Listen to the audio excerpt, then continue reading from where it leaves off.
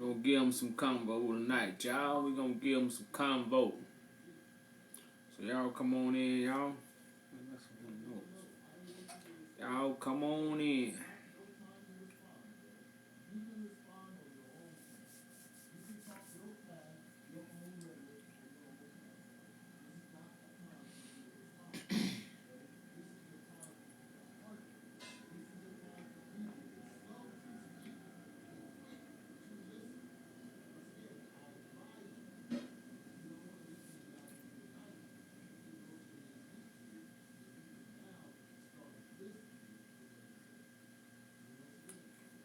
You people to come on in, y'all. Come on in.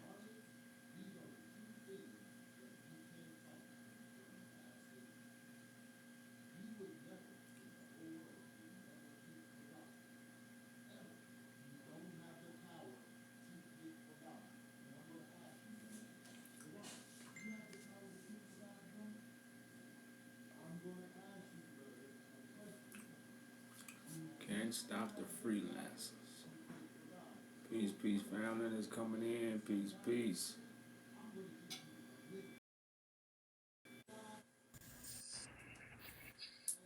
Peace, peace. What's up, brother man? Peace, peace.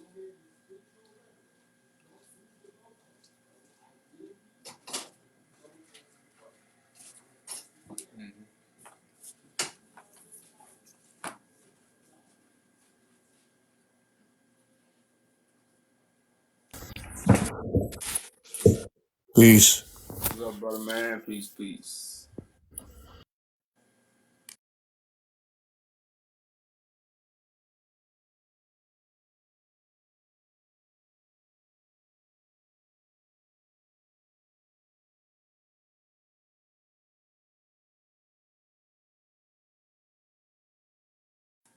I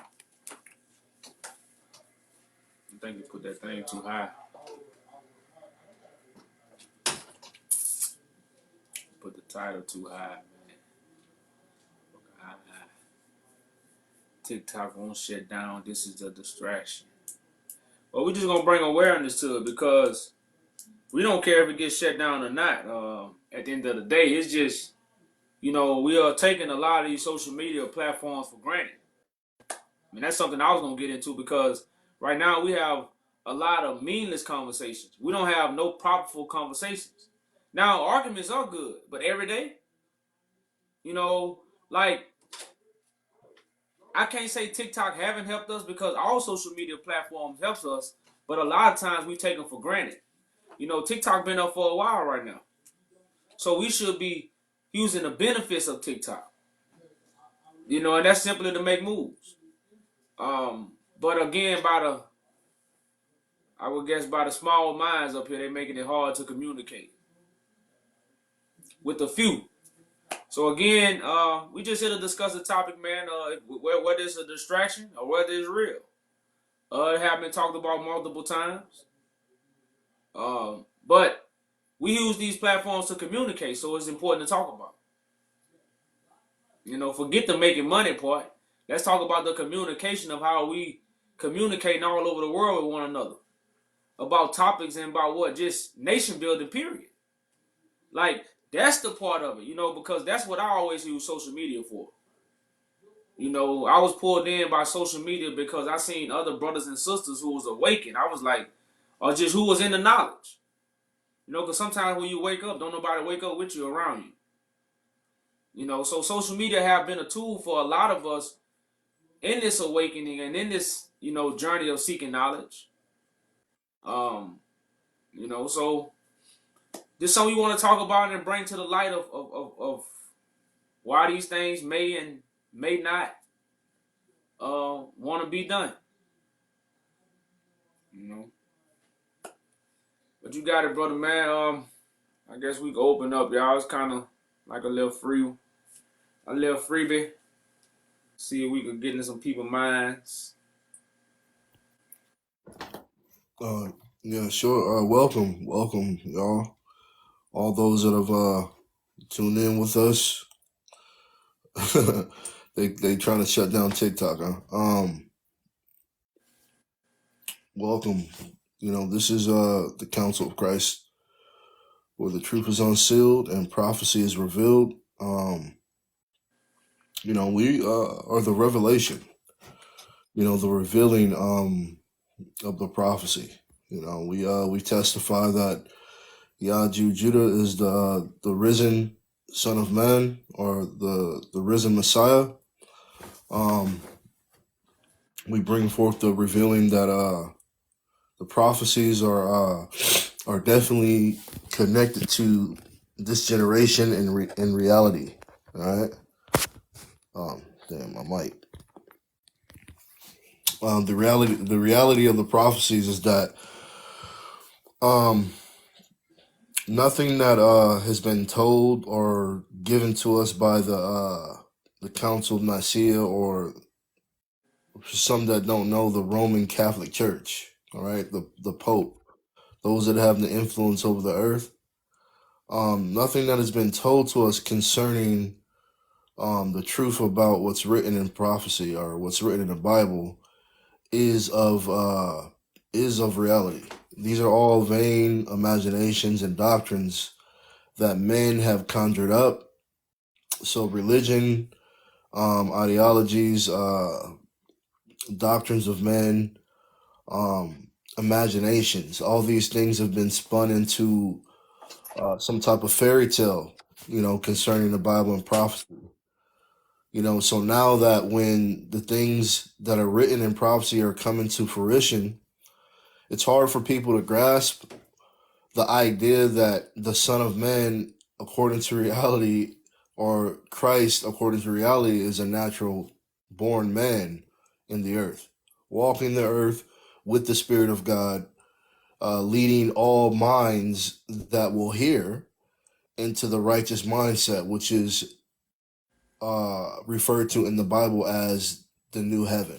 You see, all these things have terms, and I don't want to say code, but the things that are written in the Bible, like heaven and clouds and angels, and all these things are just metaphors about what's going on amongst us in the earth. You see, so there was really no war in the sky like Star Wars. There was really no creatures that fell from the sky, like you see in the movies. These are all metaphors concerning us in the earth. So with that said, this is the revelation, y'all. We're revealing the truth and how we are the ones that the story is written about. We are the generation. Many people that touch the book or pick up the Bible don't understand because it's a sealed book. So they read it, and sealed doesn't mean that you don't have the comprehension skills to read or to how would I say sealed doesn't mean that you don't have the comprehension skills, but sealed is just it's the prophecy that people wouldn't realize or really understand what's written in the Bible, what it's actually referring to. People would think many other things. So if you ever think about, well, why does the book say it's sealed? And it's not that you don't have the reading comprehension. Obviously, a lot of us do, but it's that the true understanding, or the true revelation of Scripture has been hijacked and taken and perverted. So now, as the prophecy is coming to fruition, that you have Christ in the earth rising with his brothers and sisters to bring us the image of God and fulfill prophecy. Now, a lot of people don't believe of a Christ walking the earth because they don't even understand what Christ is. It's just a man with the title of the one who holds the Spirit of God. So now that you got that coming to fruition, people don't want to let go of their ideology or their vain imagination that everything is coming from the sky instead of happening right here.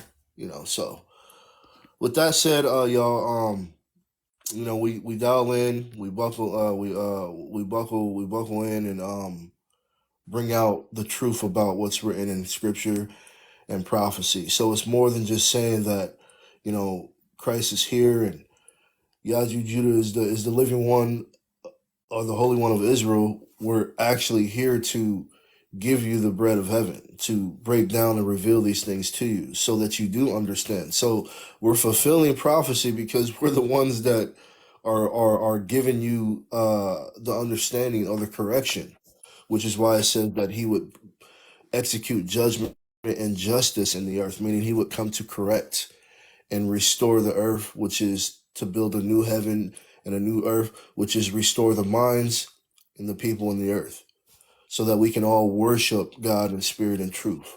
In truth. We're not in deception no more. So with that said, I yield. Getting into the title, why people why do you think the shutting down? I would say I'm gonna yield my answer. All right. I'm gonna yield. I'm just getting into the Well, I conversation. know it kind of sparked my mind when you said about the Star Wars. Hmm. I never looked at Star Wars as the battle that's happening today.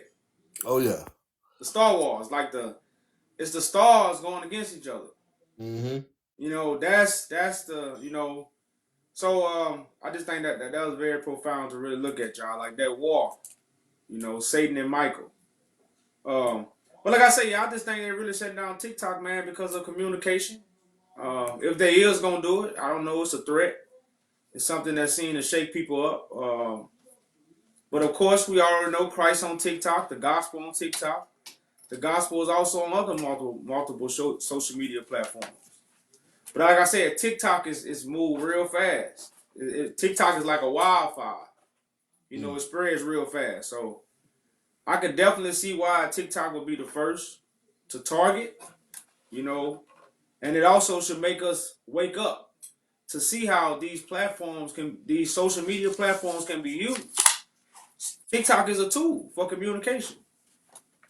You know, and we need to learn how to communicate with one another. So I definitely say if TikTok is getting shut down, that's damn sure one of the reasons. Sure. I woke up this morning and I seen that message on my phone. Call your representative. They're trying to shut it down, and I don't know. I kind of was sad for a minute. I was like, oh man, they trying to they trying to shut down TikTok, man. Especially after all we done just set up. Hmm. But yeah, y'all, it's just what it is. If they is, y'all, we on other social media platforms. It don't stop. I know me personally, I always travel. And my traveling consists of, in this social media world. I started off in Facebook. I went to Instagram. Then I think Bigo, Clubhouse, and I then TikTok. So I always moved around social media platforms. I never just stayed with one platform because, you know, um, one platform never worked out for me anyway. Uh, so it's nothing for me to move, y'all. It's still going to me. That's why I say I have a website right there. All our contact come through the website, not through social media.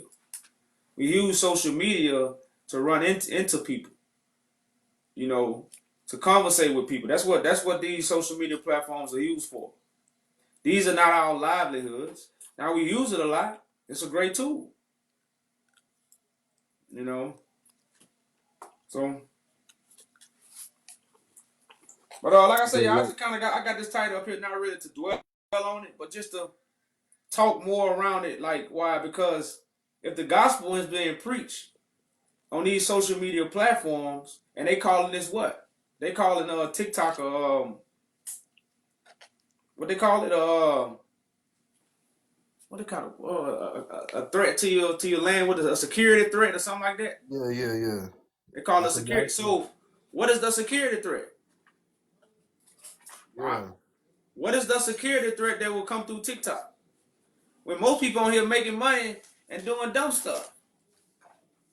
Now I know they say it's something with the Chinese, but like I said, I haven't watched enough TV to really get all into the news, but I did hear a few little TikToks.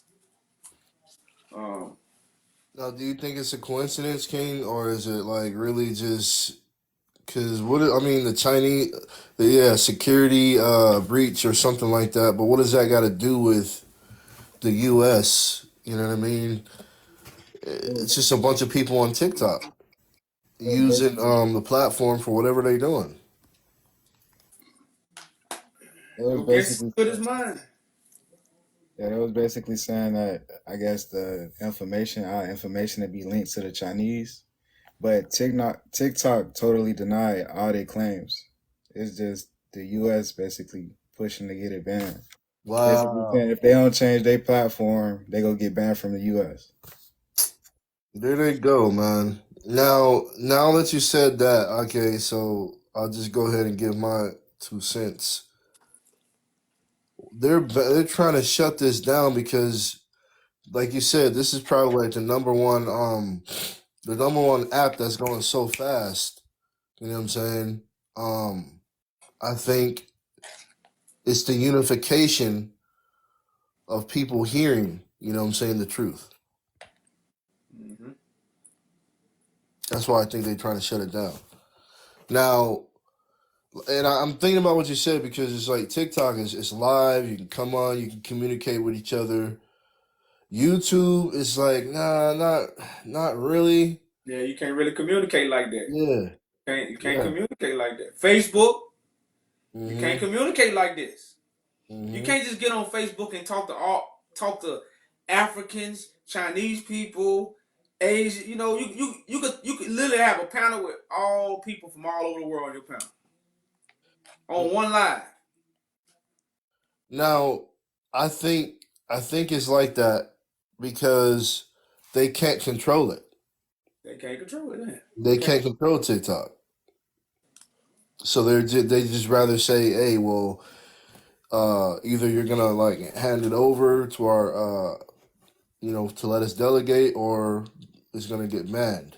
So that's crazy. But the real reason is like the real reason of why. Now I know I said communication, but does it go deeper than that? I wanted to say like y'all Drew had just said, like say we got a brother in the United Kingdoms, then we got another brother in Nigeria, and we over here in America. Do we see? And then the message that we pushing out. You see what I'm saying? The healing is bringing to the world. So what they go try to they go stop it. So and that message going fast, being that we all spread it around the world, and they noticing that. TikTok. Now I'm. Oh, go ahead. No, I'm saying, and TikTok something you can't get bored with. You can't stroll on no other social media platform and get bored. TikTok is live all the time. You know, so it's just that fast pace. But go ahead. I won't go ahead. So now that you said that, I'm like, okay, because I was getting ready to say, okay, but what about apps like Clubhouse or other things like maybe like Zoom. Okay, let's just stick with Clubhouse.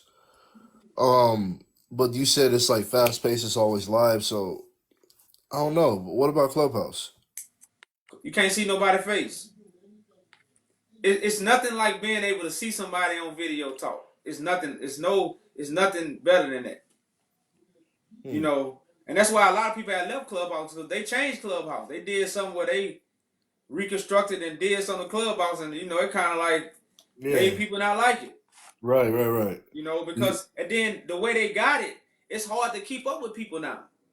The way mhm. they structured Clubhouse, Yeah. I mean, you can't keep up with nobody.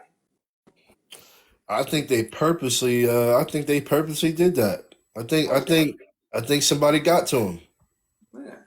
Because like I I think said, Clubhouse was another big platform where people talked on because you didn't show your face.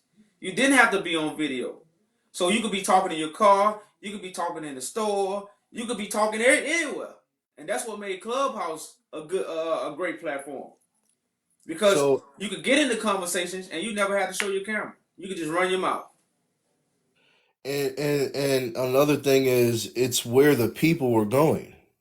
Correct. It's where the people are going. So if the CIA is always on the move looking for the Messiah, right? They're looking for him. Then I can see why they would like target where the people are at. Just like how they the Black Panthers, what they tore it down from the inside, you Mm-hmm. know? So I can see, I mean, this is not like Black Panther or anything, but any type of organization that is basically powerful enough to unify people, or a crowd because of the Messiah. They know of the Messiah that rises amongst the people. They don't believe in the fairy tale imaginations of Bible talk. They don't believe in that because they know that the real Messiah is risen from among the people. So that's You why know. all they work and all they tactics gonna be against the people. Hmm. Like I said, they know these things.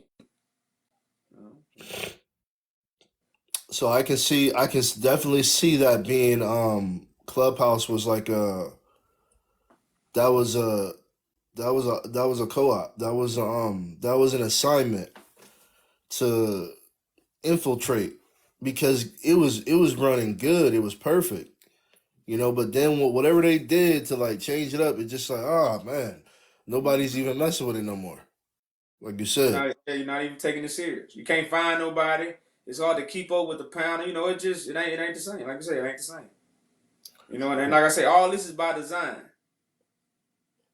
All this is by design. You know? But they just think that we talking conspiracy or it's a coincidence. I don't know. Think about it. They can't control What you TikTok. mean? It got pros and cons for shutting down TikTok. I was talking about earlier, like a good pro, you wouldn't have a lot of these people calling themselves to be the Messiah because you can easily come on TikTok and get some views. And that'll make you wake up every day and talk to a bunch of people. Just for people to look at you and listen to you. You see what I'm saying? You remove TikTok, you take a lot of that away. Because a lot of these brothers don't have videos that they upload and break down teaching. They just be running them out up here talking about what they heard and how they twist it, and how they gonna put it. That's what TikTok have created. A lot of those people, who have just heard something, came on TikTok and just regurgitated and how they want to be said. And now people listening to them when they don't have no plan, no clue, no idea, no nothing. All they got is lip service. TikTok have created that. And some people get thousands of views. No plan, no idea, no nothing. But regurgitated information. And people sitting there watching it, believing it, and now it's taking them far away from the truth that actually help us unify. So that would be a good thing for TikTok to get banned for that purpose. But as it got so many other, I don't know how you call it, I don't know, I'm trying to use the correct word, but it got so many other good things that TikTok can offer. But TikTok has created some bad things in our conscious community. And like I say, I seen how the conscious community left Facebook. And went to places like Clubhouse. Because Clubhouse is where they went to go hide at. They hid on Clubhouse.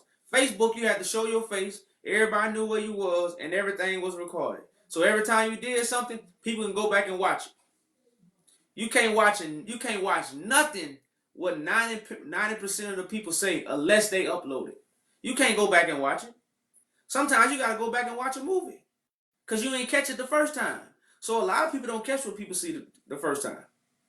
And see, when I seen everybody leave Facebook, at first I didn't really know what I was seeing. Now that I look back, I say, damn, this, they got this boy.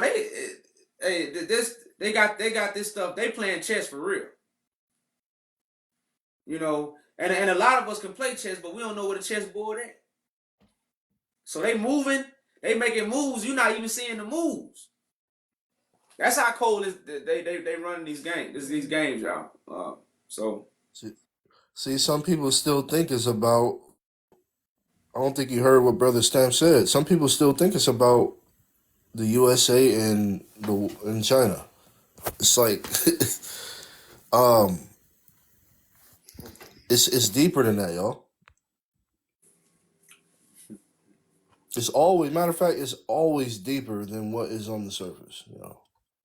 oh yeah, because they gonna love to give you the news that they want you to know. That's the first thing they're gonna put on the table, and they're gonna put it on television, and it's telling lies to your vision. You know, matter of fact, I was reading John, man. John 7, man. You know, I think it's gonna inspire me to do the whole chapter, a breakdown of it on my YouTube, and just read the whole chapter, because like I said, it's a real long chapter. But man, it got some Jews in there. I might be broke it down before, but I just want to read the verse. We're just gonna read 1 through 13 in John 7. You know, like I said, we ain't got nothing just to get some convo going. Because we telling y'all Christ is on TikTok openly, but seen by few. Christ is open on TikTok. The witness is open on TikTok, but seen by a few. Why? This is foretold. This is foretold, y'all. So like I said, I just want to, like I said, man, John 7 is a very, very great read, y'all. Very, very great read, man. Like I said, I'm actually thinking about doing a YouTube on it just to bring the meaning of the allegory that we are reading.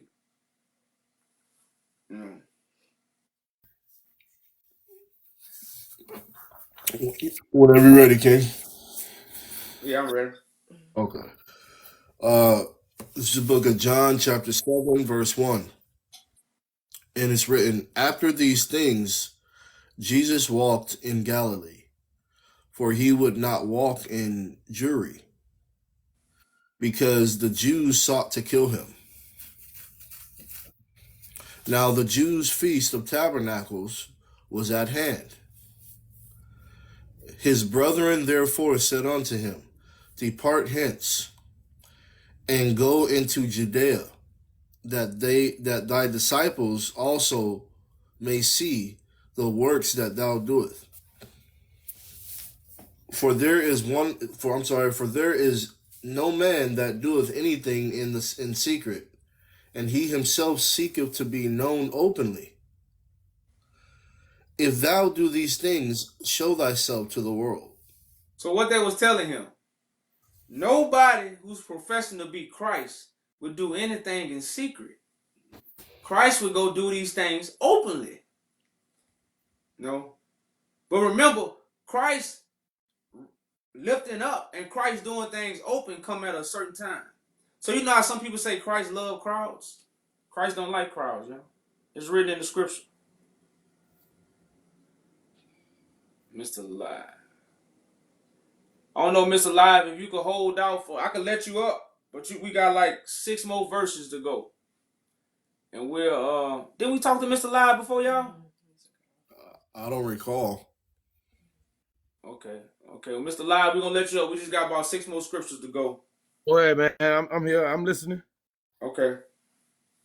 All right. Verse 5. For neither did his brethren believe in him. So, who didn't believe in Jesus? His brethren, right? So, if I got a brother right now, right? You know, my brother's from the hood. I call myself Jesus one day and I start doing miracles. They not going to believe in me? No, they not going to believe on Christ because I'm not going to do miracles. Because remember, in their mind, Christ's supposed to do miracles. Watch. For neither did his brethren believe in him. Then, verse 6, Then Jesus said unto them, My time is not yet come, but your time is always ready. The world cannot hate you, but it hateth me, because I testify of it, that the works thereof are evil. Go ye up unto this feast. I go not up yet unto this feast, for my time is not yet full come. When he had said these words unto them, he abode still in Galilee. But when his brethren were gone up, then went he also up unto the feast, not openly, but as it were in secret. So Christ came to the feast in secret, right? What is it? How does a thief break in a house? In secret, right? Now, Christ couldn't go the way they was going, or he couldn't move as fast as they was going. Why? Because he was waiting on God. That's basically what this, like I said, this is an allegory story, y'all. The feast is not them actually going to a table and eat.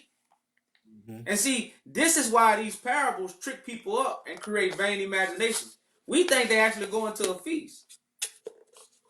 You know, it's not what this verse is trying to show you. That's just like when they talk about Joseph keeping sheep and his brothers keeping sheep. They weren't literally keeping sheep. That's not what it represented, y'all. So you notice Christ went in secret, not openly. In secret. That means nobody knew who Christ was. Nobody knew Christ was coming.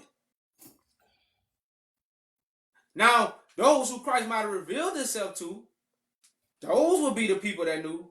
But the world didn't know Christ was coming, y'all. But yeah, we're going to stop at verse 13. What's going on, brother, man? Peace, brother. All right. But when, verse 10, but when his brethren were gone up, then went he also up unto the feast, not openly, but as it were in secret. Then the Jews sought him at the feast and said, Where is he? And there was much murmuring among the people concerning him. For some said, He is a good man.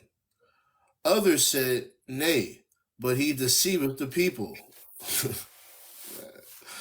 Man, this is crazy. Howbeit, no man speak openly of him for fear of the Jews. So, when we tell y'all Christ is the Son of Man, like I said, it really getting a little deeper than that, y'all. But we got to guess, so. But, you know, so I'm showing this to show y'all how a Son of Man will be open in the world. His brothers don't believe in him. Some people say, what? He's a good man. Some people say he deceiveth the people. These are the things people was going to be saying about God Christ. They got you thinking God Christ somebody that walk and they shine like lightning coming out his eyes. You don't even read this in the scripture. You read a regular man who people confused about. This is what you read. So this is what's going on. Because this is the time where this book, where John 7 is being fulfilled, y'all. You know, so like I said, I'm damn sure gonna do a breakdown. We get a little more time, we'll go further into it. Yeah, that was a good read, King. Peace, Oh family. man, it get way deeper than that, man. And you know, man, it get real deep. If y'all want to read on down, but like I said, I want to deal with the guests, and then if we can get into it, we will.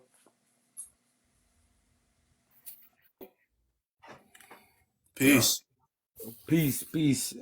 So why I ain't get to hear everything, but I already know where it was going, because when you talking about these scriptures, when you reading these scriptures, the first thing that comes to my head is Joseph. You see what I'm saying? Joseph, he had a special gift. That special gift made him hated among his brothers, because when he went and said, used his special gift, and he not only got more love from his dad, it says, and it even says it in the scriptures. If y'all want to go back into those scriptures, we can go into those scriptures, but His dad loved him so much that he made him a robe, a special robe, and this special robe was it was colorful, and you know what I'm saying, it stand it out, and, Well, yeah, and brother, man. that got the brothers even more mad. Well, Mr. Live, I think we very familiar with the story, brother, man. You actually correct though. But So but I want to ask you this: do you know what that story represents? I mean, it could represent. It represents so many things. It's not just one thing that it represents.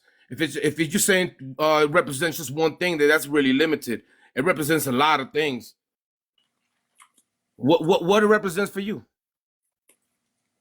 God's prophecy. Yeah, that's one way to look at it. That is a prophetic. That's the only way, scriptures. because Moses. Who did Moses talk to man, or did Moses talk to God? Moses can't speak to man because Moses used to stutter a lot. I know. I'm just asking the question. So did Moses talk to God, or did Moses talk to man?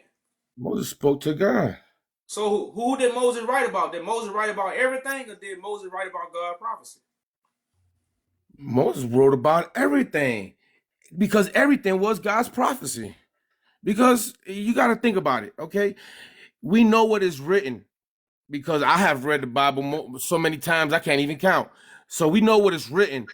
But if you go look at the bigger picture, you know what I'm saying? God is a mighty God, a big God, a great God. No.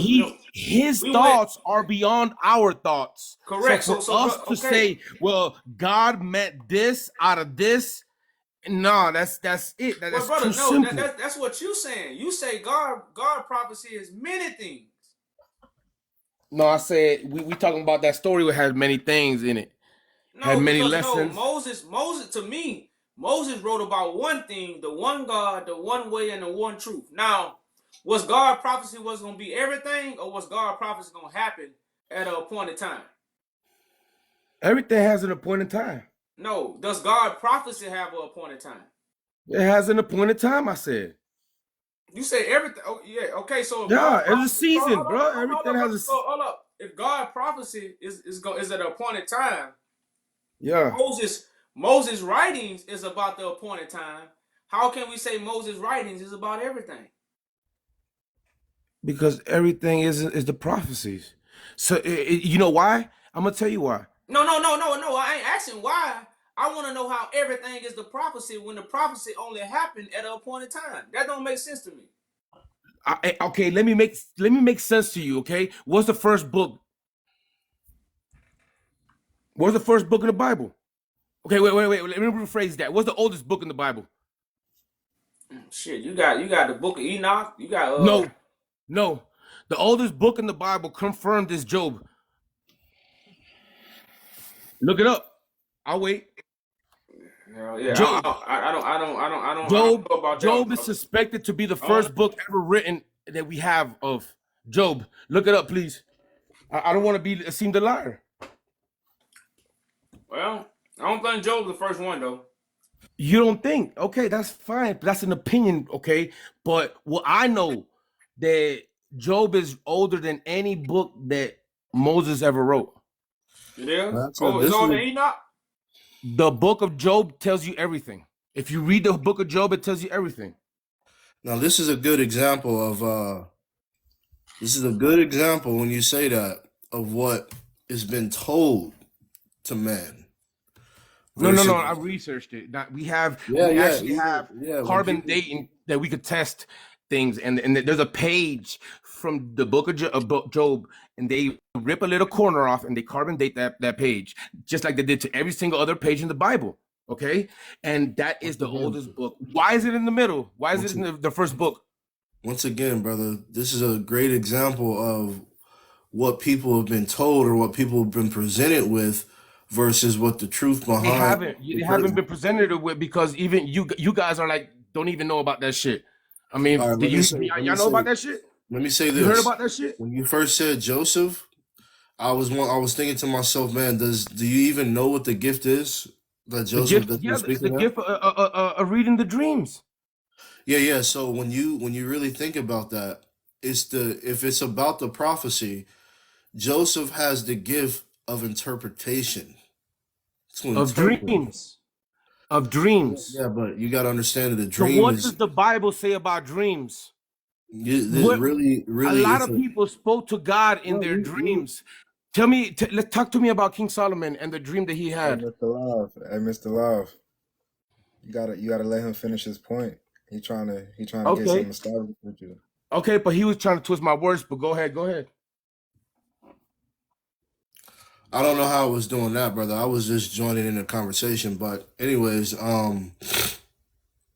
you had mentioned Joseph, and you said that he had a gift. Now, if you can slow down for a minute and walk, um, we can reveal to you that the books or the stories like Moses, Noah, Enoch, Joseph, and his brothers, these are all prophecies about what would happen in the earth, you see, with God's people. And each of the stories represent the Son of Man or represent Christ being amongst his brothers, and how Christ would be the one with the interpretation of prophecy, or and because when it says that the book is sealed, um I was saying this in the beginning, doesn't mean that people don't have reading comprehension, but it means that people wouldn't really understand or know the true meanings of what the story or the prophecy is about. So I said that to say that Joseph tells a story that a man amongst his brothers would have the gift of interpretation to interpret the prophecy. So when you're talking about the dreams, it's really talking about how Christ, this is the real interpretation of it, of the interpretation that Christ would have the gift, all right, to really have the interpretation of the prophecies, the truth about God, and everything that's written in the scriptures. That's why it talks about the book being sealed, and in Revelations, Christ will be the one that is able to open the book or look upon the book. So it's really the understanding of everything. So it's revealing to you, it's revealing to us Christ. So I just want to say that. Find many Christ-like stories in the Bible, of course. We look at the story of King Melchizedek. That's like one of the biggest stories right there. Because it even says in the book of Hebrews that Jesus was a priest not unto man, but after the lineage of King Melchizedek. And when we translate those words, King Melchizedek, it means the king of peace. And then when we go look about those prophecies about Jesus in Isaiah, it speaks about that he is the what? The Prince of Peace. So if King Melchizedek is the king of peace and Christ is the Prince of Peace, I mean, you have the story right there. I mean, that's saying it all. That's why I said that Right. when But are you looking at the story though? So what story. So what who was story? Joseph amongst? Huh? Who was Joseph among in the story? The rest of his 11 brothers, but the smallest one wasn't there because of course Benjamin was just a toddler. All right. So the moral is that Joseph was among his brothers, and did his brothers receive him? The Yeah. same Did his thing that brothers? happened with Jesus. The Jews sold them on to the Romans so the Romans could crucify him. Brother, this is actually prophecy about how Christ would be in the earth with his brothers in these days or in the last days, and his brothers will reject him. That's what we're trying to show you. That's what we're trying to show you that the stories Listen, are. I've been to prison, so I know all about the Hebrew Israelite religion. Okay, What is the Hebrew studied Israelite I religion have studied to do with the it? Bible What are you with the talking about? concordance. So What is I that? No, no, mean, wait. What does the Hebrew Israelite religion have to do with what we're talking about? see, the Hebrew Israelite religion goes on to say that there was the tribe where the tribes were scattered, and we find that all during not just the biblical scriptures, but we find that all during different other country histories, how the all the tribes are scattered. And then if we look at the lineage of the tribes, uh, Jacob had 3 wives, and they were not all the same race, of course. So we're looking at basically that there's black Jews, and that goes on to say, that's what the Hebrew Israelites go on to say, but then it goes on to a little bit more, which it doesn't make no sense, because the dude that came up with the religion, he considered himself the Jesus Christ until he died with cancer in prison. So you see where I'm going at with that. Not really. The Hebrew Israelite religion, doesn't have anything to do with what we were just talking about. But um, uh, definitely though, the prophecy of the Messiah being risen amongst us, all right, is what we were getting at within the stories. So it's representing how Christ will be amongst his brothers, and his brothers would not receive him because he is it would create the jealousy seat. He would be the one that is anointed by God, or the chosen child, or so just like the story of Joseph, many other stories in the Bible are showing us that. That's what I was trying to say. Yeah, we have the scriptures where it says that a prophet is rejected in his own town. Yep. Isaiah, what was it? I think no, Elijah, or one of them. They tried to do a miracle in their own town, and they couldn't do it. Hey, Mr. Live, you gotta we gonna kind of get into some questions, brother, man, because we got a few other people coming in on the guests. So, do you have any questions for us before we move on to the next guest? Oh, shit! What your point is? Laughing Dutchman, the mic is yours, brother, man. Alrighty, how you guys doing? We good, we good. Good. I'm curious, what are you guys doing other than being on TikTok trying to evangelize people here? Are you guys out in the streets?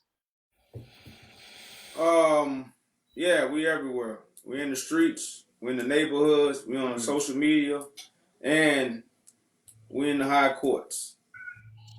High courts, of course, of course. So what is your goal exactly? Our goal is simply to judge the world. The saints, we are the saints that judge in the world. So the kingdom will be given over to us.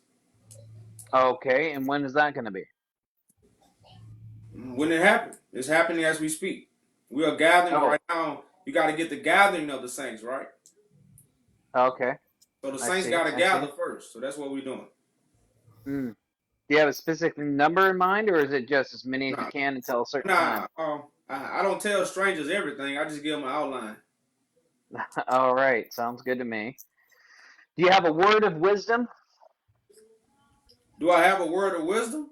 Yeah, Stay meek and humble. stay meek and humble. This is a very easy one. Like it. So tell me, why are you the Messiah? Because God picked me. Because God picked you. Correct. All right. Why would God pick himself? Because God don't. Hold on, Mr. Live. Just don't. I When didn't. we I got. didn't know that. I didn't know that you thought Hey, you hey. was the Messiah, though. Okay, all right. I Let's didn't walk know. I through it. just found out right now. Okay. So you think you the Messiah, Hey, bro? Mr. Hey, Mr. Live. Don't Wait, come wait, off. wait. No. I didn't know this shit. Brother, Wait, man. you think you the What Messiah, part bro? of You what should part have of known that before understanding you don't got come into the off your live, mic? man. It's my turn. Um, So why are you the Messiah? I just So said why would God pick himself? because God don't speak to man. God used man to talk with man. Gotcha. Well, that's true, but that's a very vague statement you're making right there. So, You like, say why it's should I true. believe that you're the Messiah then? Should I Well, just believe you well, because you say, believe me, bro? well, no, you don't. No, I'm not here for you to believe in me, brother. I'm here to do the will of the Father. So Okay. whether you believe in me or not, I'm still gonna do the will. The will is still gonna be done, and that's what you would know. Everybody not gonna know I'm the Messiah because I say I'm the Messiah. You know, either you're gonna be chosen by God or you're gonna see my works. Well, I see what you're saying, but I don't see a reason why I should abandon my belief with Christ and go with you. I understand that. I understand why you don't see that. You know, because you worship an idol. Remember, you can't worship two masters. You gotta worship one master. Right, So, exactly. so your master is Jesus. My master is God. Now, Okay. now, even if you believe in me, you believe in God because you believe what God has given me. See, you believe in Jesus. You don't see Jesus. You can't hear Jesus. You ain't never seen him. So now you are bearing false witness. So, but I understand that, and that's what Christianity have done. And that's why I'm just Well, here to tell the truth. Jesus did say those who don't see and believe are blessed. So it's more about the faith than it is about seeing and then Well, believing. no, I just think you're taking it out of context. I didn't. That say you blessed if you believe and don't see. It didn't say you knew and you follow Christ. See, you adding that to it. But they got a lot of people that haven't seen me, haven't heard me, but they still believe that God would anoint someone and come tell them the truth. They haven't seen nothing yet. No. God That's what said they he represent. was going to come back a second time, and he was going to come he was going to come in the clouds on a white horse with a legion of his angels or Hey, of his can I show you followers. something now, dog? Hold on, wait. It says God Like, come on God is now. gonna come back a second time. So Man, look, listen. hey, There's a Mr. story in the Live. Bible with David and Goliath, right? Hey, I want to get test Mr. it, man. I Live don't out of believe here. We're gonna get Mr. Live. He can't follow directions. David and Goliath, bro. We got a queue going, brother, man. You can't follow directions, so you know. Man, you know what it is, bro. David and Goliath, bro. Okay. So basically, Something man. about David Logan. Okay. Yeah. So basically, I was just saying, like, what you don't understand, man, is Christ is a chosen, living Son of Man who God chooses. Nobody knows the Son. Nobody knows God. That's written in your book. Uh-huh.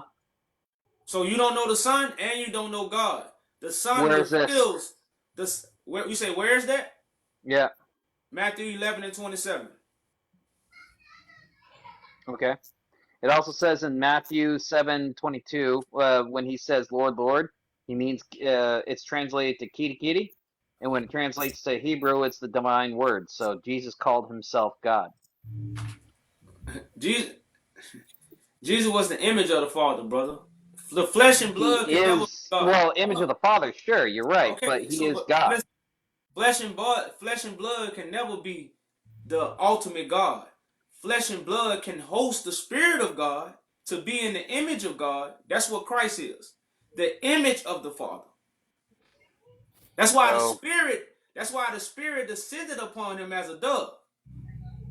So when people try to say Jesus is God, Jesus is the image of God, that'll be a better statement. But Jesus wasn't spirit, Jesus is flesh and blood. Okay, but he called himself God in Matthew 7:22. So why Okay, Moses would he was call called himself God in God? Exodus. Moses was called God in Exodus, brother to Pharaoh. God said, I'm going to make you like God to Pharaoh. So Wait. He was called God? What do you mean? God told Moses, I'm going to make you like God to Pharaoh. Right. Yeah, So he's going to make Moses himself became look like God. God because he was going to have the power of God. Okay, well, that's the same Mhm. thing. The same thing happened to Christ. He just had the power No, of God. it's not. He literally has the authority of God. He is God. Okay, that's what Moses had the authority too. Moses never called himself God, though. Did he ever call himself God? Brother, Tell what me, does it did he mean? call himself God? Hold up. What does it mean to say I am? If you heard a man say I am, Right. what does that mean to you? It depends on the context. I know where you're going with this. No, you don't In know what I'm John, just he said, saying. "I Moses before said, Abraham was, I am."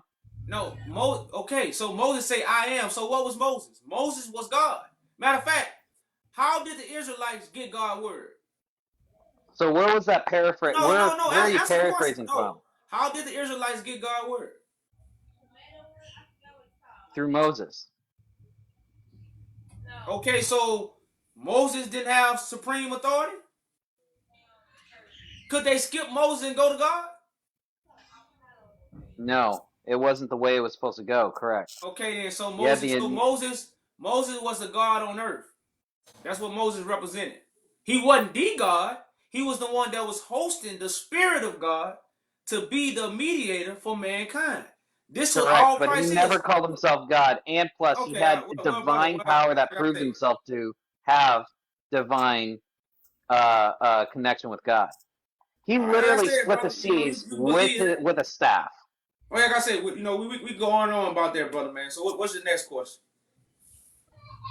Well, I mean, that was the only thing I really wanted to know. Like, why are you the Messiah? But I don't see it, and you're not proving it. But you know what though? I kind of thought about Michael Jordan and LeBron. Michael Jordan never called himself the GOAT when he was playing, but Oh LeBron did. damn! No! Oh gosh! You know what I'm Yeah, saying? It that just totally boils proves back him. down to Oh it no! boils back down to personality. It wasn't Moses' personality to call himself God. It just wasn't his personality. All But you right. know, So when when Jesus Jesus came said, around, Jesus like, man, fuck this, man. I'm God, bitch. okay, so when Jesus said, "I am," before Abraham, I was, or before Abraham, I am. What did that mean? This is what the Messiah just told you. He just told you. He But said why did before he? Abraham. No, But no, no, no, okay, no. okay Listen, then. Then why did the Pharisees pick listen, up stones and try to kill him? listen. You asked a question. Let me expound. The Messiah just told you what that means. So when you hear, or I'm sorry, when you read about Moses going to tell Pharaoh that I am, this means that this was the image of God, the man whom God chose to host his spirit. That was Moses. Now it's the same thing with Christ.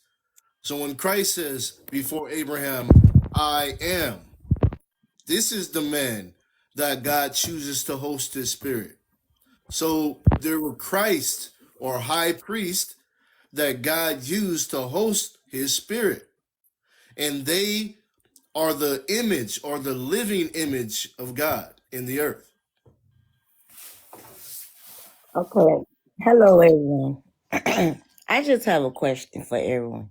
Say, for instance, just Hold on, hold what on, sis. Hold on, this hold on. man is the Messiah, and y'all sitting up here denying him. Hold on, So sis. Sis, you gotta y'all, hold on this because we could got be a queue. you. We got a Yeah, queue I'm just going. saying, like, just it says what if? we got a queue going. So after effortless is your turn. Oh, I'm sorry. You all good. Okay, that's my turn. Okay, So the other dude just dropped off, huh?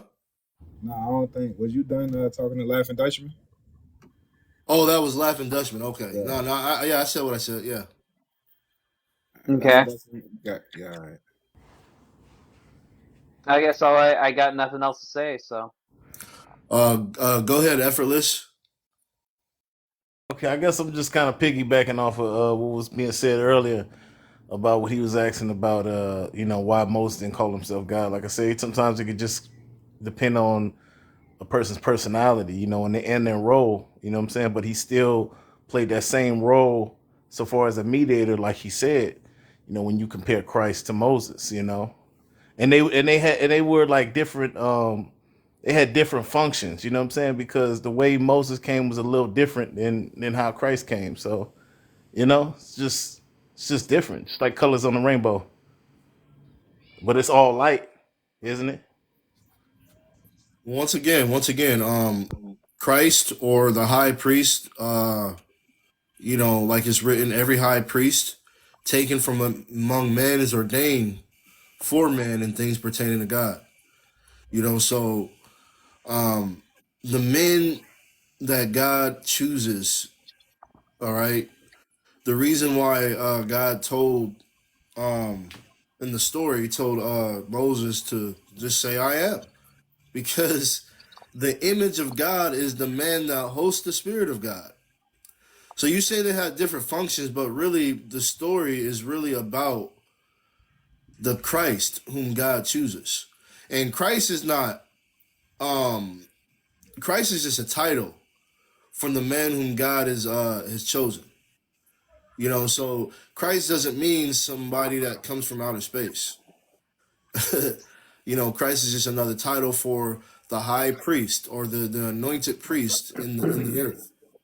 So with that said, once again, the reason why Christ is saying in the story, I am, because the Spirit of God is in him.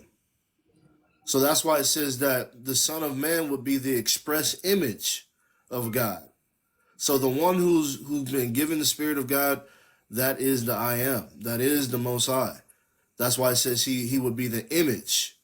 Now, it doesn't say that exactly about Moses, but the mediator and all these things and him being as God unto Pharaoh, all these things, it's like it's the same principle. So we just got to understand that God anoints a man in the earth to handle his affairs. God anoints a man in the earth to handle his affairs, and that becomes the image of God, because the word of God is made flesh. Not just in the Christ that is famous in the story, but in every other Christ, like Moses and Noah, or in other men that were anointed. So they become the one that is the word of God in the flesh, because God's spirit is in, which is the words are given to that man. So the word becomes flesh. You see, so this is why someone is able to say I am, because they're the one that you know how it says you see the Son, you see the Father. They're one and the same. People don't want to accept that the manifestation of God is through a man. People don't want to accept that, and you can read that in the story too. People didn't want to accept that that a mere man was calling himself or making himself equal with God. That's why it's written, if you see the Son, you see the Father, because they are one. That's And what it people don't said. want to accept the manifestation of God as that. They want to No see problem. something more or something bigger, like all the imaginations of creatures coming from the sky or a giant stepping out the sky. But the manifestation of God is according to reality, which is just the Spirit of God dwelling in a man. And that's what people don't want to accept. I wanted to say too, we're talking about, again, we're talking about a man anointed by God. Yeah, this is what we're talking about, an anointed man. Moses, God spoke through him. Noah, God spoke through him. And all we're trying to say is that God doesn't change.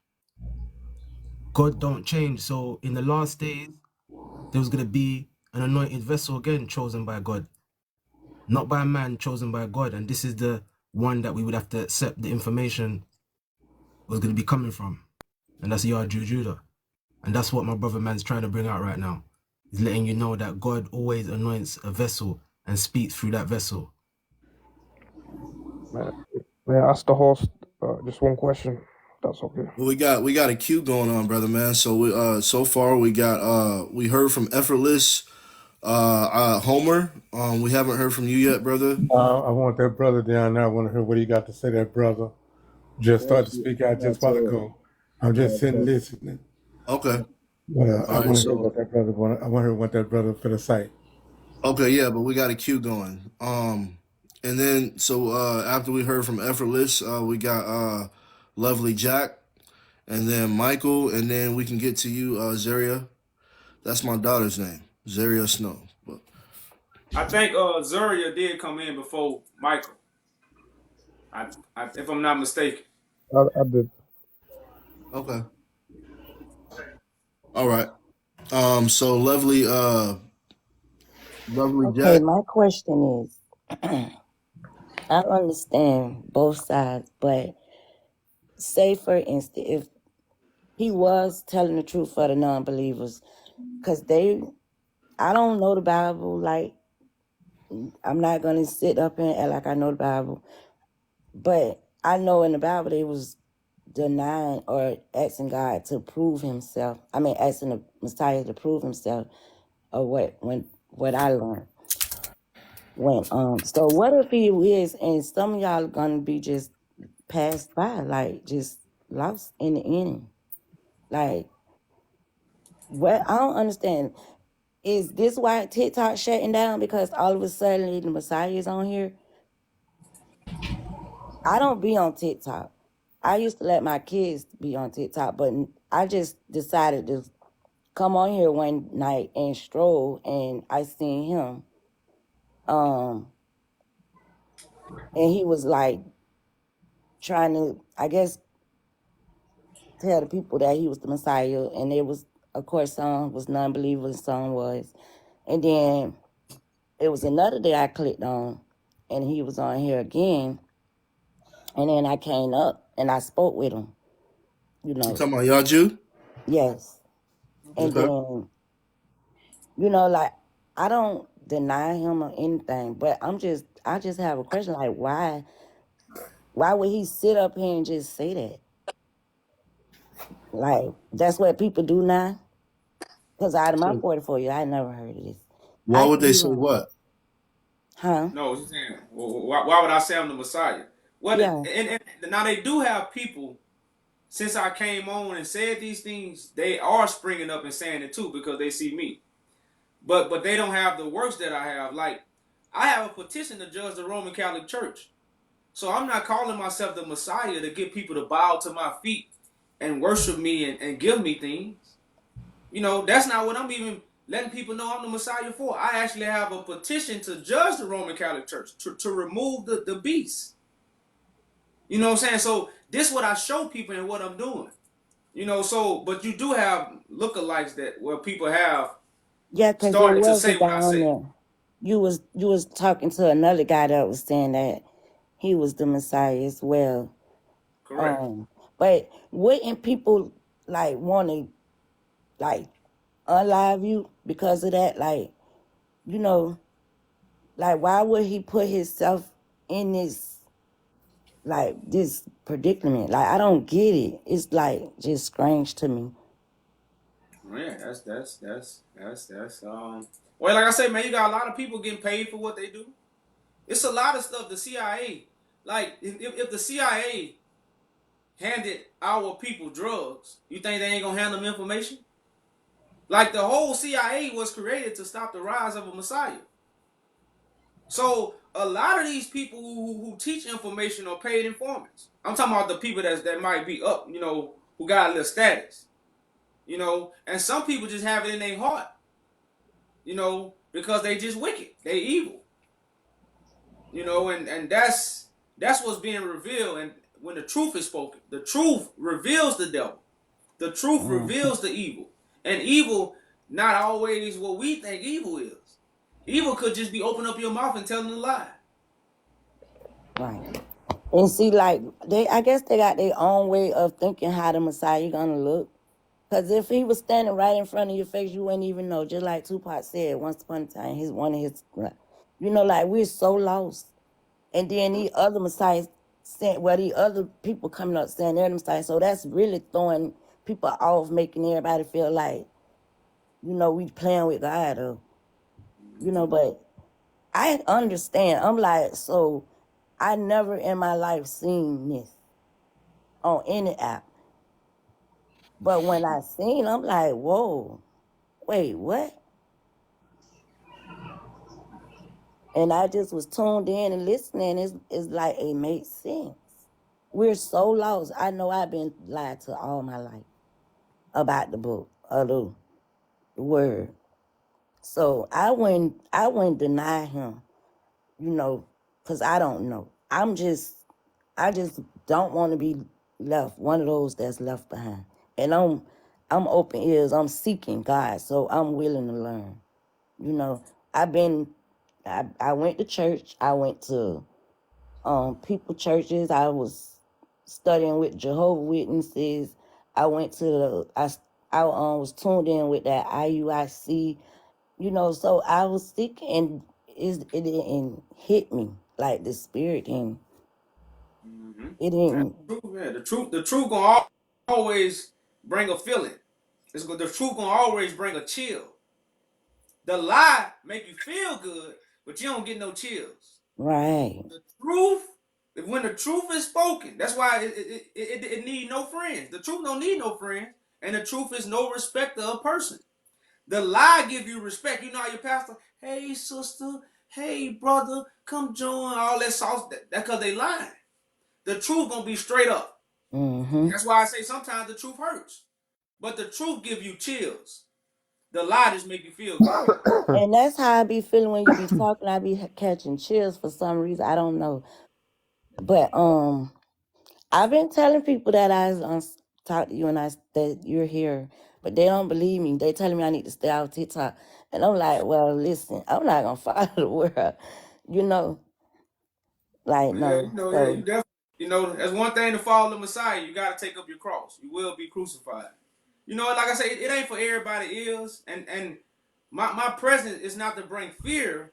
I'm here to give us life. I'm here to bring happiness. So a lot of things not gonna happen like they done made us fear. The Messiah here. I can't go to the club no more, girl. Like a lot of stuff they just puts a lot of fear in us. But I'm just simply here to start the revolutionary and raise our government. The people who I'm against is the people that's teaching. I'm not against our brothers and sisters that's a part of the struggle that's trying to make it. I'm against the devils because the devil is an angel. The people that's of the struggle, they not calling themselves an angel. They not calling themselves messengers of God. The devil is acting like a messenger of God. And that's who I come to war with.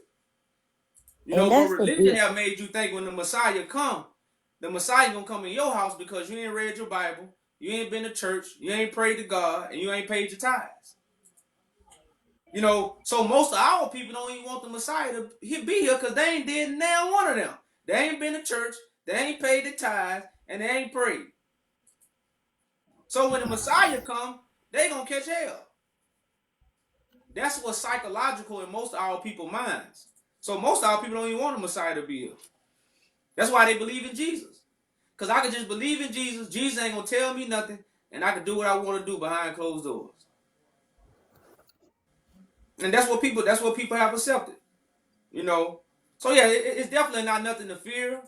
But like I say, it's definitely something to be understood. You see what I'm saying? So really understand what you're hearing. And like I say, we do have a WhatsApp. If you message the website, you can Well, get in my the name, WhatsApp. I did my You part. message the website. Yes, I Oh put yeah, it. well I say Mhm. so. If you like, I say we can add you to the WhatsApp, and you come in there. You can talk with other sisters. You can ask questions. Well, And get signed the petition. okay. All right. Well, you already you did more than most already then. So that's what's up, sis. So like I say, just keep your ears open. Yeah. Definitely eat the And information. then another thing, Get a like whole understanding. how long TikTok been here, and then since you've been, I don't know how long you've been on here, but I know I was on here for 3 days now, and this is like, well, the fourth day, and this the fourth day. But this morning, I saw on the news that they're supposed to be shutting down TikTok, and I'm like, oh, is it because the Messiah's on TikTok? It's a possibility because like I So said, I've been if on they do, TikTok since where are you gonna 2020. go? How are you gonna reach the people like West? Oh no, TikTok is one of my social media platforms that I be on. I'm on all social media platforms. That's why I Oh, got my own website. I got Facebook. I got Instagram. I got okay, Twitter, Clubhouse. So I'm on all social media platforms. okay, So yeah, it's just not on TikTok. TikTok is just one of the platforms that I use because it's very diverse. You can talk to so many people at one time. okay. Well, I'm So gonna follow you on all of them. yeah. I gotta do is type in Yaju Judah, and you'll link me in. Yeah. Okay. Thank you for answering my question. I'm gonna let someone else speak. Yeah, peace, lovely too. Nice to meet you. I just wanted to add on to, you have to remember this Christ has witnesses also, just like in prophecy in the scriptures, let you know that Christ was gonna have witnesses testifying that he's on earth. So I'm glad you can kind of see with your eyes and just keep paying attention, man, and you'll see the rest of this prophecy. Yes, sir. I am. I'm not no hard-headed child.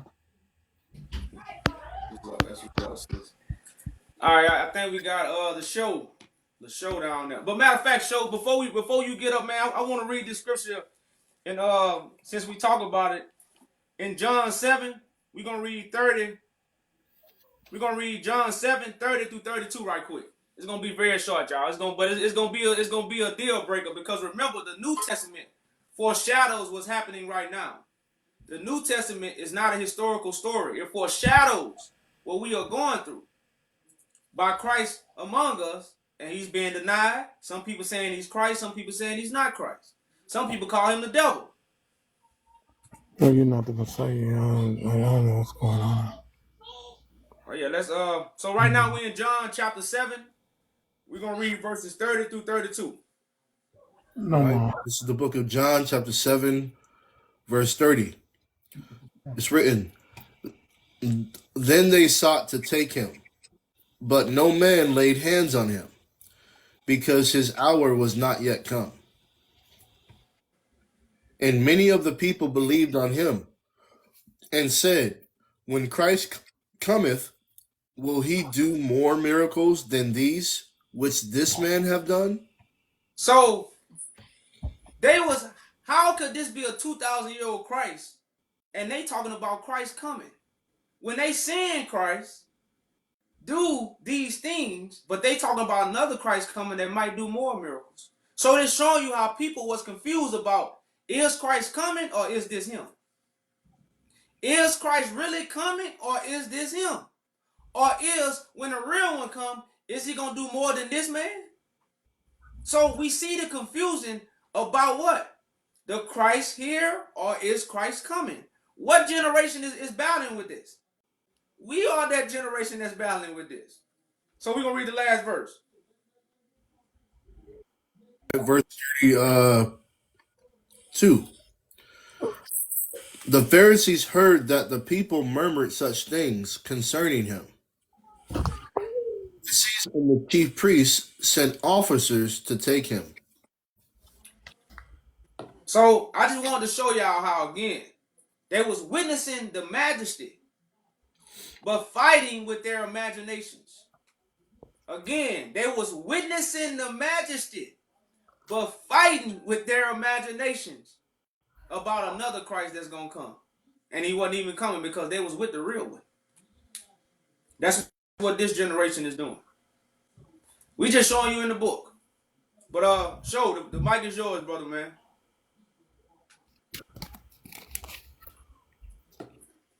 And what scripture was that, my friend, my brother? What scripture you said, John? What? 7, we read 30 through 32. 30 and 32 now. St. John chapter 7. Zarius, no, you got the floor. Yeah. I'd love to. I just want. Is my mic clear? Can everyone hear me? Yeah, we can hear you. Okay, that's fine. So if you claim to be the Messiah, since you are the Messiah, according to you, I want to ask, have you ever sinned in your life?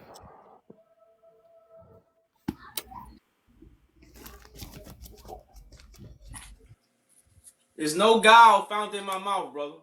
I never taught on God until I was anointed. So I'm without sin. Hold up. So, are you saying to me, to everyone in this life, you've never sinned in your life? I didn't stutter, brother, man. What's your next question? I didn't stutter. All right. Okay. So when the man asked you previously, what was the oldest book in the Bible? He said the Book of Enoch. Was that? Well, no, I don't know the oldest book in the Bible because I didn't write it, brother. The Bible was written about me. I didn't write the Bible, so I don't. That's why I told him. I say I wouldn't say Job, but I don't know the oldest book. The Bible wasn't scrolls. The Bible was. Listen, hear me out. The Bible was never in 66 books until the people stole it and gave us a book with 66 books in it. The Bible was compiled of scrolls. So when you go in the Vatican, it's no book. It's a bunch of scrolls that they have that they translated into a book. So when you say the oldest book, he don't know. The people on Google don't know. Only the people that was writing the scrolls, they the only people that know. Why do you say Book of Enoch? Well, no, that was more like a joke to him because it was a joke. But God wouldn't lie. Enoch come before, according to, because most people take the Bible in chronological order. But the Messiah wouldn't lie. Why would you lie in a joking manner? That's not a lie. The book of Enoch is more of an ancient book. It's more of an Ethiopian book than Job, brother. But like I said, I told him I think. I didn't tell him that was actual facts. But you're the Messiah. You should be saying facts, man. You should have all the knowledge in the world. Well, hey, guess what? I ain't come to please man. You're fraud, man. God, if I'm a fraud, brother, man. Hold on. Hey, if I'm a fraud, well, hold on. I'm a fraud. Oh, you had to leave. Nah, man, brothers like that. They're not looking for answers. You know, But they looking for Rome. and So see this. And see, this is the thing. I was just gonna tell him, man. You gotta look at the story when you look at the Matrix, and even with Neo. Neo was, the star of the show, right? He was the chosen one, but he had to come in. He had to grow into his abilities. He had to grow into his power. So automatically, it's just like because this, you still in flesh. You still in a false reality. This is not it. This is meant, even with the whole Christ story, is symbolic and showing us how, just like a seed, it has to grow into its full form. So when somebody sit up here and says, even trying to test him, saying that he's supposed to know everything, it's like he does, but he's growing into that everything because he's still in the flesh. only the wise women understand that, brother, man. But 100% correct, man. That's why he was in the manger. They think Christ was in the manger because he was a baby. Christ in the manger because he's a babe. Again, like you said, growing into his ability. That's why I was bruised. It's like practice to make you sharper. Yeah, you're definitely right. But I think it's Michael. I think the mic is yours, brother. I think you're the next one to speak. Yes, man, it's my time to speak. So, I only have 2 questions for you. But if you hear I talking maybe language that you don't understand, it's just a language of the gods and the. So my first question is, as Christ, how limited your blood clot power is? What? As Christ, how limited your power is? You used that other word though.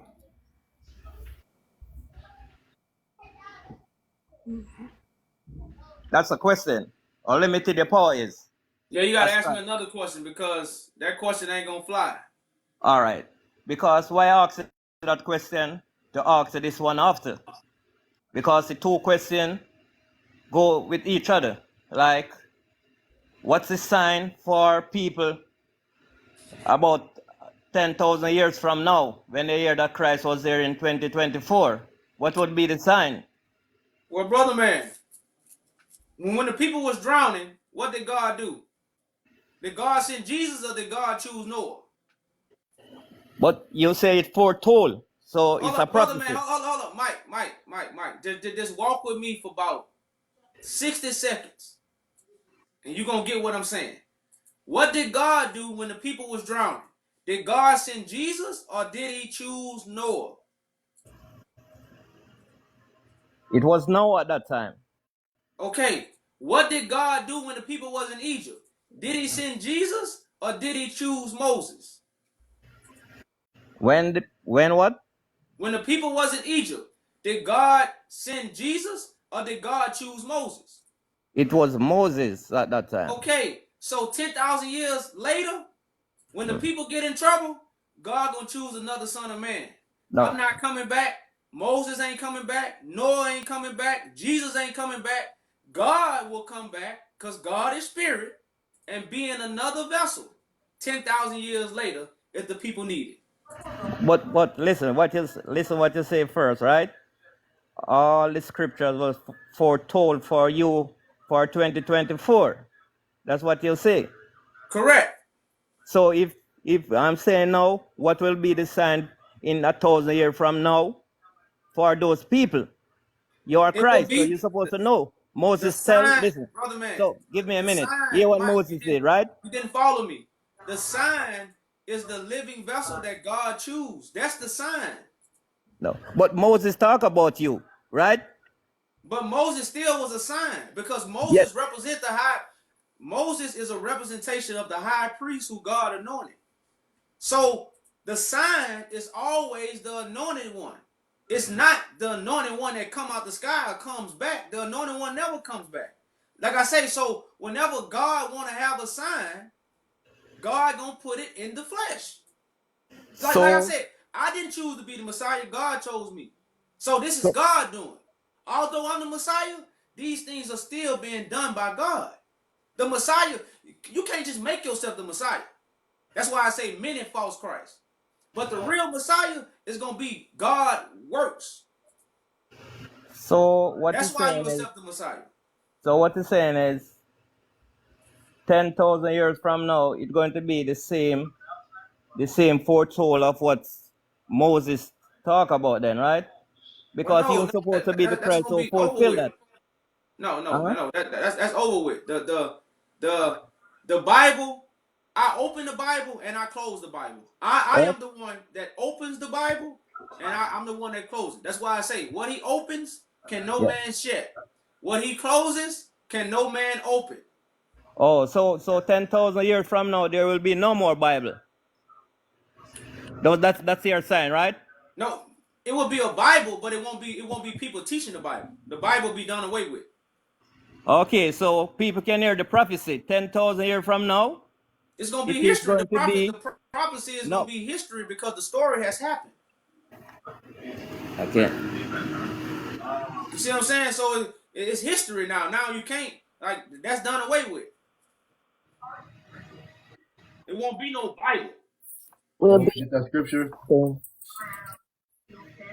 Yeah, you can right. get that scripture. Will we be under Okay, one kingdom? that's my question. Yeah, we'll be on the one kingdom. Okay. And one God? Yeah. All right, so I'm going to Jeremiah chapter 23, y'all. Jeremiah chapter 23. Why did he drop down? I don't know. I don't know what happened. Jeremiah chapter 23. I'll still read it. It's verse 7. It's written. Oh, I started verse 5. Behold, the days come, saith the Lord, that I will raise unto David a righteous branch, and a king shall reign and prosper, and shall execute judgment and justice in the earth. In his days Judah shall be saved, and Israel shall dwell safely. And this is his name whereby he shall be called, the Lord our righteousness. Therefore, behold, the days come, saith the Lord, that they will no more say, the Lord liveth, which brought up the children of Israel out of the land of Egypt. But the Lord liveth, which brought up and which led the seed of the house of Israel out of the north country, and from all countries, brother, I had driven them, and they shall dwell in their own land. So there you go. You're not gonna longer talk about Moses. That's why if Christ would have came, we'll be talking about what? The Lord liveth that gathered the seed of Israel from the four corners of the earth. But we're not talking about that. We're talking about Christ cracking the sky, because Christ never came. But Christ is here right now gathering the seed, of the house of Israel from all the countries where they have gathered. That's what we do on TikTok. And shit, I've been talking to people from all over the world many years. On other platforms. Like, a lot of people just see me on TikTok and be like, oh, you just been on TikTok talking. Man, I've been on multiple platforms talking to people all over the world. Australia, China, New Zealand. So this is showing you how the prophecy is being fulfilled. Not my prophecy, but the God prophecy. The one that was foreseen about what Christ's going to actually do is gather the people from the four corners of the earth. Not crack the sky and do miracles. Why does the Messiah smoke weed? If you're the Messiah, why do you smoke weed? I'm curious. Why did the Messiah have friends who was drunkards in the Bible? You don't answer a question with a question. Answer a Well, question. I'm saying, I can answer the question. You're not going to take it, but I'm just saying, just hypothetically speaking, why did the Messiah have friends who was tax collectors and people that was drinking? All right. Yes or no? Do you smoke weed? We all know I smoke weed, brother. I'm rolling one right now. That ain't no secret. So that's what I'm saying. So tell me, hold on. Hey, listen, hey, my cards on the table, brother, man. Ain't nothing fake here. So I just want you to tell me why the Messiah had friends that wasn't ideal friends that the Messiah should have. Tell me why. So yeah, Jesus was the only man born without sin. His friends were sinners. Any man who claims to be without sin is a liar. So you can't answer the His question friends then. So were you can't sinners. answer the Yeah, question so they were why drinking. it says Jesus' friend was wine bitters. Yeah, a lot. Some of them were drunkards. Some of them would drink. Yeah. So I'm saying, so why did you have those kind of friends? Well, again, no man is born without sin. Could Jesus be friends with that didn't have sin in their life? No one. Okay, so did Jesus drink? So did Jesus drink? Yeah, he drank wine, but he was not a drunkard. You can drink wine without getting drunk. Did Noah get drunk? Yeah, but Noah is not Jesus. Noah had sin. But did God? Well, okay, but did Noah save the people? Yeah, but we're talking about the Messiah here. Hold up, brother man. But Noah was a savior, right?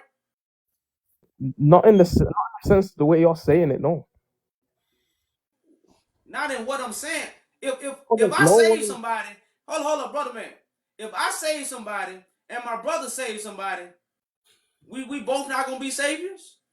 Yeah, well, yeah, in that sense, but not the Savior, as in the Messiah, Jesus being the Savior, Lord and Savior. So Noah didn't save everybody that was in the world that accepted God. Noah didn't save everybody. Noah didn't save all the animals. He didn't save all the animals. He saved some of them. Yes, but I'm talking about when it comes to the Messiah, right? And these associations, these words, the Savior, Straight from the the Messiah, answer. the Lord of Lords. My conversation over with you, brother, Guys, man. the Messiah Y'all smokes have. weed. The Messiah smokes weed. I'm just. This is new. This is new to me, man. You're the Messiah. You said, so you know this Jesus Christ apparently smokes weed, according to you. You know, you claim to be this guy. Bro. Anyway, You're bro, your this guy whole is scamming his audience, man. You just scam listen. Your to whole gain money from him. focus. All right. Hey, There's a special place in hell for people that claim to be Zari, Christ, I'm man. saying you don't have to be emotional. Just have a normal conversation and prove us wrong. Bro, how can I have a You just normal? being emotional. We trying to have a conversation like men. I'll cool down. I'll cool down. I'm just sorry. As soon as this man is claiming to be Christ while he's All right, brother. We heard you. We heard you. You don't have to keep while he's repeating. rolling a blunt, man. Like, that is, and he claims to be without sin. This guy is claiming to have never sinned in his life, man.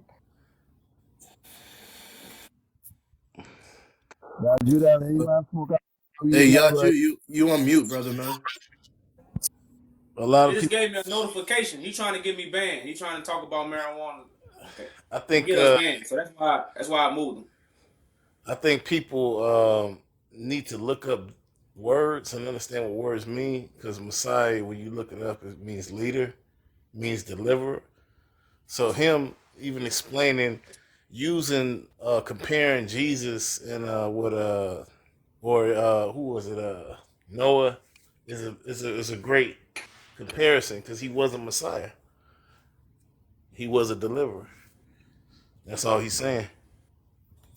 And you can't compare, and you can't even, and why even compare? It's like just like how you have a brother, you have two brothers, and they come from the same home. Do they have to act the same? Do they have to say the same exact things? Like, that's what people don't understand. Like, that's what he's trying to explain. Each Messiah is gonna have his own swag, basically. They each gonna have their own swag. Man, since you said that, brother, man, I'm glad. Can we get Luke 9:26 and read it right quick? You know, because what you just said, brother, man, this is why I always bring this scripture out. You see what I'm saying? And I love the way you're saying it.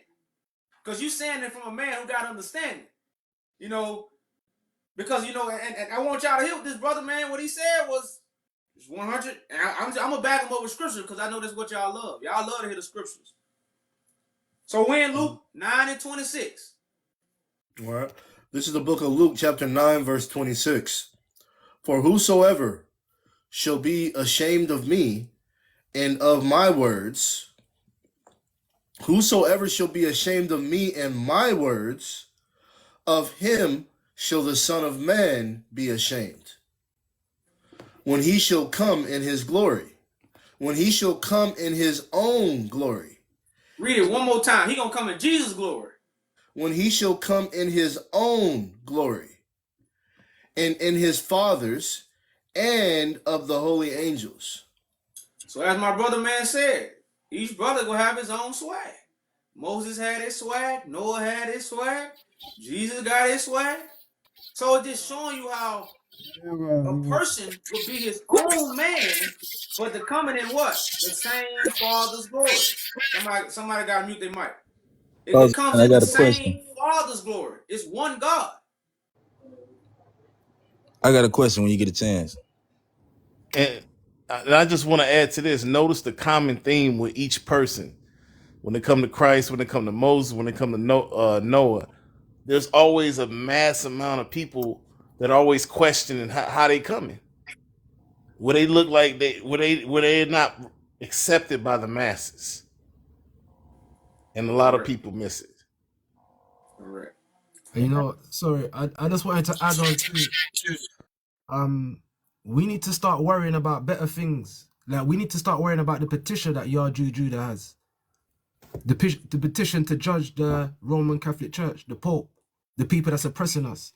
This is what we need to come together and do. We need to do works.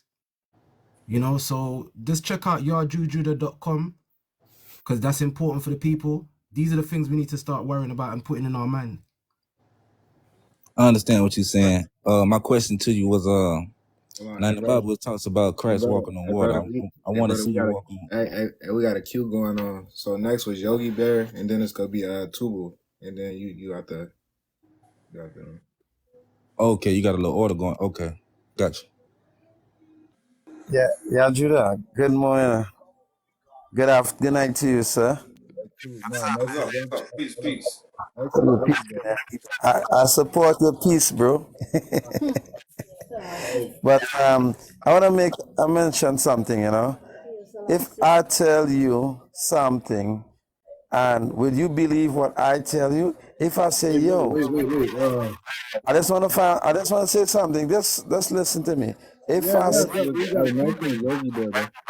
what happened? I say something, bro. If I You got a fall, lot of background noise. You gotta get rid of your background noise, brother. Wasn't Yogi Bear before him? Yeah. Next is Yogi Bear, and then he got the Yogi Bear. Okay, so you got to hold on to Bo. Yogi Bear, you got any questions, any comments? The witness part, are these just regular witnesses, or are they the two that are spoken in Revelation? Witnesses, there's not just two witnesses. There may be two types. You got Christ and you got the angels. The angels are regular men and women who testify of the one whom holds God's spirit, which is Christ. So witnesses, there will be many witnesses throughout the process. But so y'all haven't found the two in Revelation yet, though? The two witnesses, but when it says two witnesses, it doesn't mean literally 1, 2. There's many witnesses, which is why you have, if you look at the prophecy on Mount Zion, you have the Lamb and you have the 144,000. So the two witnesses represent Christ and the angels, or Christ and the messenger. Okay, I guess I'm kind of confused. Isn't there two witnesses that are supposed to lie dead for 3 days? Yeah, this is what we're talking about. You keep saying 1, 2, but it really is just a metaphor for two types of witnesses. It's not. It doesn't mean like literally one, like two specific men. It's just saying two types of witnesses. So you got Christ, and then you got the messengers. So there's many more than just two witnesses. Is what we're trying to tell you. It's not like 1, 2. So Gotcha. basically, we're telling you that the witnesses are in the prophecy, the 144,000 that stand on Mount Zion with the Lamb, because they're the ones that were the first resurrection. They're the ones that seen Christ and heard Christ as he's in the earth. So those are the witnesses. Witnesses are the 144. Absolutely.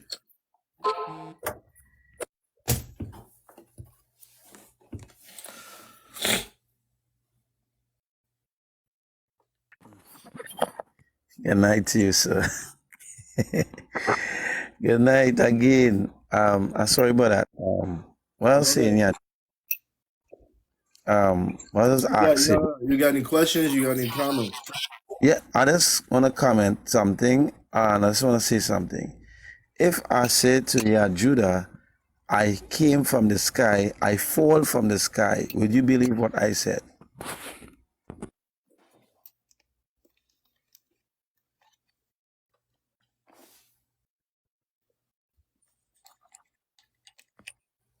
You're on mute, King. I don't know if you knew. No. Of course not. Why? Why you wouldn't believe?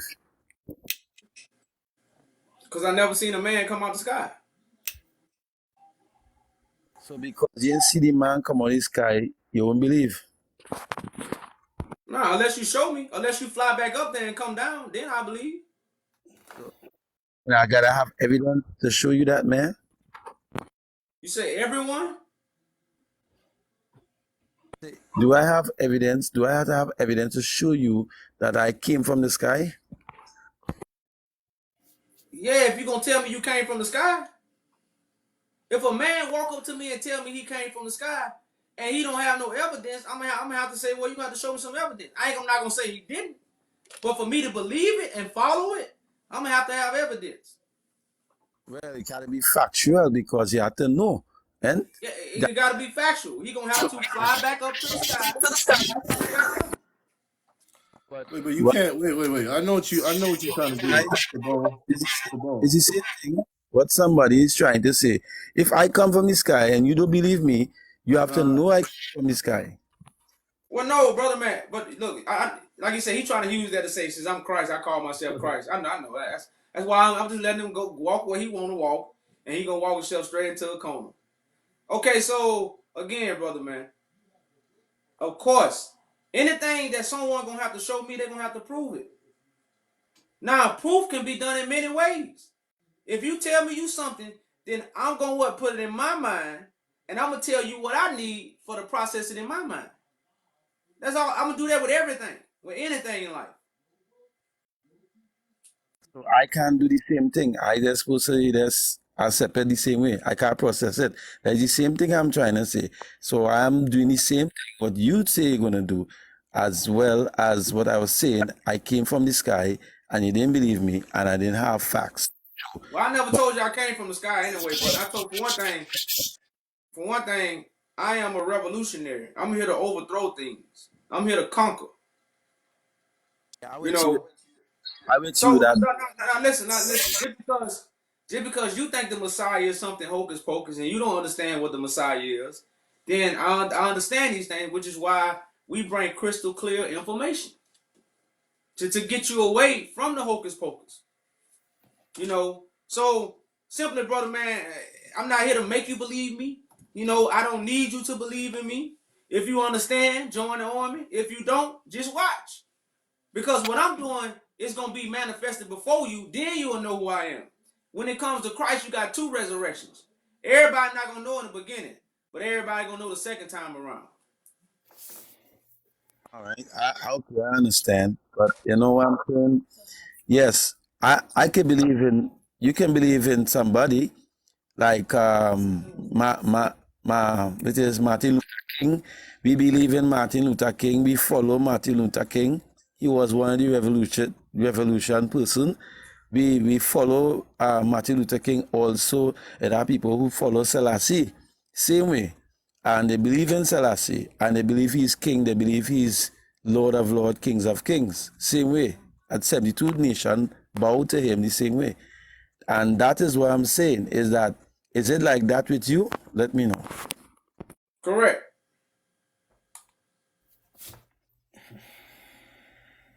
Everybody wasn't believing in Haile Selassie when he was running to England. While he was in England, they wasn't believing in him. You know, so you know, man, a lot of things. Like I said, even when Moses came to Egypt, the people didn't know who Moses was. Moses had to do the works, and then the people knew who he was. So I'm not here to make you believe in me. I just told you. Either you see it now, but you will see it later. I will wait on that, you know. I'll do like as Danny said, I'm gonna kick my can and I'll like, you know, keep listening to y'all, you know, y'all look like cool guys, you know, and I'll keep on reading the scriptures, you know. But my scripture verse is something where Christ did something in that scripture where I'm waiting for the reveal, you know, to come to pass, you know, that everything will come to pass. As you say, you're revolutionist, and Oh you yeah, come here for that's why you to gotta understand. overthrow. Huh? I was saying the people ain't believe in Christ till Lazarus got up, brother man. That's when many people believe. When Christ woke up Lazarus, that's when many people believe. So when I get my lazy brothers to get up and do the work that I'm doing, everybody gonna believe. So that's what everybody waiting on. The spark. Some people call it the electric slide. Because you know Christ come like lightning, right? Electricity, so the charge us up. So that's all that's gonna take place, man. Lazarus finna get up and the whole world gonna know. And every knee shall bow and every tongue shall confess, right? Correct. I'm sorry, but I don't know the order in which exactly it's going, but I do believe it's my turn if I'm not mistaken. Yeah, brother. Okay, I got 3 questions for you. First question being is that what was that? Well, the first question was I'm sorry, what you say? Oh, you got it. Anyway, first question is to y'all Judah specifically. First question is, in the Bible it speaks about Christ being able to perform miracles, such as walking on water. Now I want to know if that's something you can do and you can prove. Well, yeah, but you gotta know the water that Christ walked on wasn't the ocean. It was the watered down information. That's why Christ is a fisherman of men. So you think Christ, all the men is underwater and Christ gonna have a fishing rod on the boat? No, Christ gonna be able to Well, pull you it out of the seems waters. Hear me out. Christ gonna be able to pull you okay. out of the waters Well, that he walking on. in the Bible it says miracles. Now I don't know what's your perception on that, but to me, walking on water would be considered a miracle. Well, that's what I'm saying. It wasn't right now to have a black man above every man on the face of the earth when it comes to all the priests. That's not a miracle. To have a brother that look like me right now, I can go walk to the Pope and the Pope will have to bow. That's not a miracle.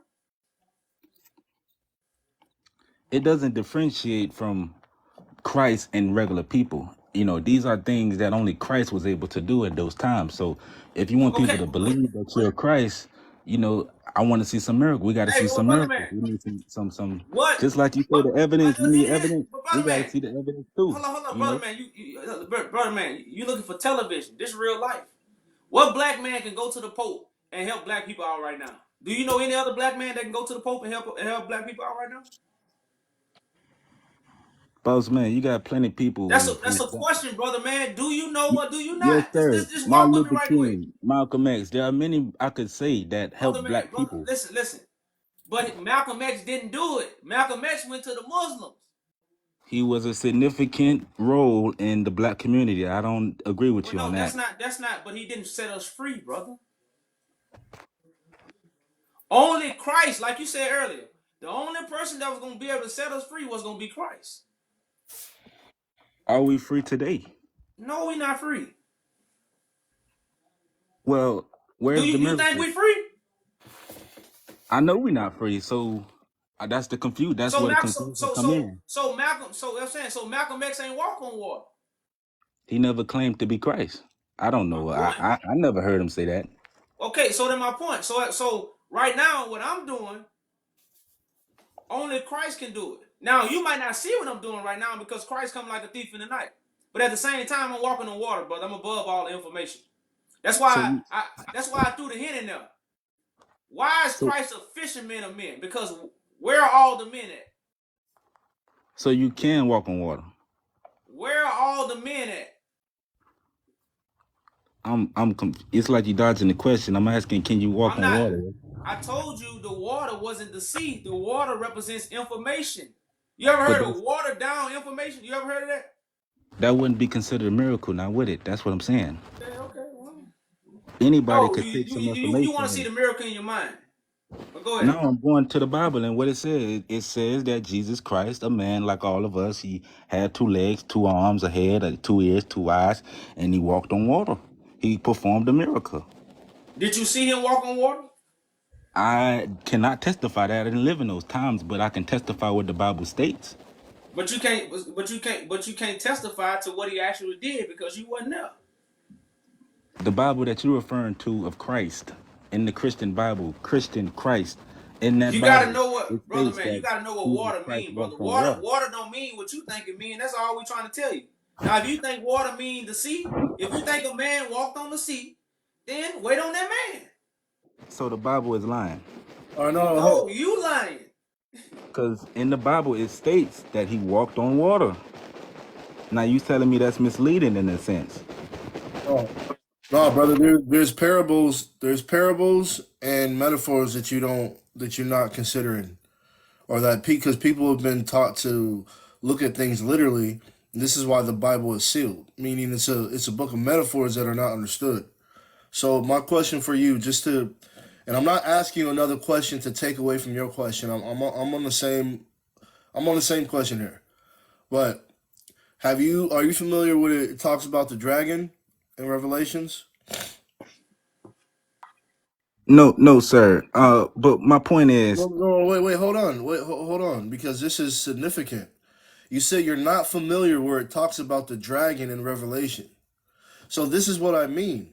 See, if there's certain things that you don't understand about what's written in prophecy, then this is why you could be missing a big piece and you won't even understand what's being said right now.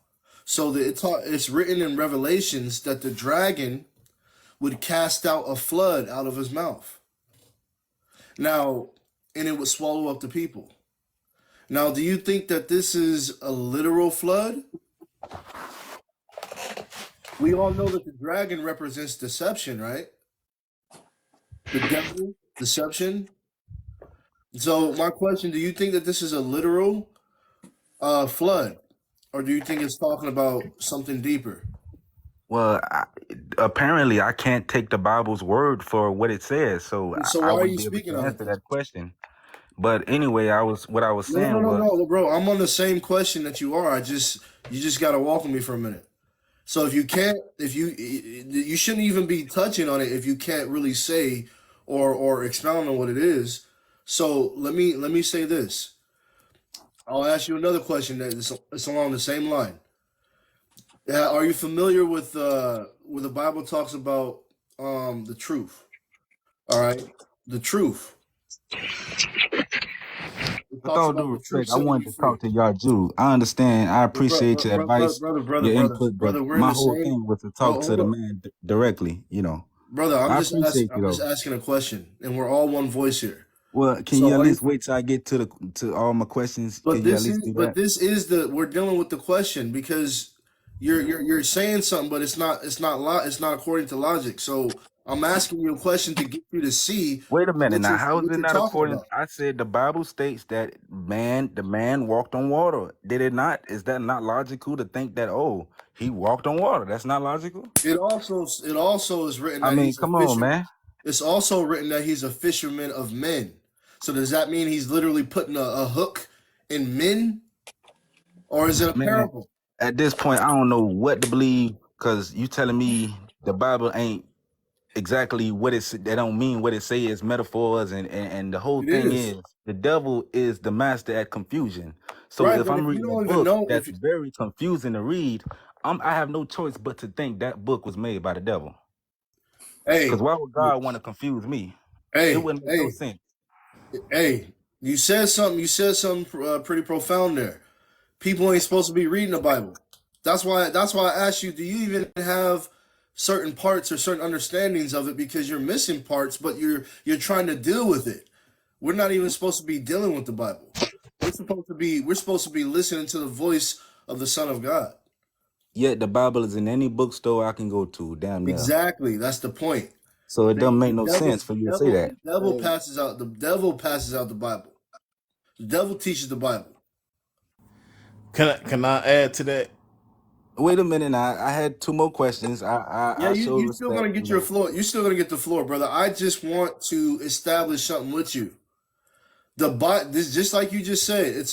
It's a book of metaphors. Wait a minute now. Hold on. According to Yazoo, it's according to that.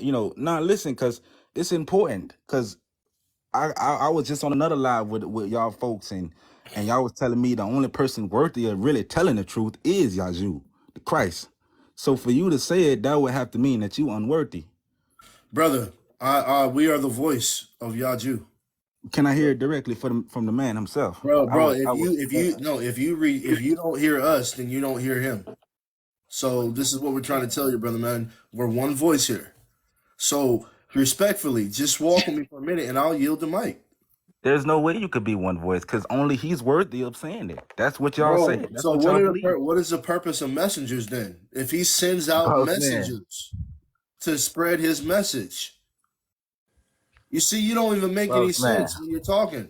Would I want to deal with a middleman, or would I want to go directly to the source? Listen, but this is the source. This is the table. Yeah, but you're not the one, though. That's the thing. Brother, listen. He's the one, according to y'all belief. Brother, listen. The point of messengers is somebody to give your message. So you appoint specific individuals to give your message. That's why we're saying that we're one voice. So I'm trying to walk with you, and you want to talk to Yazoo, but I'm telling you that we're the voice of Yazoo. How you gonna be the voice for another man? How you gonna tell me what another? You unworthy. That's the principle. No, maybe I'm confused. See, it's a lot of confusion going on. That's why. No. You're making it. It's a lot of confusion. Man, you was confused when I was talking. That's why I stopped talking. So help us. This is why you here. This your purpose. This your purpose. This is why you here. Brother man, we not here to beg you to make you hear what we saying, man. It's your duty to make it clear. Hey, brother man, the Bible say, let those who have ears hear. You Revelation. You part of Revelation. You supposed it says, to let those who have ears hear. Why was that said in the Bible? Boss man, I'm trying to know what. Boss man, why was it said, let those who have ears hear? You supposed to tell me that. I ain't know. Apparently, I'm unworthy. So be slow. So be slow to listen, then, bro. Be quick to listen and slow to speak. You're talking too much, brother. For somebody who want to understand something, you're talking way too much. What I'm trying to understand ain't being clarified. You're trying to change. No, you're trying to change how we operate. So if you got questions or if you're trying to understand something, then you should listen. So like I already told you, either you accept it or not. We are the message. We have the message. We have the testimony, and we are the voice. We are one voice. Come on, but ain't no, cause bro, you don't want to deal with the. Listen. I told you I would yield the mic back to you. No, I haven't been rude to you. Hey, mute. I'll be quiet. I told you I would yield the mic back to you, and even you still got your two questions. But you gotta walk and engage in the dialogue. You cannot just come on here demanding what you want to do and how you want to do it. So if you want to have the conversation, I'm gonna say this one more time. Deal with other questions in the comments. Yazoo is not going to be the only one speaking. He has messengers. This is a dialogue. This is a conversation. So, brother man, I'm trying to walk with you. Do you want to continue to walk? Yes or no? Yes, sir. I want to be clarified by the man that is supposed to do it. He was the one to do it. Okay, so apparently, like I said, if you reject me, then you reject him, and if you reject him, you reject the one that sent him. So we represent his voice for the last time. So if you can't hear me, then there's no way that you're going to hear from the Son of Man. So you worthy. Because y'all said that, you see what I'm saying? It's confusing. Now I need.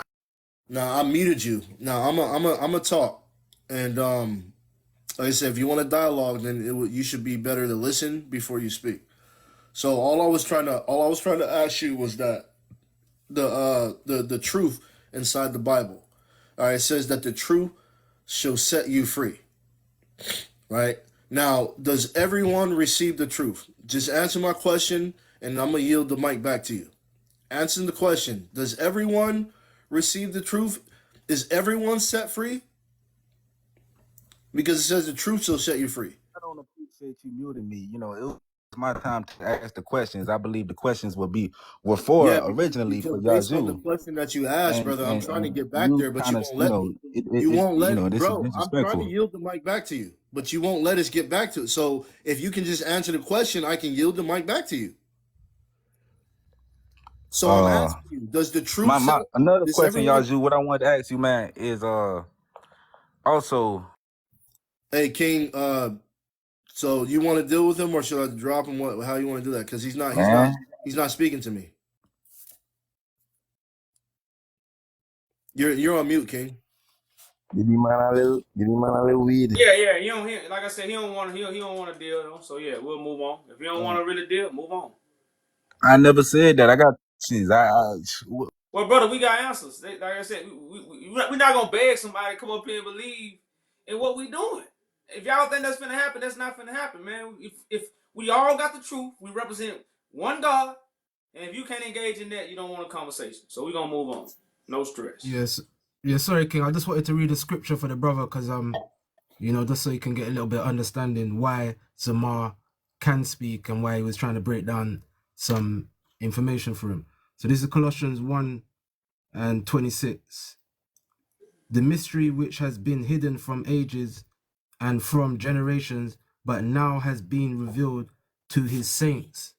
So these mysteries are being revealed to the saints. So this is the reason why the saints are speaking to the people.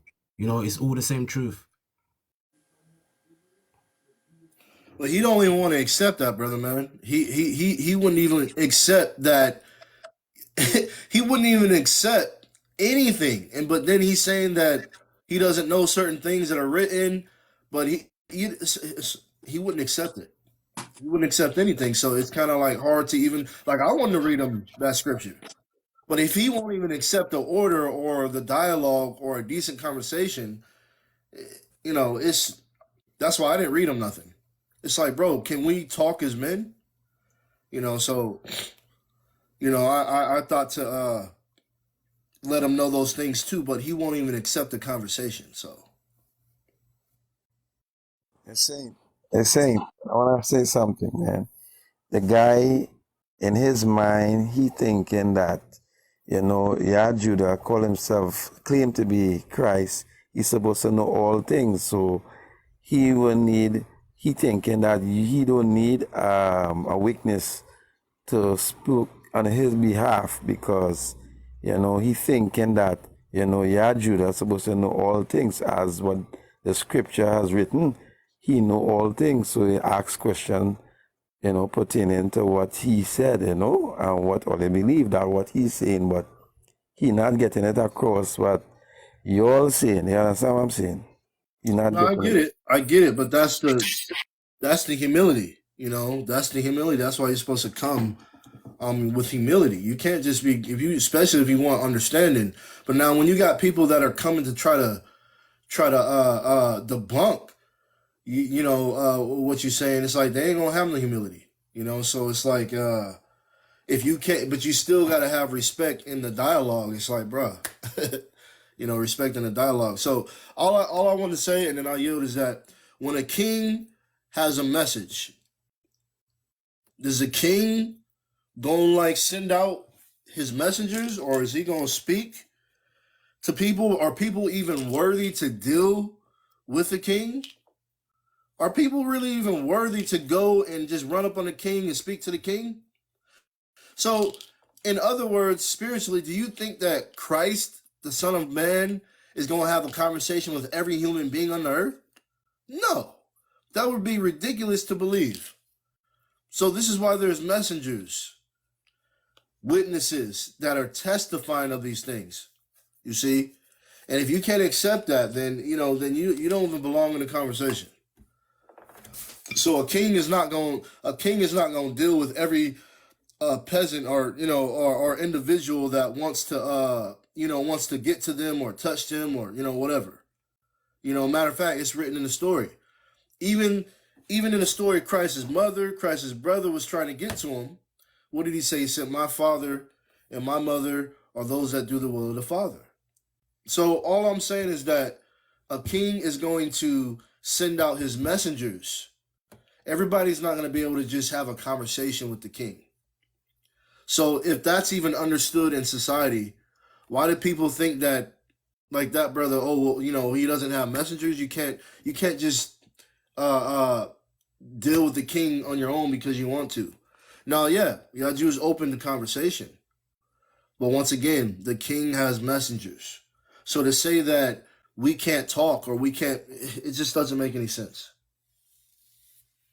So saying, which mean what he's saying, like you all know, City, which mean Judah is incapable or limited to answer some of the questions which you all could answer. That's what he probably thinking in his mind. All right, well, I guess. Hey, Tuba, it's written. The Son of Man gonna send out his angels, and they gonna gather for the kingdom. So if you gonna come to the kingdom, it's gonna be because a messenger gonna come to you. The Son of Man not gonna come to everybody and bring them to the kingdom. It's written in their Bible that the Son of Man gonna send out his angels to gather the people for the kingdom. That's prophecy. But like I say, he had a hidden agenda, brother. That's why when I stop talking to people, I know their agenda. I don't say it. I let people walk themselves into a corner. But he had a hidden agenda. He had a purpose to come up here. His purpose wasn't to come up here to get answers. His purpose was to come up here and tear down. That's why we told him Jesus was a fisherman of men. It's literally in the Bible. Was Jesus with a fishing rod fishing men? How do you fish men? If you got to fish men a certain way and you don't pull them out of the water, well, it's a certain way that Jesus walked on water. He didn't even acknowledge that. So again, it's written, the Son of Man gonna send out messengers. It's not hard to understand. Jesus ain't got no book in the Bible. You read Matthew, Luke, John, Paul, Peter. You don't read Jesus' book because Jesus gave them the message. Yes, he did. The messenger was there, and most of what written was written by the apostle. But there are ones there. I forget the guy name. Theodosius. One of those. I can't pronounce his name, but he's one of the ones that write, in Matthew and Paul. So that is what it is. But he trying to get at you, Judah, about what is logical where he said the miracle that performing. But I know he's trying to prove you in a way, the same way where I was saying, if I came from the sky, would you believe what I say? The same way, how he's seen it that way, in that particular way. He want to get that understanding or that frequency that what he's getting from you, he not seeing it. And you understand what I'm saying, man? He not seeing that frequency, man. Not reading it. So, Oh yeah, but like I said, we definitely, man, we talk to brothers like that all day. He wasn't sincere. You might have thought he was sincere, but trust me, man. You think I wouldn't come on here every day if I knew people were just gonna believe me when I say I'm Christ. I come on here with facts, evidence, witnesses, and everything. I just don't come up here with a panel and it's just like you come to your pastor church and you sit on the stand and you just listen to the pastor talk. I come on here and say, ask your questions so I can give you answers. You see what I'm saying? So this is what I do day in and day out. It say many are called, few are chosen. It say Christ speak to the disciples in the mysteries. The people get the parables. So I get it, but they don't get it. You see what I'm saying? We get it. We got it. Shit. We get it and we got it. But the Bible say Christ speak to the multitude in parables. He don't even break down stuff to them, according to their book. But now they want Christ to be patient, go back and forth with them, and after Christ gave them the answer, they want Christ to give them more answers. They don't want to accept the answer. I don't know. So we understand, man. We understand where people coming from. You know, these are not people that's humble enough to receive the truth.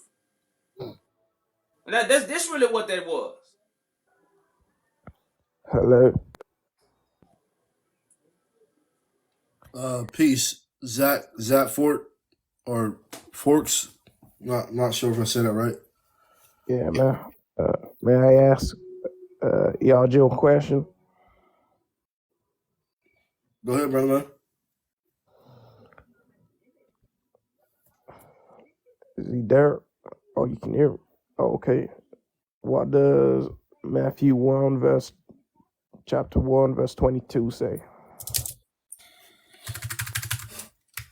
For y'all Jew.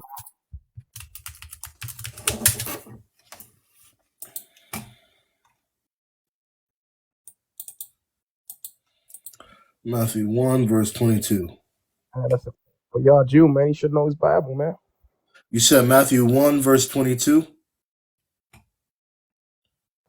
It's a question for y'all Jew, man. That guy ain't. What's wrong with you guys, man? I'm just asking you. Is it you said? I just want to say, Christ comes to fulfill the book. Christ don't know the book word for word. That's what these pastors got us. Just because your pastor can read the book verbatim, he don't understand nothing that's in the book.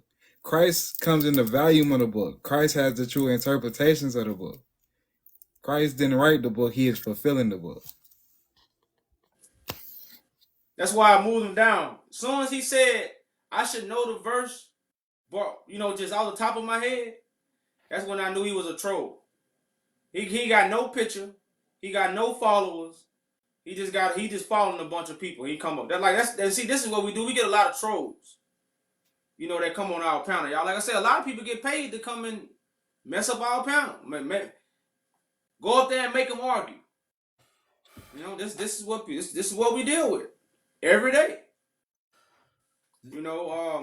So yeah, bro. When people have that kind of mind frame, I went ahead and kicked them out myself. We ain't gonna deal with them. Did you hear what he said though? Oh yeah. That was for y'all Jew. What you getting at? I just asked him what verse was it. Like I can't tell the verse. I just wanted to make sure. Like, oh my goodness. I have one question here, Judah. We had a discussion on one thing where it have some scriptures have action word, it have an action and doing stuff, and it have one that is symbolical, because some of them when you're reading, like the sitting at the table and making the Last Supper, having the Last Supper. I have challenged a pastor with that, and he falter with what I say, and he's saying I am wrong. I tell him no, the Last Supper is in the night. You don't take the Last Supper in the day. And he given everybody, right, the Last Supper in the morning who did not even take First Communion. That way they call it. I tell him that is wrong. That not nobody's supposed to take it. Because my sister was in the church and I just, was with her, supporting. And I just tell him, bro, that's wrong, bro. You understand? You don't give me. I say I don't want that. And it's real wine. I don't want that fake thing. You know what I mean? Some glass. I don't want that. Now, that part where I'm talking about, is it a doing or is it a self-conscious thing? Is it written that is an action thing? It's supposed to do it as much you can, or you have to do it in the mind, or you say it in the spiritual realm. Right? Yeah, the Last Supper? Yeah, the Last Supper, man. Well, no, that's what you partaking in right now. You just ain't ate all the food. You ate some of it, but you ain't eat all of it. So you ain't got all the nutrients. But the Last Supper is with Christ giving you the food for thought from his lips. That's why I say at the what they call it, communion. You know, communion is going on right now. Christ in the flesh, and you accepting the words that come from his flesh. That's how you eat Christ's flesh. So this gonna be done. It's done in the spirit because again, Christ, you don't really eat Christ's flesh. You accept his information, so it's food for your mind. That's why it's a supper. You know, so that's the spiritual way. But you got to do it in the physical because you got to hear it. You got to hear Christ speak. So that's how you eat the Last So, Supper. so which means it's not what it is. It's not a doing thing, doing stuff like, you have one cup, you fill it with, you put some wine in it, and you pass it around to your disciples, because all these people you have here is your disciple. And is it that, or is this a spiritual or doing stuff, or is this how the less heed to the word? Which one it is? I just told you it's spiritual, brother. That's why I say empty your cup. When it say empty your cup, you don't go pick up a cup and pull something out. You got a cup, and your cup ain't in the kitchen, and it's not in the dishes. Your cup is your mind. So Christ gonna fill your mind up with the truth. Christ gonna give you that food. That's what it's saying. How would I see it written stating one thing, and then you as the man that revealing it saying something else? Is this That's why you're not supposed to read, brother, man. You're supposed to hearken to the voice of God. When you read the Bible, you don't know God. Just because you read the Bible, that don't mean you know God. You gotta hearken to the voice of God. That's what the Bible instructs you. See, we'll go in the Bible and pick scriptures that confuse us, but we won't accept the ones that give us understanding. What part of you not worthy to take the book? You don't understand. Like, I don't like, you know how much a load that is off your shoulder? Damn, bro, I ain't gotta pick up the Bible. You should be happy. But we won't accept that. We'll accept the scriptures that continue to confuse us. Accept the scriptures that give you solid understanding. You are not worthy to take the book. are you worthy? This book, the Bible belongs to Christ. That's all I want. The Bible belongs to Christ. So you worthy to take the book?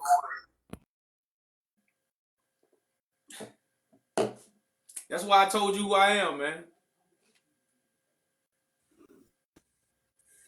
I feel I'm gonna it, man, and cool it, man. You can feel how you want them. The truth ain't about how you feel. The truth is what it is. How y'all doing? What's up?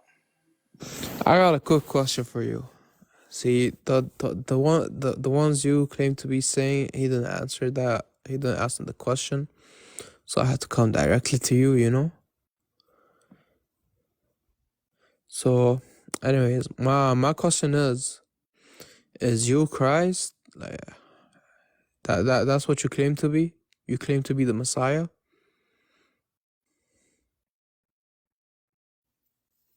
You do? Alright, so you're all knowing, basically? Is that what you're saying? The son don't know when the Father time is, right? So the Son is not all knowing. But The son knows what the Father enables the Son to know. The Son don't knows what man want the Son to know. See, that's what we gotta understand. God handed everything over to Christ, not man. So man is not gonna be able to come to Christ and say, "Tell me this," because Christ not doing man will. Christ doing God's will. But again, I'm all knowing when it comes to God. all knowing when it comes to God. Correct. Isn't anyone who studies a religion very well all knowing to the religion? To God, basically, or what God has given? No, the Bible say the only person that knows God is the Son. No man knows God. No, but the man who studies knows everything that God has given him, correct? No, not a man who studies. A man God have chosen would know. You can study and God might not choose you. You have to be chosen. You have to be chosen. Okay, how are you chosen? I'm chosen by God. The Have same you way Moses was chosen. have you done miracles like Jesus? The one that's in the Bible or in the Quran? Well, yeah, I have done them, but I haven't done them according to television. But Such as I have what? done them according to God.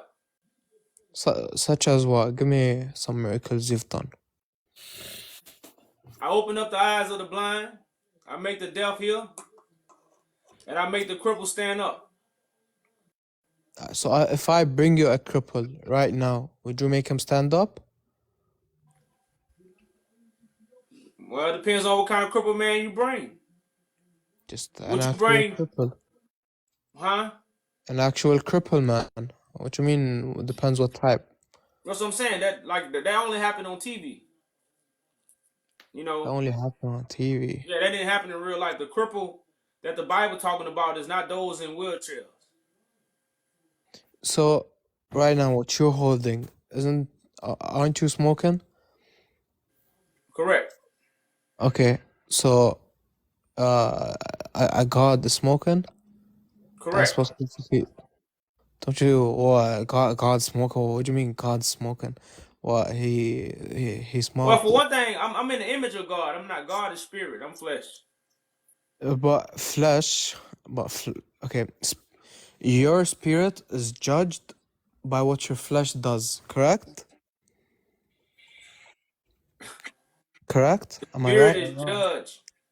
Your spirit is judged by what your flesh do. Yeah, so basically, I do stuff right now on this earth, and then I pass away. My spirit is judged, correct? Judged to enter hell or heaven. Am I right or wrong? No, your spirit ain't judged. Your spirit is your thoughts, brother. So your thoughts will be condemned. It's like right now, if you do something wrong, your thoughts can condemn you and make you tell on yourself. It can make you depressed. It can make you down just because you did something bad. It can Nobody make got to me. come tell you. It can You make me want to automatically be smoke. condemned by your thoughts. What? It can make me want to smoke, right? It No, that's why I can. say I can't talk about those things on my live. Uh, I can't because every time I talk about that, TikTok get to kicking me off. So again, oh. brother, I don't do these things because of what you think I do it for. So just understand that. Mm, What do you mean? I think you do it for. I don't think anyway. I think you just do it for because you got used to it. That's what I think. Am I right? Well, nah, not really. So I really do it to deal with y'all. to deal with us. Yeah. So now God has temper. I'm a man, bro. I'm in the image of God, man. So you're a Christ is a man. living. Christ. Hold up, brother. Is Christ not a living man? I'm Muslim. I'm Muslim. I'm Muslim. Okay, I'm saying, but that's even more better because Christians think the only people that don't think Christ is just a man is Christians. I thought so. If you're a Muslim, y'all think Christ just a prophet, right? Which is a man. Correct. Yeah. Just a mere Okay, man. yeah, it's a mere man. Okay, but what? Not But he God. has something from God. He has the message of God. Yes, he has the Okay, message then. of So that's God. what I have, brother. I have the message, and guess what? The herbs is not gonna make me lie. And So the message is gonna be truth and crystal clear. The herbs ain't gonna mess that up. you're a prophet basically. Well, if you want to call me that, that's up to you, brother. But who I am is who I am. I No, am. but that's what you're saying. You're basically saying that you're I'm like sorry, the can I say something? oh. Oh yeah. Hold up. We gonna give you the floor. But of course, brother. Like when I say prophet, you gotta understand what that means. That means a messenger of God, right? Christ is a messenger, right? Yeah, but Christ has never Now it's a sinned. but. Now, see, y'all heard that. Now No, it's no, a what? I'm adding that Christ have never sinned. That's what I'm saying. You met Christ before? In the scriptures, he've never sinned. No, in Islam, let's look to Hey, let's stick to but you Islam. bearing false witness, brother. So that's all we saying. And again, I haven't sinned, brother. Sin was transgression of the law. I didn't transgress the law. But puffing is a sin because you're Says ruining who? your health. Yeah, you're ruining your health. Do you eat meat? Do I eat meat? Yeah. Yeah. You ruin your health. Oh, how is meat ruining my health? Huh? Well, you been Can out I on the can I rock. say something? Can I say something to No, this because person, Abdul Let's, Majid? yeah, Abdul Majid. Let me tell you Hold up, something, right? You came sis. on somebody's platform to inform Sis, them we have a that queue they're going. hurting We their have health. Why are you watching them? sis. As a Muslim, why are you watching them? why are you talking? As a human, why are you talking? Sis, What's that we have a queue question, bro? going, sis. So, on this panel, you just gotta wait your turn, and we gonna get to you. We appreciate y'all patience, Exactly, but bro. we have a queue going, so it won't get out of hand. I don't know you like that. Why you attacking me? Crazy. Anyways, oh, where was we at? I hey, bro, forgot. I can ask you a question, bro. Hey, what is sin? How's that crazy? You Hey, come on 10%. somebody's Hey, platform. 10%. Hey, 10%. You next, right after our conversation with 10%. him. We'll You get to you. gotta Okay. go down to 1%.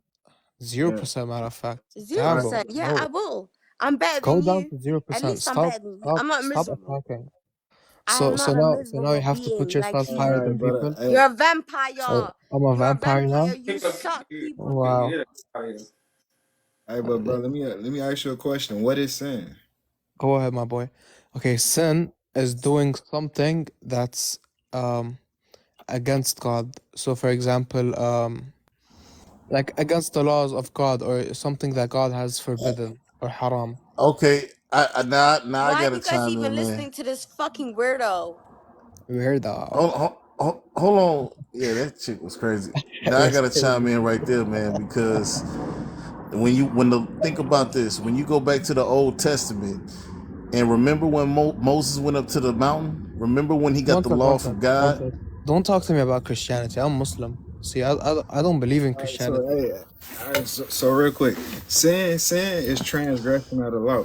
So the things that man have pushed on us, like smoking, and fornicate, like the grown man stuff. You see what I'm saying? Yeah, I Well, feel none you. of that I is got sin. you. I feel Yeah, you. when it comes to God, none of that is sin. See, sin is when you teach on behalf of God without that one mediator, which is Christ. Because if you teaching on behalf of God, what you doing? You going after your own thoughts. You teaching based on your own thoughts. That would be eating your own flesh. This is why we're supposed to wait on the Lord and eat the flesh of Christ, taking His information, and then go tell the people what you have heard. But what has man done? Picked up this book and started teaching the lies and deception, and that's what sin is. Respectfully, that's your belief. But so basically, what you're saying is that God is he can do whatever he wants, even the sins. Is that what you mean? Your sin, the sin that man has pushed on you, has nothing to do with the sin of God, the sins of God. So God can just finesse anyone he wants. You know what I mean by finesse, like unalive whoever he wants. I mean that's a sin that's pushed to humanity. That's a sin. Is Can that a, God is yeah. God justice to do that? Is drinking a sin? When you unalive on behalf of God, that's you telling people lies on behalf you telling people the lies on behalf of God. No, Because no. If God unalives whoever he wants, just It's like that for no reason. if God unalive, that's not if God did that. I can't do that.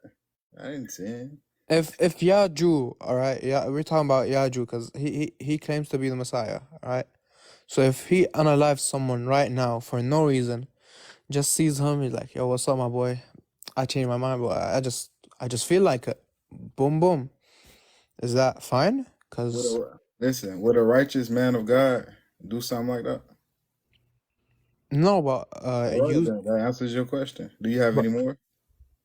okay, but he's smoking. Would the righteous man do that? Would Yeah, the righteous actually, to be honest, to cut you off, bro, you gotta remember, bro. Angels took lives, bro. Angels were warriors, bro.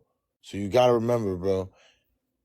Yeah, they took Every, lives. They killed the. everybody I mean, they wasn't unalived it. just there just to be Listen, there, bro. listen. They unalived the deception.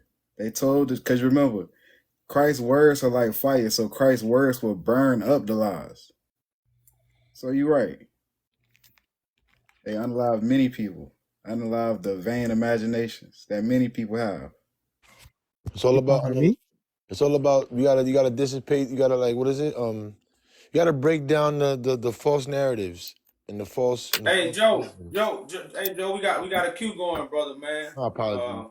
Yeah, we appreciate you coming up though, man. Like I said, you know, to all the brothers that's coming up, appreciate y'all patience. We just got a queue going, so it won't get out of hand, man. We like to keep a little things in order. But If yeah, I've been taking time, but brother, man, yeah, we got a few other brothers coming in, man. We want to give them a chance to speak. yeah, I was gonna say that. Yeah, and you know, so I So don't I know who. I think appreciate that. the brother at the bottom was next. Unknown, yeah. But let me answer Unknown's question. He asked me if drinking wine is a sin. In Islam, yes, it's a sin. Drinking alcohol is a sin in Islam. But yeah, Well, yeah, we also know that all religions are teachings of man, and what we do is let every man be a liar.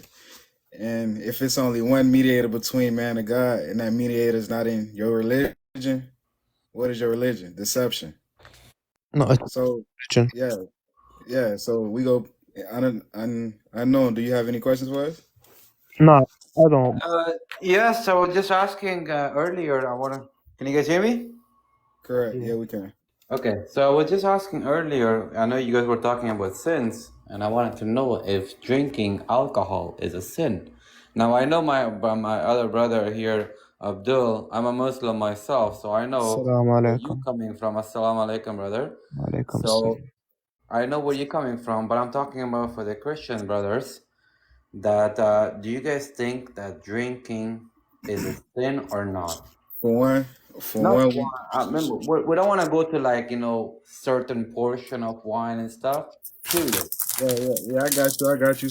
And I don't want you to put us in a box neither, because we are of no religions. We proclaim that our religions are false. And drinking wine is not a sin, as I told a brother before. Sin is when you teach on behalf of God, because you will be misleading the people. But intoxication, when you drink, you get intoxicated. And when you're intoxicated, you do things outside the box, like your mental, like whatever your mentality you want to talk about. Well, brother, that's why we're not supposed to go overboard on nothing. You see what I'm saying? But that has nothing to do with God, people sinning on behalf of God. You might be defiling your body, but that has nothing to do with God. God gave you everything. God gave you a mind to determine how much you should be drinking and how much you shouldn't. That's not, like I said, that's not sin. When you start speaking on behalf of God and you didn't get your information from Christ, that would be sin, because you spreading the deception. So what are you guys or believe, just so I can get an understanding? Well, belief is, lies. But we know that Christ is on earth. We know that Christ will rise from amongst men, as scripture let us know. And he will come back? He is back. He is back, or he will come back? He is. The host. He's like Muhammad, bro. Wait, I'm a little bit confused, because I've been having other conversation with other people on TikTok about Christianity and stuff, and this one is kind of a little bit now confusing me. So you guys are saying that he is back already? Well, as I just told you, we're not of any religion. Our religions are false. Because what does religions do? They teach on behalf of man's teaching. We were supposed to let every man be a liar. Religion, Christianity, they believe somebody coming from out the sky. When scripture let us know that a man, our higher priest was going to come from amongst our brethren. Okay. And that high priest, we are letting people, we are bringing awareness to the people that high priest has risen. Okay, so just so that I get an understanding of where you guys are coming from. So you guys believe in Christianity, but in sort of a different way. Well, Christianity is to follow Christ in the flesh, not how man has set up Christianity. Because how they can't be Christians if they can't testify to what Christ is in the flesh. They just following their vain imaginations and private interpretations. So to be a true Muslim, what does the word Muslim mean? To submit yourself to God. All right, and in order to submit to God, you must know who Christ is in the flesh. You can't submit to the teachings of men, because that would be deception. You can't submit to your vain imagination, the voices that you hear in your head. That's not Christ, because you was gonna be able to see and hear what Christ is doing in the last days. So you submit yourself to who? I submit myself to the flesh and blood, man, that God has manifested on this earth. Which is Christ. Which is Christ. So I'm gonna like make an assumption, or not even assumption, because that's what Christians believe. One second. Yeah, I think lost Mahdi. The guy. Hold on, brother. Christians believe that because every religion, they have only a little bit of the truth. But in the last days, you were supposed to have the whole truth and nothing but the truth. If you don't have the whole truth, you just got part of a lie. So, like I said, all religions are false. We don't. I mean, I personally come myself from that all the religion has come to make mankind believe in one God. And due to its corruptions, led to next revelation, and therefore it came down to my religion. Salam alaikum, brother. I'm going to speak to you. You believe in Muhammad. You believe in Allah. You are Hold on, brother. Hey, we will come back to you after him and Joe Barr. If you have a question after Joe, then you can intervene. But you had But one second, I think he's confused. So the host. No, I don't speak for another man. Never speak for another man. You your own man. Speak for yourself. But tell him that the host is the Christ. Hey, I just said we're coming back to you, brother. Unknown, did you have any more questions for us? I mean, that was the question. Like, say it again. What was the question? So my question is like, to my personal belief. Daddy, can I drop the milk? Okay, go ahead. Sorry, guys. So my personal belief is that how all the religions that came in is that one came in and when it got the corruption, because again the people of Israel, they came in to believe in God and then again went away from it. Then that's when the next revelation was revealed. So to me, my understanding is like, it's like almost think of like one revelation came after the next one the minute man or mankind went astray from God. So to me, it's like, how could you follow to a certain degree and just kind of get yourself out of it and be like, no, you know what, I'm going to stick here and I'm not going to go anymore? Because to me, they all make sense, and I think they're all as one tree and they all lead to the same root. You said so you said all religions make sense? I'm saying mine. So when Christ was to come, he was going to choose the Muslims. No, when I believe in Christ coming back, and when he is coming back, when Christ do come back, he was going to choose the Muslims. He's going to choose the right path. He's going to choose what? He's going to choose the right path, and I think I have the right path. And if for some reason, for instance, for whatever reason, I am wrong, then I have to accept my sin. But I thought Christ was the way, truth, and the life. So you saying that you got the path. So Christ was going to come down your path? Yes, sorry, I didn't understand. Because you said you got the right path and Christ was going to choose your path, but Christ is the way, truth, and light. And if the devil deceived the whole world and you had the teachers of men, wouldn't that not be deception? So when I look at it this way, when you guys say Christ is the true path, in what sense do you mean? That he is the Son of God? Or is he the God? Or is he a prophet? Yeah, correct. He all of that. No, but that's like is all of that is just like to kind of avoid the whole explanation. You just want to kind of like give an answer. He's all of that. Correct. Because Christ, what is Christ not a high priest? Is Christ not the living God? Is Christ not the chosen Son of Man? Is Christ not the anointed one? Is Christ not? You can't say, because when you say he is the living God, you're literally saying that God came on earth and lived. But how did he come? He come through a Virgin Mary. But why? So one question. What are your thoughts of how he's gonna come back in the after? I mean, in the end times. In the end times, the Spirit of God, which is thought, was going to be manifested into a vessel. The Spirit chooses the vessel. That vessel would be Christ. And No. Well, is Jesus coming back? Well, Jesus is the body. So every man. Or the Spirit of Jesus? The Spirit of Jesus. Jesus is not a spirit. Jesus is flesh and blood. God is spirit. And like I said, that is spirit. there anyone coming back at the end of times? Let's put it that way. So, yeah, he's here right now. He's here right now? Correct. And how was he, like, let's say, brought into this world? The Spirit descended on him as a dove. So the Spirit descended. Correct. And the first time the God, Jesus, Esau, or whatever you want to call it, how did he descend the first time? The first time only a certain few was go see him. That would be the witnesses that God had chosen. Many was called, but few was chosen. The second coming is when Christ rise to political power. This is when every knee will bow and every tongue will confess. It's not how they got us thinking Christ came 2,000 years ago. That's the lie. Everything will be planned out in the last days.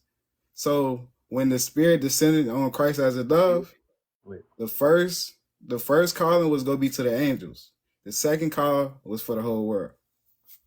So you're saying that when Jesus does, because I'm a little bit confused here now, because I've been talking to other Christians and I know you guys have a different little belief here. Well, so he's coming once or is he coming twice? Christ is here now. Christ never came 2,000 years ago. That's the lie. The 2,000-year-old doctrine, that's the lie that all religions believe in. They believe that the host is Christ. I know the host Christ, but the Wait. 2,000. Are you guys saying the host is the Christ? Correct. But the Like 2,000. like the host. Hold on, let me that guy finish sitting there. before you get lost. You don't. I don't want to lose you. No, wait. Are you guys telling me that the man that is sitting over there, I don't know, brother, what your name is, a host, but you guys are saying he's the Christ, or you guys are just like assuming his beliefs? No, he's definitely brother.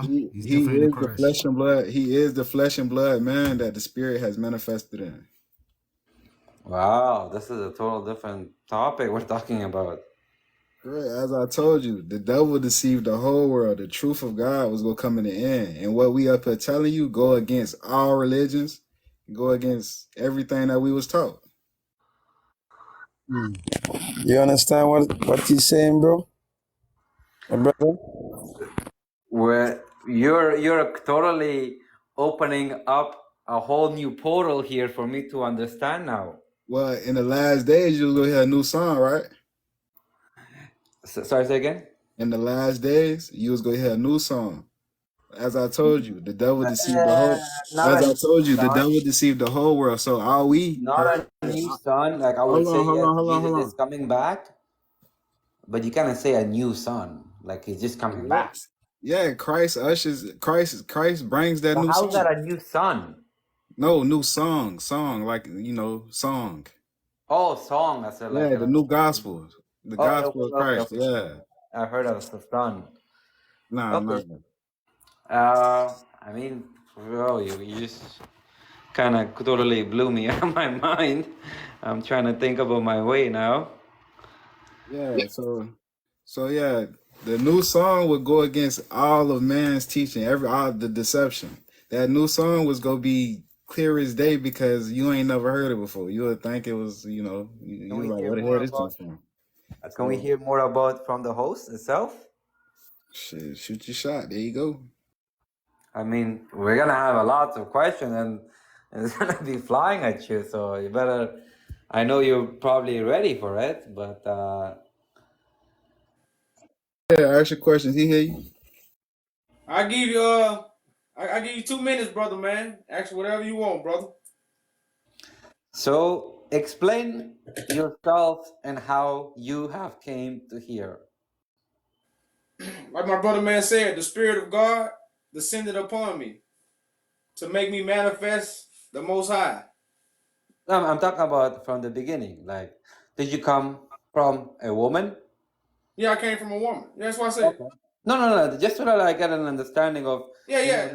next step, and next step. I'm Yeah, talking son about of baby man. steps. We're talking about from the beginning. Yeah, Okay, son of so man. natural birth. I'm a son of a man. Okay, and your father, your mother? Yeah, they are man and woman. I come from a man and woman. No, I mean, maybe we can get, it will be better for me if I'm going to believe in the Son of God or the Jesus that came in, for me to know his background, his mother, his son. Unless if he doesn't have one, then it's a different story, different debate. But you clearly say you do have one, so maybe it will be best for me to know. Well, no, I don't think so. I just, just like you got, just like I know you got a mother and father because you talking to me. Unless you'll be a. I do have a mother and father. Okay, well then I know that because why? You a son of man, right? Nadir Aman, Nasrin Yeah. Abdul Basir. Those are my mom and my dad. That's how I go. If anybody asks me any other thing, I'll be like, this is my mom, this is my dad. She's the one who delivered. He's the one, he did whatever that fun day. I don't know. Like I will literally be like this. Like I'm a brother, simple hold on. person. Hey, I just brother wanted man. to. Brother man, what is your next question? Because we're not here to make you believe. You don't have to believe, brother. Christ still gonna be Christ. Christ ain't gonna be Christ just because you don't believe he's Christ. Remember that. Christ is Christ because God chose him. No, Always I remember I that, brother. understand, So but for a man, for God, somebody like me or any other human being has given brain to think about and to ask questions. And if I have Jesus Christ right in front of me, what is the best thing to ask my questions? correct, but remember, Christ spoke to the multitude in parables. You read that part? I think if Jesus Christ was here in front of me, whatever questions I would ask him, he would answer me. Because Oh for well, simple one reason, he would you want think me, wrong. he loved me, he would love me, and he would want me to believe in him and whoever has sent him. Okay. Well, guess what? That's what I'm saying. They gonna believe regardless. Christ gonna do what God want him to do, not what man want him to do. You gotta keep those things in mind. Christ gonna always do what God sent him to do. That's why a lot of men was mad at him. Because he didn't do what they thought he should be doing. Remember that. Anyone would be mad if someone brings up, a new claim or something or such. If I was in your Hey place, guys, I had to go on mute for a second. I have a baby I'm taking care of tonight. But anyways, like there's a lot of questions, and I just hope from someone like me, especially Muslim, there's gonna be a lot of questions flying at you, and I hope, host, there's nothing against you or your thoughts or your beliefs or whoever has sent you, but for someone like me to just come at it right off the blue, it is a lot to take in. Oh yeah, that's what I say. We plant seeds. We not asking you to solely believe in everything we saying. You first gotta take this in consideration, like you said. We open a whole new portal. So now you gotta look in that portal, see if you're gonna step in, see if you're supposed to go in. So yeah, all those things you will have to do. Our job is to present it. Our job is not to make you believe it. You see what I'm saying? Our job is to present the truth of God. It's going to be up to you to believe it and accept it. You know, that's why I say we're not going to do no tricks. We're not going to do no fancy speeches. We're not going to try to gyp you. We're not going to trick you. We're just going to tell you the bitter, honest truth. And then the next step is you have to make those decisions. So what are your thoughts on the Prophet Muhammad? I don't even know why I'm asking this question, but let's just put it for the sake of it. I don't look at him the way Muslims do. The Prophet of Muhammad mean beloved one. So David mean beloved one. That's why the Bible and the Quran go together. The Bible and the Quran is not a separate book, but man separated to create religion. You know, I agree to a certain point with that. I feel like, all religions are connected to one, and at some point people were going astray. That's why the next revelation had to be revealed, and so on, so on, so. Now I am on the last revelation. I know that even after me, there are different people who believe in different types of Muslims, but if that's their case, like for me, I have to debunk that section why there's multiple different Muslims versus one. So that's like my duty. But outside of that, like I'm just thinking about it, that this is why I'm on the last revelation. So what are your thoughts on being on the last revelation? Is it right? Well, no, that's why I say the Quran. I'm not against the Quran. Now I am against the people that teach the Quran, but I'm not against the Quran. The Quran is actually a good book. So what are some of the teachings you might be against them? You're not supposed to pray 5 times a day or look to the east. You're not supposed to pray to a Kaaba stone. Christ is the stone of God. Can I not the reply? Kaaba stone. There's a hadith. One sec, please. There's a hadith that the Prophet talked to Allah. The Prophet Muhammad talked to Allah, and Allah made it 5 prayers. And for the Kaaba, there's a verse in the Quran that says, "Pray towards Masjid al-Haram," which is the Kaaba. Hey, there's some brother man. The Kaaba don't represent the black rock in the Middle East. The Kaaba represent the black man. No. Who gon' hey, okay, brother man. It says, hold up. The Quran say believe in the messengers, the angels, and the prophets. The Quran don't say go against the Bible. And the books. Man teach you. Hold up, let me finish. Man teach you to go against the Bible, brother. Just hear me out. So the Bible say God gonna put a precious stone in Israel.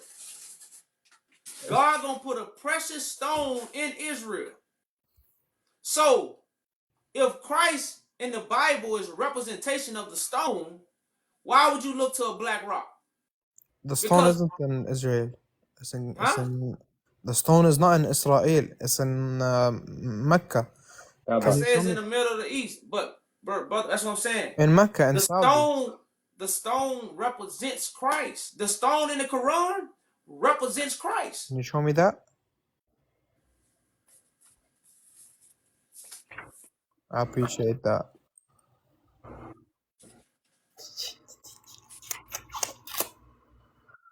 Can you let me know what verse 2 so I can follow up with you? I appreciate that. I'm coming out of the surah. Hold up. I'm in chapter 2. Yeah. In Surah chapter 2, we can start at verse 16. 16, sure. They say, God has a begotten son. Glory be to him. Nay, to him belongs all that is in the heaven and on earth. Everything renders worship to him. So why is all the Muslims rendering their worship to a stone that's supposed to represent the Son of God? Because all the angels had to bow to the Son of God. It's even in the Bible. So the Kaaba stone is not a rock, a real rock. It's not. That's just like some people play with stones right now. They play with crystals because they think it got power. Just like the Muslims think the cobblestone got power. It's the same thing on different levels. You have any miracles? And see, this is why the Bible and the Quran go together. They are not separate books.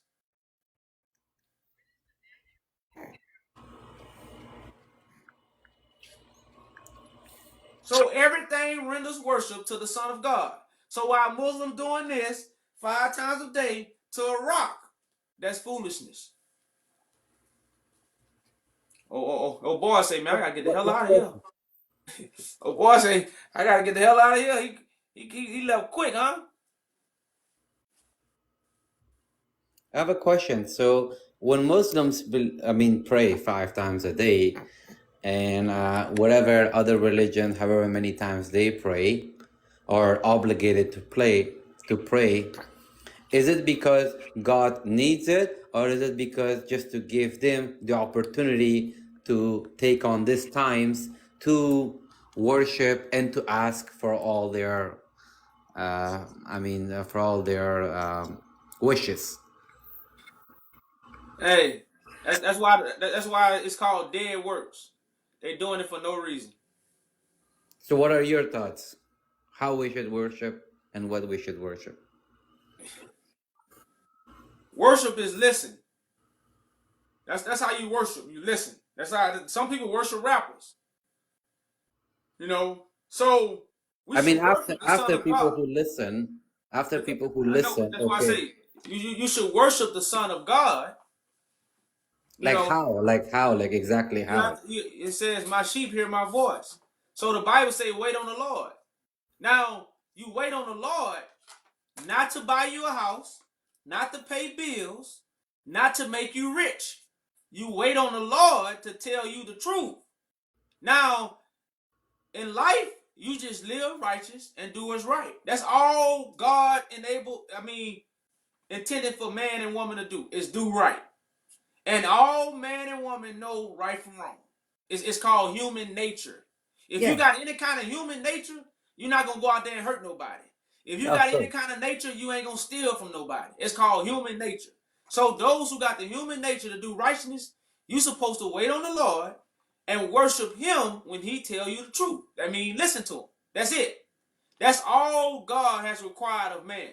So basically, Now, like, now see God let me and find say God. this. Now the Bible say, "Will a man rob God?" So what man have done has took God's vision and did his own will. That's where you get religion from.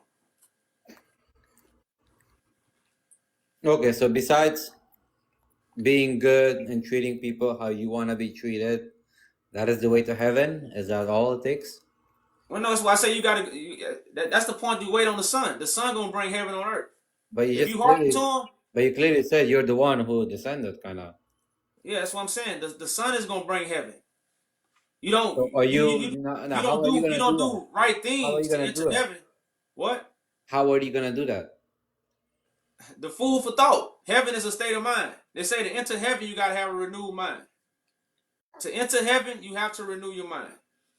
Renew your mind. Wait. What do you mean by that?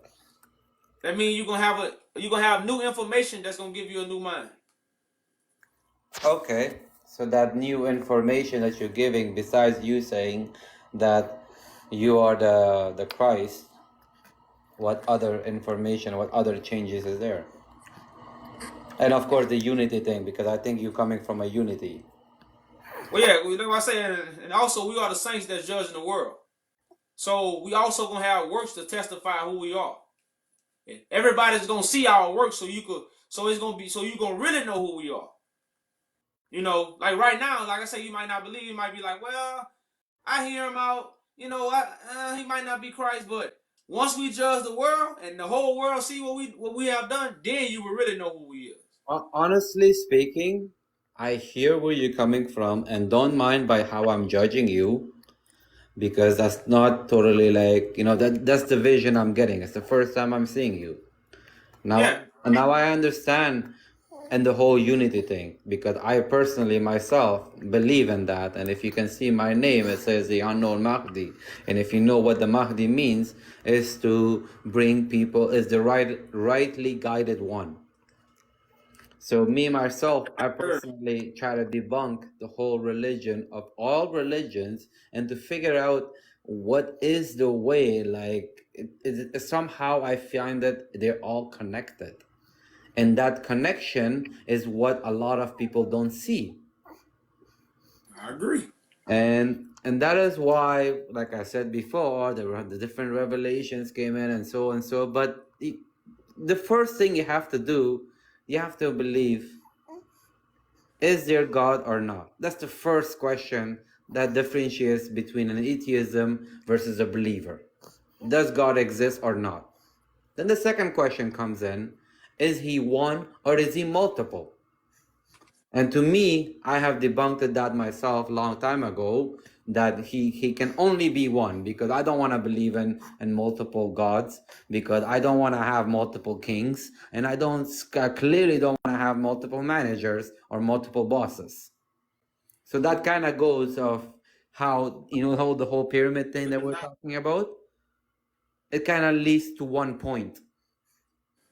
Mm-hmm. So now Correct. the next question comes, which one is right? Because there are quite a lot of religion that believe in only one God, but which one is right?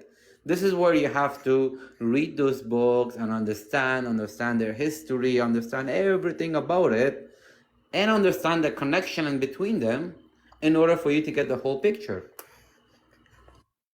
I feel, if you can see on my picture, I see one tree, different roots, different branches, all leading to the same root.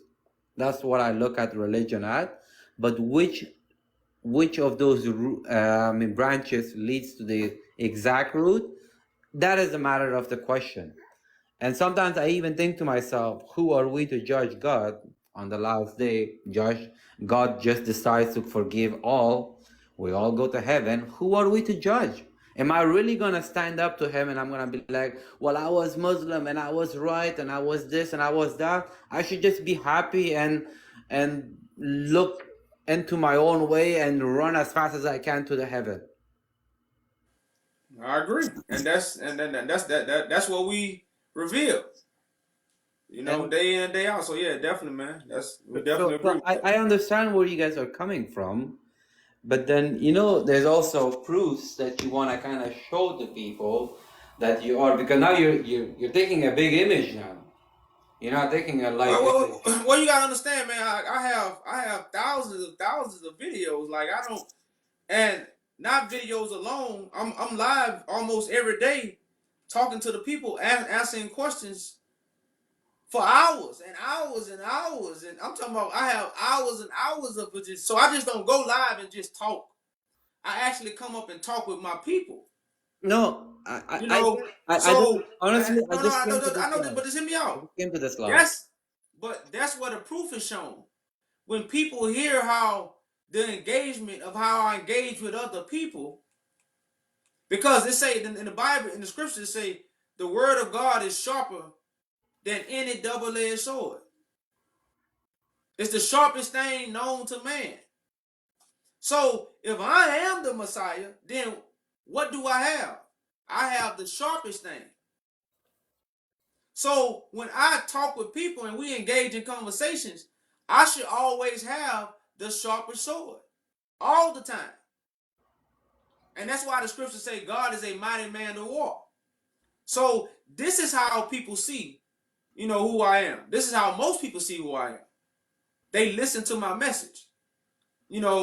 So I have hours and hours of content, thousands of hours, I might be approaching the millions, literally, of just engaging with people. And over the years, man, people have seen who has the sharpest thing, and that's how I have gathered witnesses.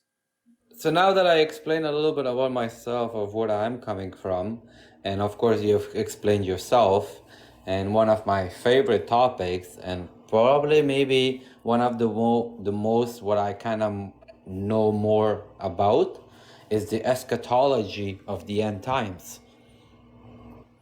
So now, I mean, in majority of the religions, I kind of see them linking to the same thing. It's just maybe a little bit one belief that it hasn't come and one belief it has come. That is one of the debunks that they have to kind of finalize on which one is right and which one is wrong.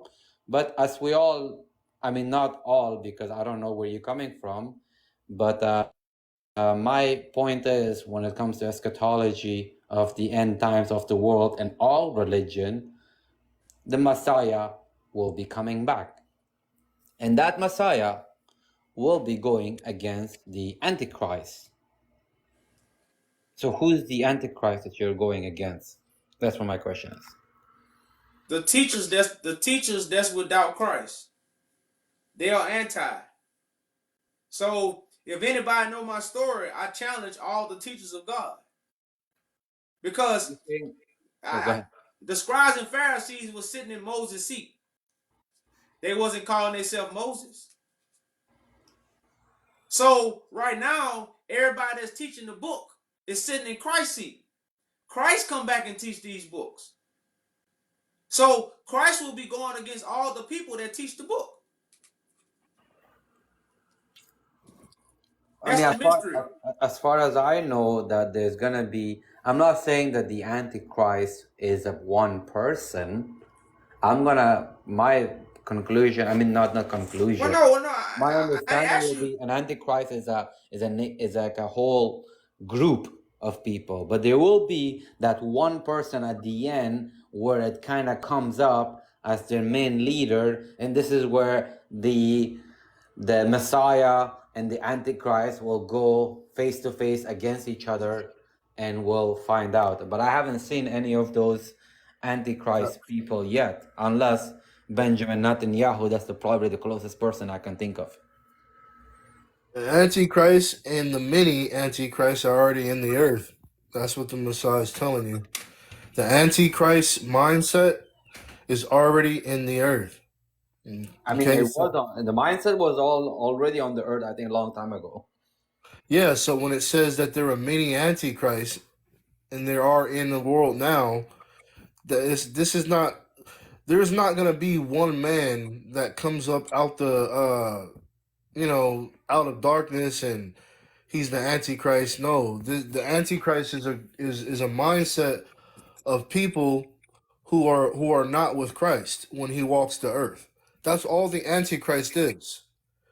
And so that mindset, or the leader of that mindset, is already in the earth, which is religions, ideologies, doctrines of men. Basically, the Roman Catholic Church has basically conditioned the minds of millions of people to be in this mindset of the Antichrist, meaning that when Christ is risen in the earth and walking the earth, many people will reject him and will not be with him because they believe that Christ is coming from the sky or that he came 2,000 years ago. So you got to see that the Antichrist mindset are those that don't walk with Christ when he's walking the earth. That is the Antichrist.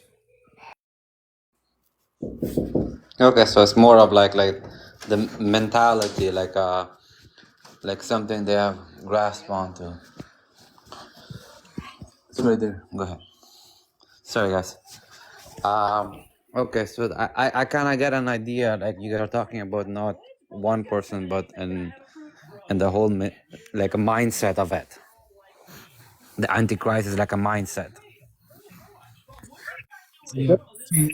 Sorry. Damn near the whole world. Damn near the whole world, because the whole world has been conditioned to believe that Christ is not here or Christ is coming from the sky. But If they all Christ, live in that mindset, of course, then it would make sense. Right. But most people don't understand that Christ would be a man walking the earth in our time, and because that's what the prophecy really is written about, reality. But the reality of prophecy has been hijacked, and so people in their imagination, they think Christ is something else that is not even connected to reality. Christ is just a regular man, a regular son of man, a regular man in the earth that holds the title of Christ because he has the Spirit of God.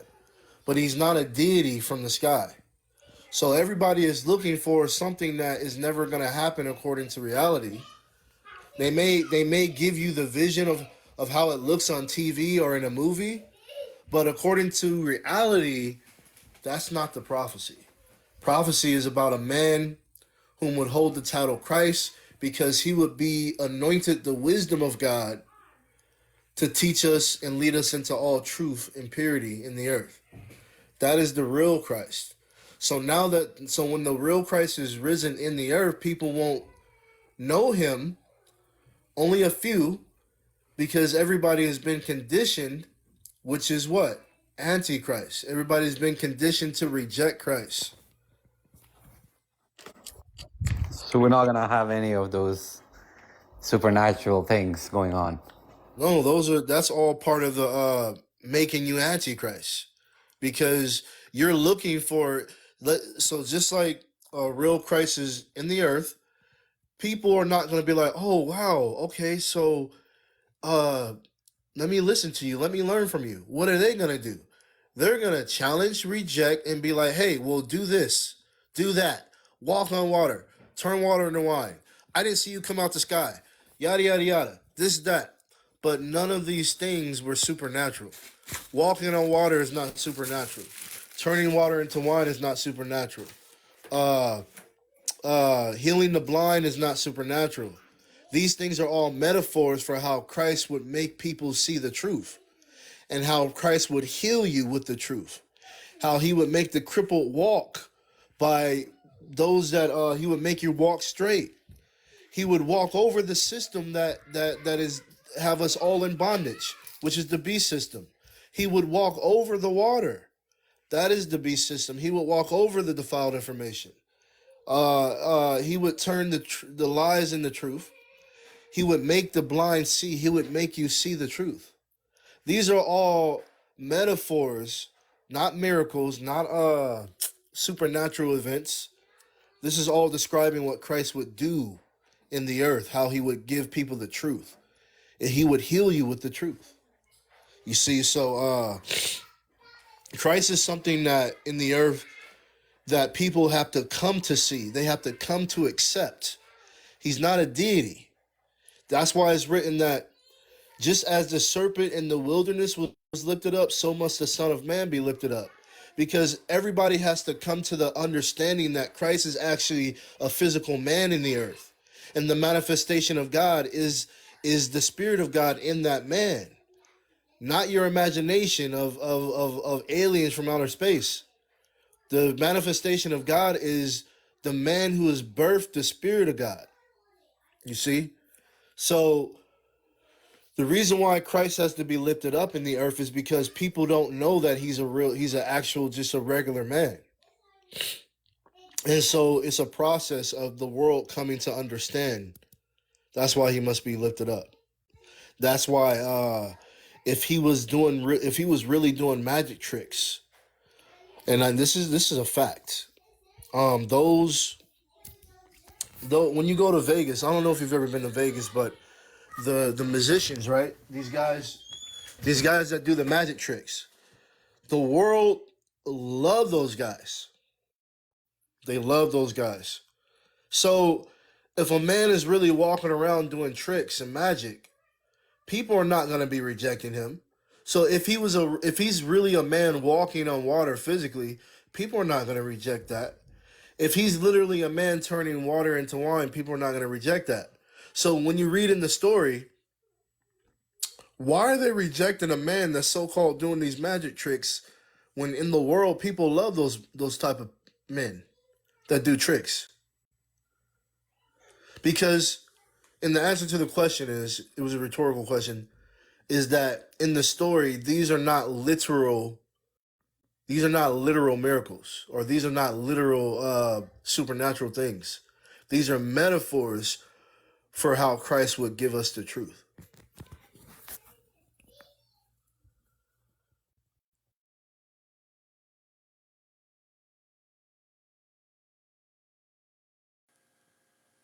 Yeah, he said he was dealing with his kids, so he might have stepped away. Yeah, sorry guys. I'm babysitting tonight. So, I mean, I'm just trying to look at it into like a different perspective that like I get the idea of how you guys are talking about how Christ or the Messiah that is were to come is not to be coming and showing supernatural stuff, because who are we to believe that supernatural ever existed?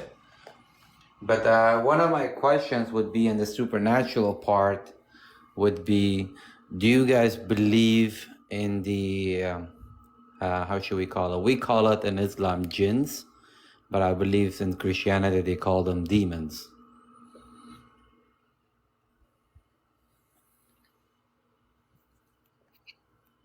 Is that something that you guys believe in? You talking about genies in a bottle and stuff like that? No, not genie in the bottle. Demons, jinns, That demon. possession, Hey, and stuff hey, like real that. quick, I want to comment on the part where you said the damn, what you say? What you say? The supernatural. Scripture let us know. I know you probably read the Quran, but Scripture let us know to cast out all vain imaginations, and the things that we see on TV that we imagine in our head when we read these books. That's the vain imagination you must cast out in the last days to be a witness of what God is doing in the earth. Because the will of God is not going to play out how man, the narrative that man has pushed on us. That's all I wanted to say. But I'm going to let y'all get back to y'all. So the host, I don't know what should I call you, like refer you to.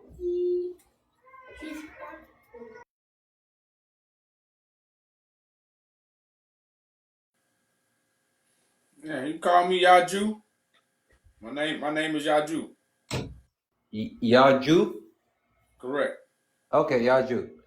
So I mean, your whole understanding of the Quran, you think it's the word of God? No, the word of God is in the flesh. The Quran is the revelation of God. It's not Okay, the word. so it's a revelation of God. Yeah, same thing as the Bible. None of these books can never be the word of God. They just revelations. Okay, so in this revelation, when it says about ins and jinns, which I mean in Arabic it means ins, humans, and jinns means jinns. What is that coming from? Well, like I said, I haven't studied the Quran like that to really know what a jinn or what does a jinn represent. But if a jinn is a demon, like people, demons are those who have deception. So those who carry, the Bible say the spirit of deception. So the if a spirit of jinn if a jinn is a demon, then that's just people who carry deception. people who carry deceptions, or like our own inner souls that carry deceptions? People. Are they Because a different entity, or are they humans? no, they're humans. All angels are humans. Like Christ is a human, angels is a human. It's just messengers. You got messengers of light, you got messengers of darkness. Okay, and we're referring them as versus demons, angels, humans, whatever. Correct. Okay. Because I'm just Peace, trying to. unknown. I had a question for you, unknown, if that's Go all ahead. right. Yeah, and another thing I want to say, I appreciate your humbleness, even though you're Muslim. Like, I'm happy that you're listening to the information that we're bringing out. But I heard you mention that you're waiting on Christ to return. Is that correct? Yeah. Yeah. So I just wondered, like, when Christ returns, would you agree that he would be coming with nothing but the truth? Yeah, of course. Okay. So the only thing for us to do really would be to find this Christ in the vessel, the flesh and blood Christ. Correct? You see that is the point. It's not in flesh. So I'm not looking at to find the Christ in flesh. I'm more looking at to find the Christ. Well, of course, bringing the truth is the first thing, and the second thing is like you guys mentioned. There's so much magicians. There's so much of this, so and so. So anybody can just come. Any magician can come and just claim to be whoever they want to be. So in this case, I wanted to see more of like, if it's the end times and this is all it is, this is like the last hour, we're talking about, you in it or you out. This is like the last time, last decision, and last what do you call it, opportunity. Then I want it to be more intensity to be upper versus then of course the older times, whereas all the prophets So, come in so, with different supernatural stuff. so, brother, if you don't mind me asking, how is Christ returning in your eyes? Because you said that he's not returning in flesh and blood. You see, my personal belief is we have what's so called the Imam al-Mahdi, and then in the end times we will get an Imam, which we call it the rightly guided one. That's what the word Mahdi means, and he will be coming, and he will be the one to unite the people. Now, I mean, if the brother here was claiming to be the Mahdi, that's a different story we're talking about. But to be clearly claiming to be the Messiah, which we're to believe that it's gonna come after that, after the Imam al-Mahdi, he will be the one that will Imam al-Mahdi will be the one to unite all the Muslim and then go against the other religions, and this is where all the wars and fights and all this will start, and this is when the Jesus or the Messiah. Sorry, brother. Sorry, I'm getting a bit confused. So are you saying there's two to return? Because you agreed that Christ, you're waiting on a Christ, but now you're talking about something else to return. No. Imam al-Mahdi is just a rightly guided person that will come at the end of times, not descend. He will just be a rightly guided person, meaning that a regular born man, a regular family, regular everything, and he will just be chosen by God at some point in his life to be guiding the Muslim Ummah, which is, of course, on the Muslims, we have so many of these different branches of Islams. So he's going to come and try to unite them all. And by doing so, of course, all the other opposition religions will go against him. And then all the wars and all this stuff will start. And this is when the Jesus or the Isa or the Messiah will come. And at this time, before he can go, the Imam al-Mahdi will be facing the Antichrist, which he cannot defeat. This is where Jesus kind of steps in. Okay, so basically it's the same old story. Everybody's waiting on one to return that's gonna come with nothing but the truth. That's what it all and then boils kill down the to. Antichrist, kind of. Yeah, okay. So yeah, well, we confess, brother, like Christ is on the earth, Yaju Judah, the host, and this is where you gotta get the truth and nothing but the truth. So just wanted to mention that to you. I got one last question for you, brother. In the last days, will Christ be judging the world? I know. Sorry, say that question again. In the last days, when Christ is to return, is Christ going to judge the world and free the captives? He's not gonna, to my understanding, he's not gonna judge the world, but he will unite the world, because the day of judgment day is the day of judging, and that judgment is only to be done by only God, which we think is Allah. Because to my understanding, like I know in the Christianity or in the old times and the Romans and the history and whatsoever, they considered God, Lord, and all the other stuff as kind of the same way, and also, of course, the Father. But in Islam, we only consider Allah, which is the only word that only means God. We have.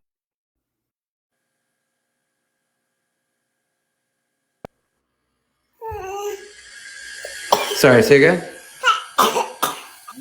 Yeah, we still here. I will listen to you. Yeah, we still here. I will listen to you. Can you guys hear me? Yeah, I will listen to you. Can you guys hear me? You got a little echo now. brother Ebony.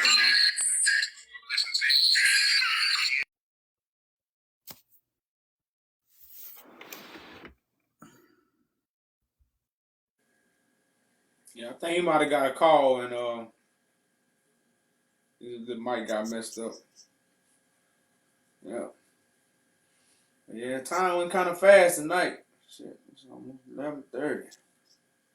We had a full we had some traffic, huh? Yeah, yeah, man, I see that. You know, they got a full house. Um, well, we might be taking our talents back to YouTube. So I ain't tripping. I've been getting prepared. You know, they say LeBron went back to South Beach. We might go back to YouTube, y'all.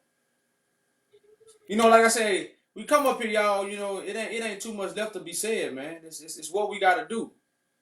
We got to unite. We got to get in order, and we got to follow the law. That's what we have to do. You know, we just come up here and try to paint the picture or show you the details of the picture so you can get the picture. Because the picture is beautiful. If you hating on this picture, y'all, you just wicked. You know, you just wicked. You know, as simple as that. You know, if you hating on the picture of unity, you know, status, putting us right back in our where we belong, you know, healing our people. If you hating on that, that's just sickness, y'all. You know, and so at the end of the day, y'all, we have to do. You know, and it's really time for us to start doing. You know, it's really time for us to start doing. Y'all, we know in the last days Christ was gonna come back and judge the world and free the captives. My bad, you was done talking? Oh yeah. Yeah, so in the last days Christ was gonna come back and judge the world and free the captives. Y'all, Jew got a petition on the table to return all our stolen artifacts. Our family history, gold, land, and biblical manuscripts.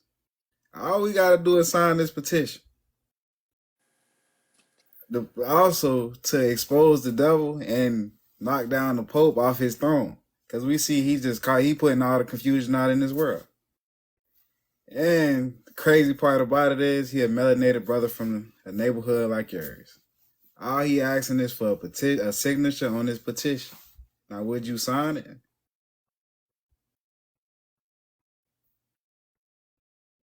We can come on here every day and argue about scripture, but that's not profiting us at all. This Bible is a book that needs to be fulfilled.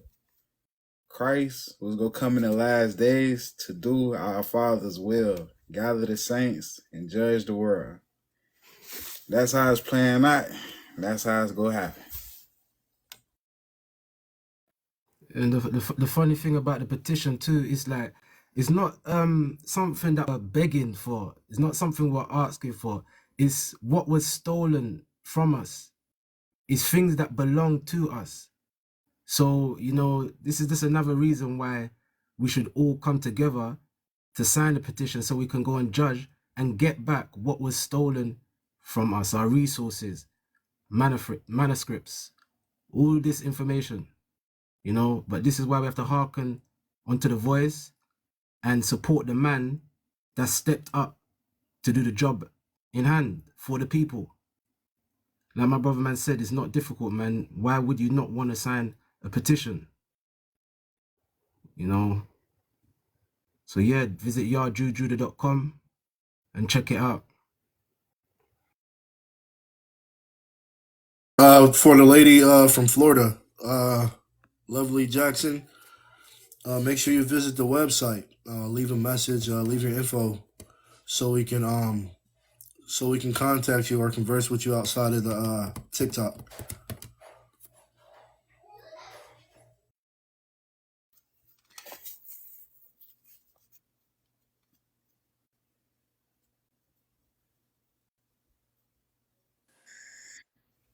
Well, yeah, brothers. I don't know. Y'all want to keep it rolling, or y'all want to shut it down?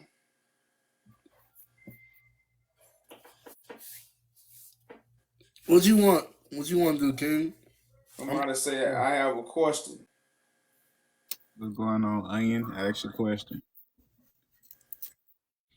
I think the brother was trying to come back up that had dropped down too. He had said, "Can I join?" All right. Well, what you trying to do, Ken? What you trying to keep it going, or you trying to shut it down? Yeah, me personally now, I don't want to be the party pooper. That's why I asked y'all. Shit, But We can run another couple minutes, see if we get anybody to come up. If not, then we shut it down. We can rock out about 12. Shit, I'm cool with that. Oh, you talking about a half an hour? I said a couple minutes. Shit. It don't matter to me. Whatever y'all trying to do, man. Whatever y'all trying to do. I know the brother was trying to come back up. Shit, we can see how it goes. Okay, right. yeah, I guess you get a brother about 15 more minutes. And a few brothers.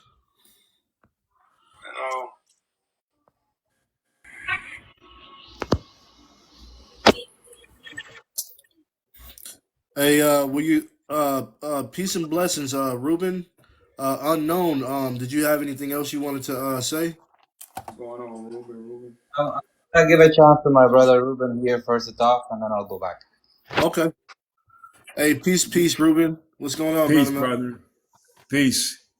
Peace, Messiah. brother. Peace, my brother. Peace, brother, man. We got you into the WhatsApp, brother, man. Yeah, I see that. I appreciate that. All right. What's on your mind tonight, brother, man? Well, I'm just gleaning all of the information, brother. I'm a sponge. When I come on, I love these here settings, and I'm just taking in as much as I can. Sharpen my skills. Amen for the Most High. Definitely, brother, man. Any questions, man? Any questions you got, man? Feel free, brother. I certainly will.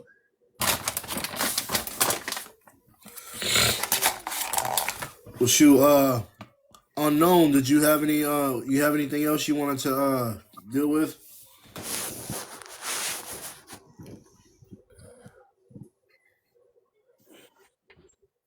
Yeah, sorry guys. I just had to step back into my kid. There's of course going to be a lot of questions because I'm totally coming from a different religion and a different ideology of how things will go, and then what you guys are saying is kind of going against all my beliefs. It's basically, like we said, a whole new portal that is opening up.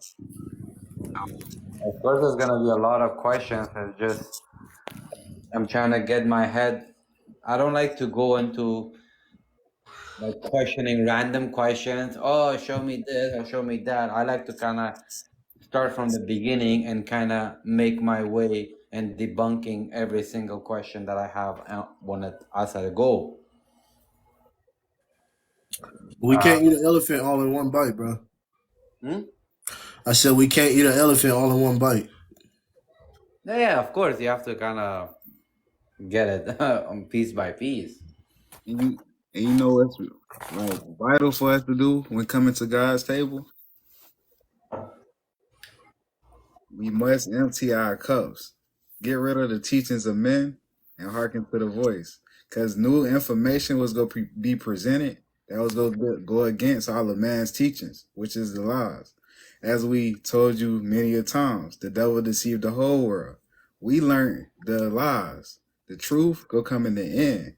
That's why we were supposed to empty our cup or our plates and come to God's table as children, ready to hearken to the voice and get in water with God. Okay, so I got a question now. So I know how your beliefs are, and more of the much more simplicity versus supernatural things. What are your thoughts of the devil?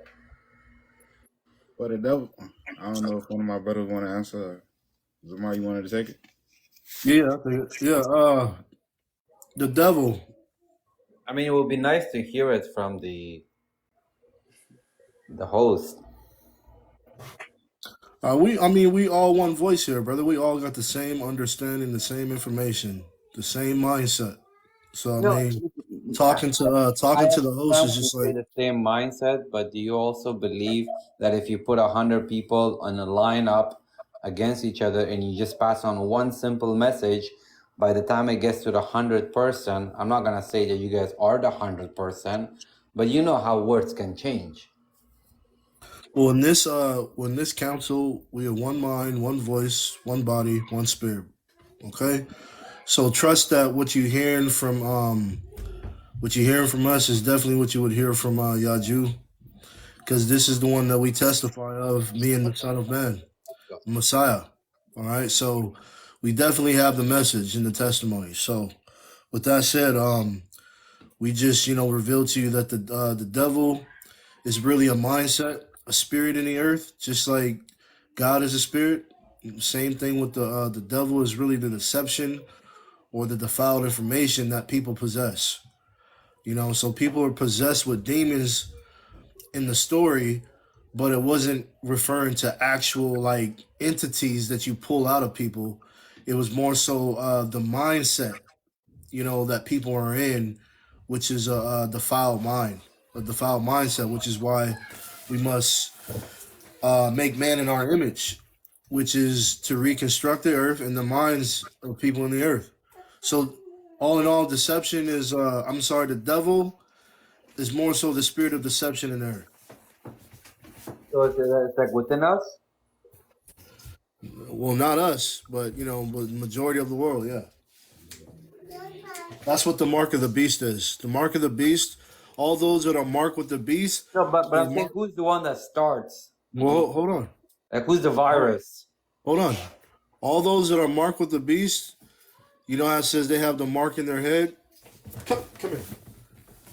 They have the mark in their head.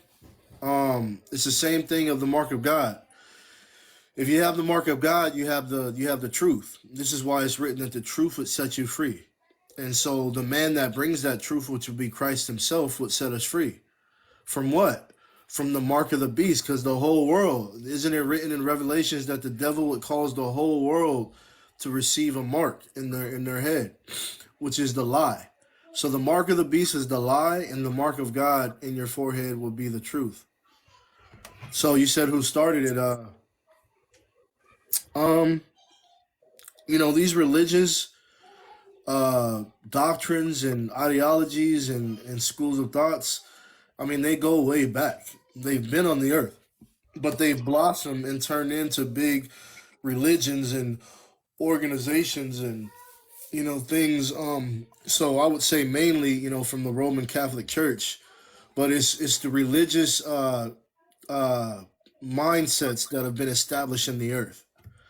You see, this is where it didn't just start in this generation. These were lies and mindsets that have spread into big religions.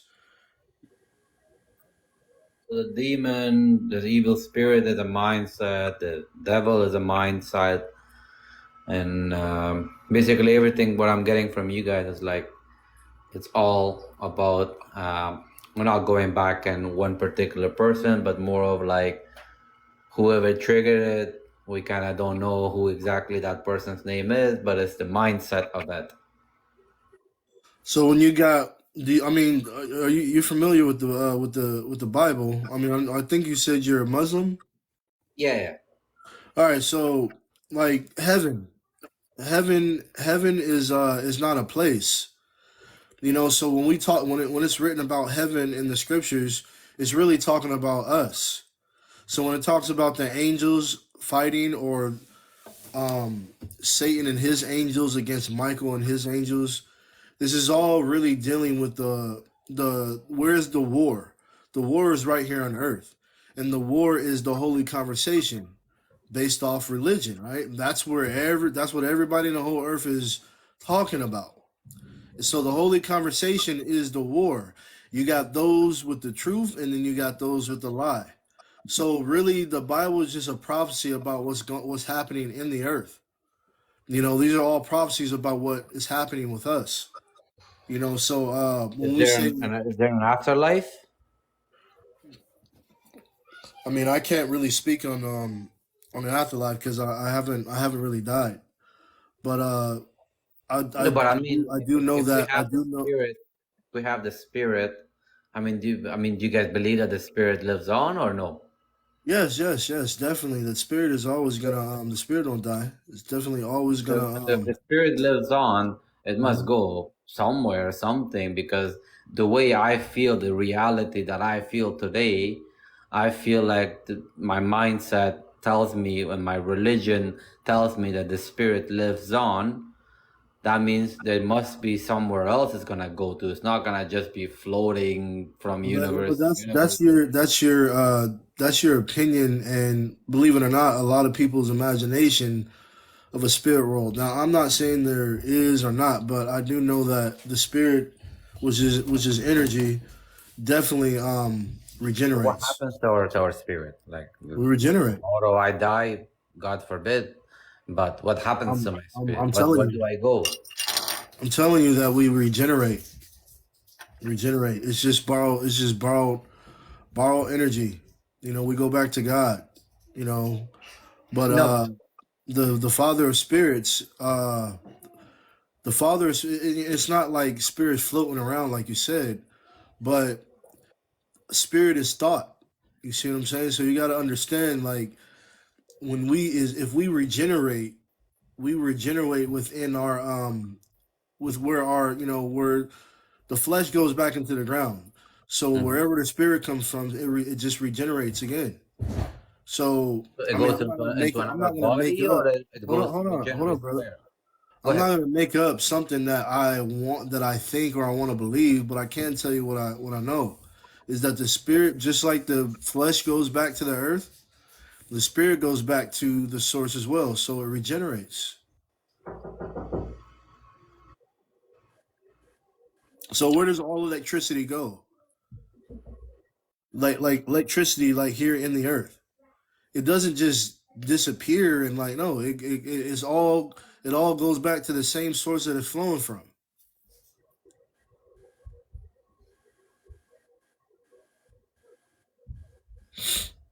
But people make up the imagination of what that looks like. You see what I'm saying? We're just saying that it regenerates, but people make up the imagination of what that looks like. What do you mean exactly by regenerates? You know what regeneration is? Well, now I'm kind of getting confused about it because clearly, like the way I feel, like all the thoughts and stuff you were talking about right now, like my thoughts, how can I think it will go back to its source, where it came from? Because I don't even know where it came from. So So how what can I makes go you like if it's like God a is spirit, recyclable thing? How can I do that? if God is spirit, he's not flesh. But see, our spirit is in flesh.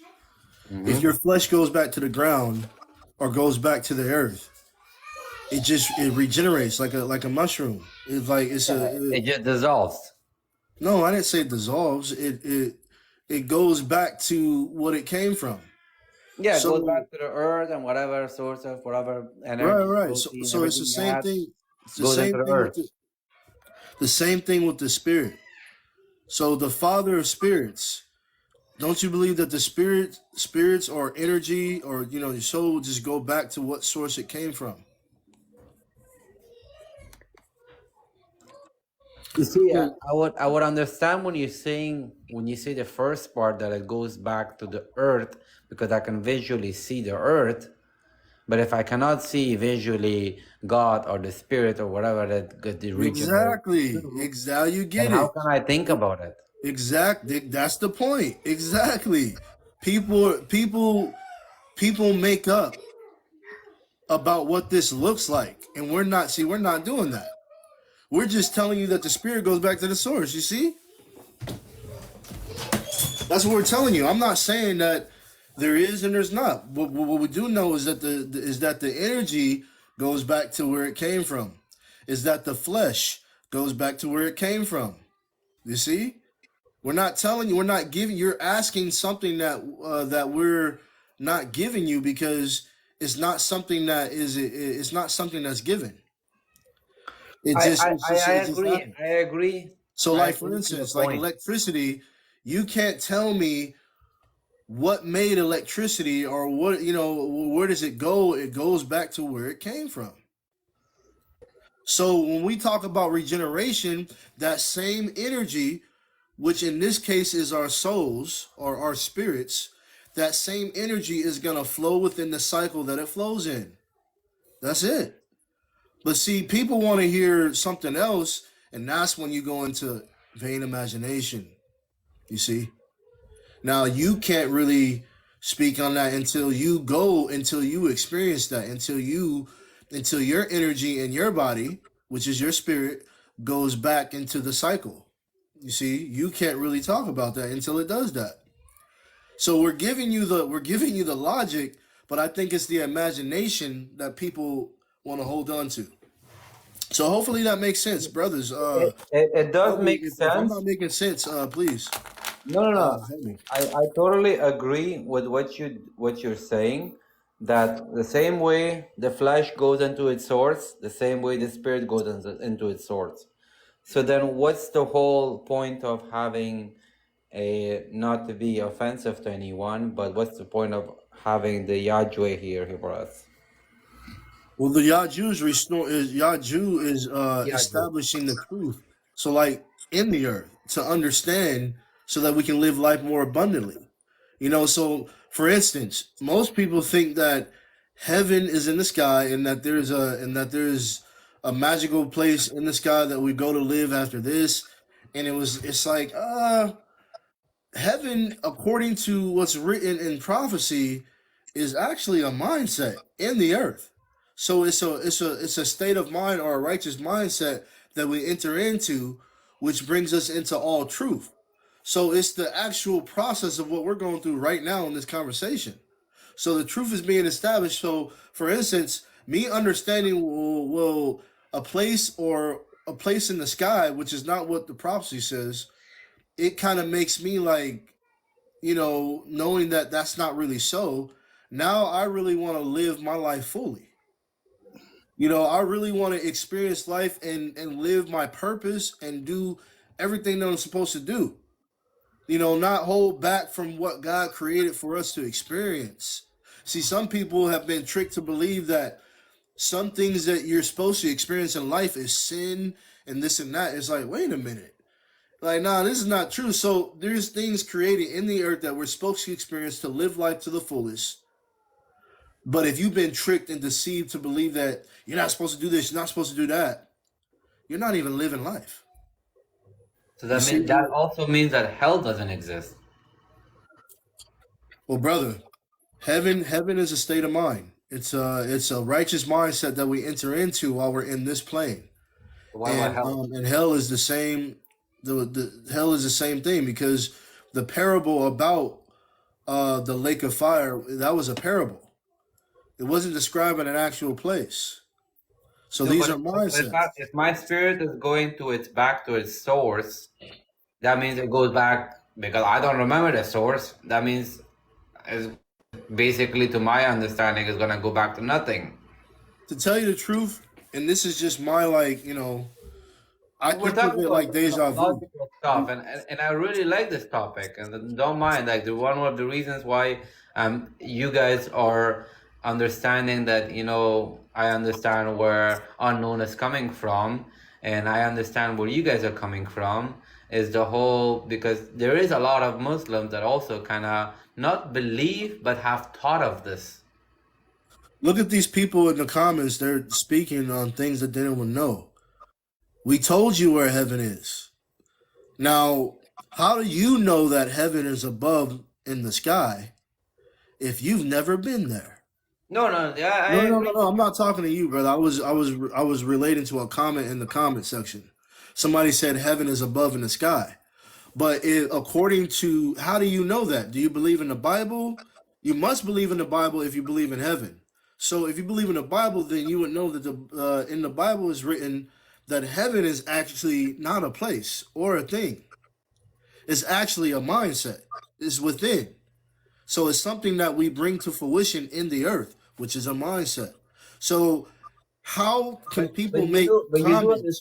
Go ahead. I'll let you talk. No, I was just saying people make ignorant comments and they don't realize that they're cutting themselves because you've never been to heaven. You've never been up there in the sky, but yet you say heaven is up there in the sky.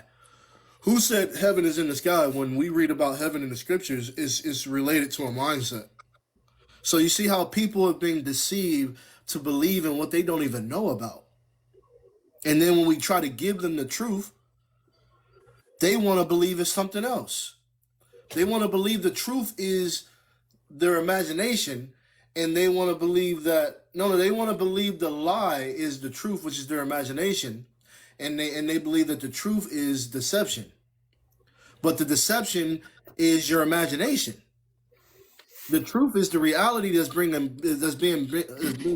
being brought forth to bring you out of your imagination. I totally agree with that. There's imagination involved. There's a spiritual thing involved. There is some other parts where you think like, okay, there's no way I can just die and just be nothing. So I must be something. And this is where all the other stuff came into, all the other supernatural stuff came into it, like, heaven and the earth and the hell and stuff. But like based on what I'm seeing is that you guys have the mentality of an atheism, yet believing that there is God and Jesus is God. This is what I'm kind of going at. Bro, atheist, I don't know. I don't even know what That's what exactly listen. Hold up. Do you realize that there's certain words that are used to describe, people just make up words to describe whatever it is they can't really explain. So what the hell is an atheist? Listen. When someone says that they're an atheist, they usually describe themselves as, oh, show me God. If God cannot be seen, then I don't believe it. But if you really debunk them, no. But if you really debunk an atheist and you ask them a question and you tell them, then what do you believe in? And they will come end of the time or whatever that time will be, they will say that, hey, there is an energy, whatever, the Big Bang Theory, whatever they want to call it, however they want to name it. Like, I don't have so much more knowledge about their own beliefs, but they do believe in some sort of an energy. To me personally, I think like, who are you to say that God is whatsoever? He can be just an energy. That's the point. That's the point. Nobody knows. With you guys, this is the point where I agree with you guys. But the mentality that you guys have, it leans towards the atheism, but at the same time, you guys are leaning towards that the person the host is the Messiah. Listen, brother, man. If you understood anything in the conversation, do you understand that the Messiah is not some deity from the sky? The Messiah is just a man that's been ordained with the truth and wisdom and enlightenment to establish in the earth so that we can know about God in the earth. Know the truth about God. That's it. I understood that part. But when you say atheism and all this, it's like, look, these things these words are just words that are made up. So you can't call me something that I am what I am. I'm not calling names. I'm just saying the ideology. Yeah, I get what you're saying. But what I'm saying is the whole idea about an atheist or a Mormon or a Muslim, or it's like these things are just how do I say? These are just distractions to keep us from unifying into the one truth in the earth. It's like there shouldn't be no such thing as an atheist, a Muslim, or this or that. It's like, no. So that is all a part of the truth about God coming into the earth, and that all nations come to know God. All nations. I believe in the unity. I believe in the unity. Right. But the minute you say that what happens to flesh goes to the earth, and what happens to the spirit, it goes back to its original, or to where it came from, or back to its source, that's the belief on of atheists. So what do you want to believe, man? What do you want to believe? What do you believe, brother? Because I don't know where the conversation is going, but what do you want? What do you want? What do you believe? No, but what I'm saying is that if we do believe in the atheist type of ideology, then why do we have a Messiah here, which you're so That's claiming what I'm to saying. be? That's exactly what I'm What is saying. You keep connected? saying Because no. why is he here? Why is Listen, he here? Because we're gonna go back to our own sources uh, anyways. listen. You keep saying atheist. You keep saying if it's that No, mindset. don't mind the language. This is the simplest way for me to explain where the ideology comes from. And I'm gonna say it again. Christ or the Messiah is not a deity or something coming out the sky. It's a man endowed with enlightenment. That's it. So there's a prophecy about a man who would kill all the deception and all the confusion in the earth, and he would bring the earth the image of God so that the earth knows who God is, so that we can all live knowing God, from now on in the future. So it's not you're saying what is the purpose of a Messiah or what is the purpose of this and that? Listen, to show you that God is real. So yes, God is spirit, but the spirit is also real. You can't see it, but the spirit is real. So this is the whole point of bringing forth of God speaking through men to show God's image. The energy or the presence or the essence of God, you can't see it, but when he gives his spirit to a man, then you come to know who God is because you can't see him. So this, all in all, I would just say, brother, to show you that God is real. This is why we're called, the Israelites, to bring the light into the earth, to show you who God is so that everyone in the whole world can know God. So with that said, bro, that's my answer. That's the purpose.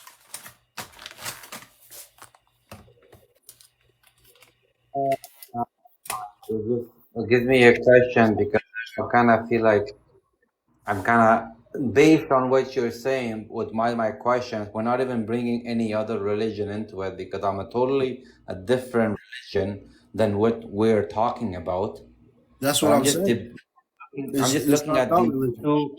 two ideas that you're just telling me, and I'm just looking at it as like I can only link it to atheism going against and Christianity, and then they just brought a Messiah in between, and now the Messiah wants to say that, hey, the God and the heaven and the earth is not real, but it's because it's of all these deceptions that we have in our own inner thoughts.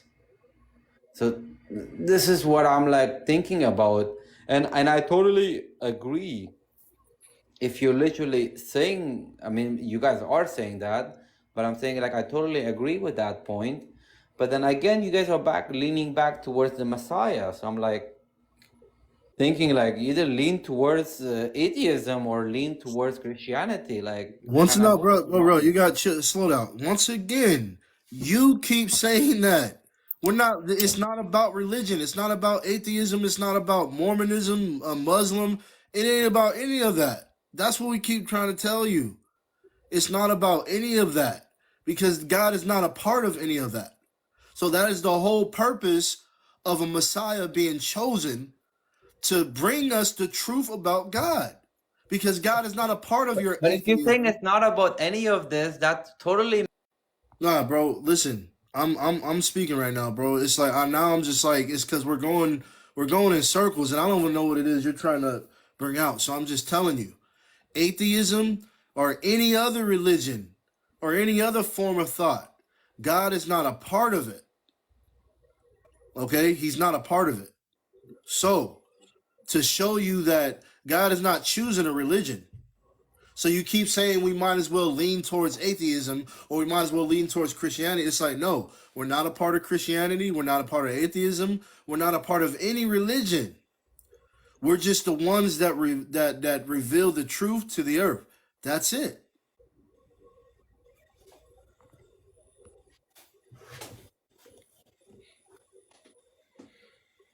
Sorry, can you guys hear? Go ahead. So Hopefully you heard what I said.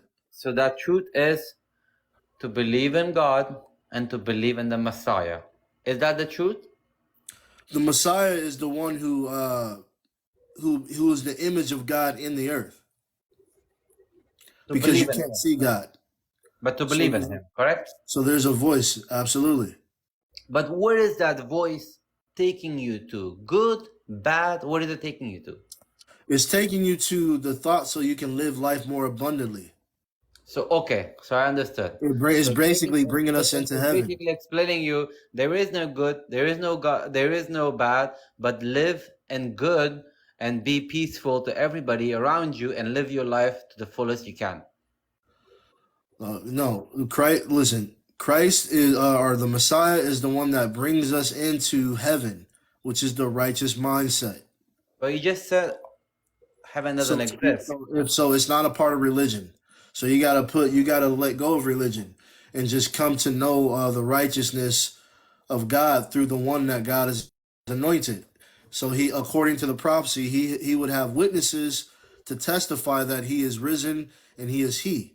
So when we tell you that Yaju Judah is the anointed one, the Son of Man, this is the one whom God would speak through. So it's about listening to God through the man that God has chosen. That's what this is about. And so I get that part. I get that he's part. establishing, okay, so if he's so it's not so you keep mentioning religion or you keep mentioning atheism But where is this Messiah taking you to?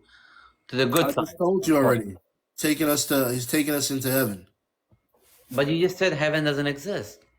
I never said heaven doesn't exist. I said it's not a place. It's a mindset.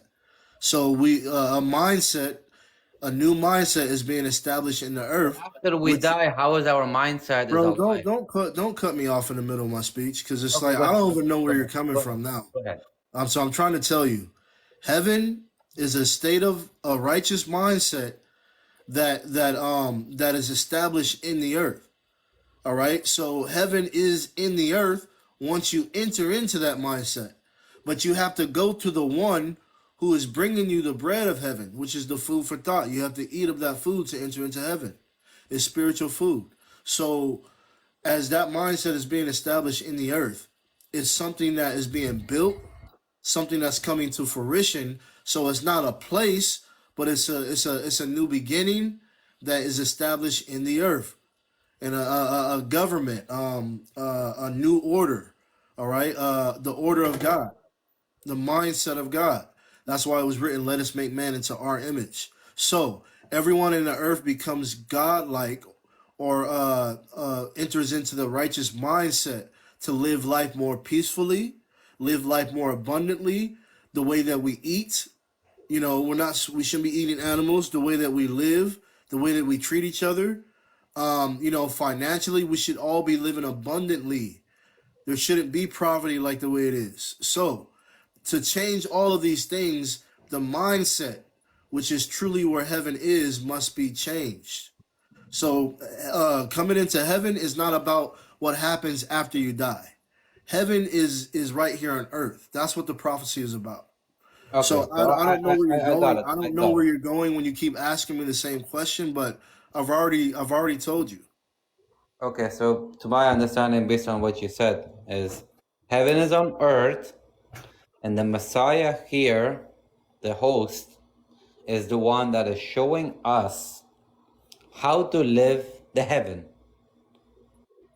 So basically, heaven and hell is kind of here, and the Messiah is the one that is trying to show us how to live the heaven. If that's how you want to look at it, brother, that's fine. I mean, that's a kind of close, not exactly, but I mean, I would say kind of close to where you're getting at. So anything after life, goes back to its own sources. Yeah, and all in all, just to make this very clear, everything that's written in the Bible is not talking about afterlife. It's talking about what's happening here in the land of the living. Anything written in the Bible is not referring to what happens when you physically die. That's where people got it confused. This is all spiritual These are all spiritual terms. When it Yeah, talks about death or I when it get talks I get about what you guys are coming. I get now. I got a clear picture of where it's coming from, because I was like kind of going debating on based on my thoughts and understanding of what I know or any other humans would know, and then versus what you guys are thinking, and I kind of understand now where you guys are coming from. Is basically heaven and earth is on earth, and the Messiah here is just trying to show you which way to live so you can basically enjoy the most, because anyways when you die you kind of go back to your own source. Yeah, Correct, brother, brother man. man. And oh, you about to say something, Jerome? Yeah, Right. no, I'm just trying to, yeah, and it's real simple, brother. It's like the only way to the Father is through Christ. So all we're letting the people know is that Christ is on earth, and this is the way to God. And You see, now unfortunately, all you religion, confuse me again, brother, because you totally said that the Messiah is here to just guide us how to live here on earth, and by doing good is you living it in heaven, and by doing it bad you're living it in hell, and then you brought in the Father in between. So what is the Father doing here now? no, Christ is to lead us to heaven, brother, to But God. what is the Father here now? What is the Father? So that means Christ is God. Yeah, God is spirit, Christ is flesh and blood.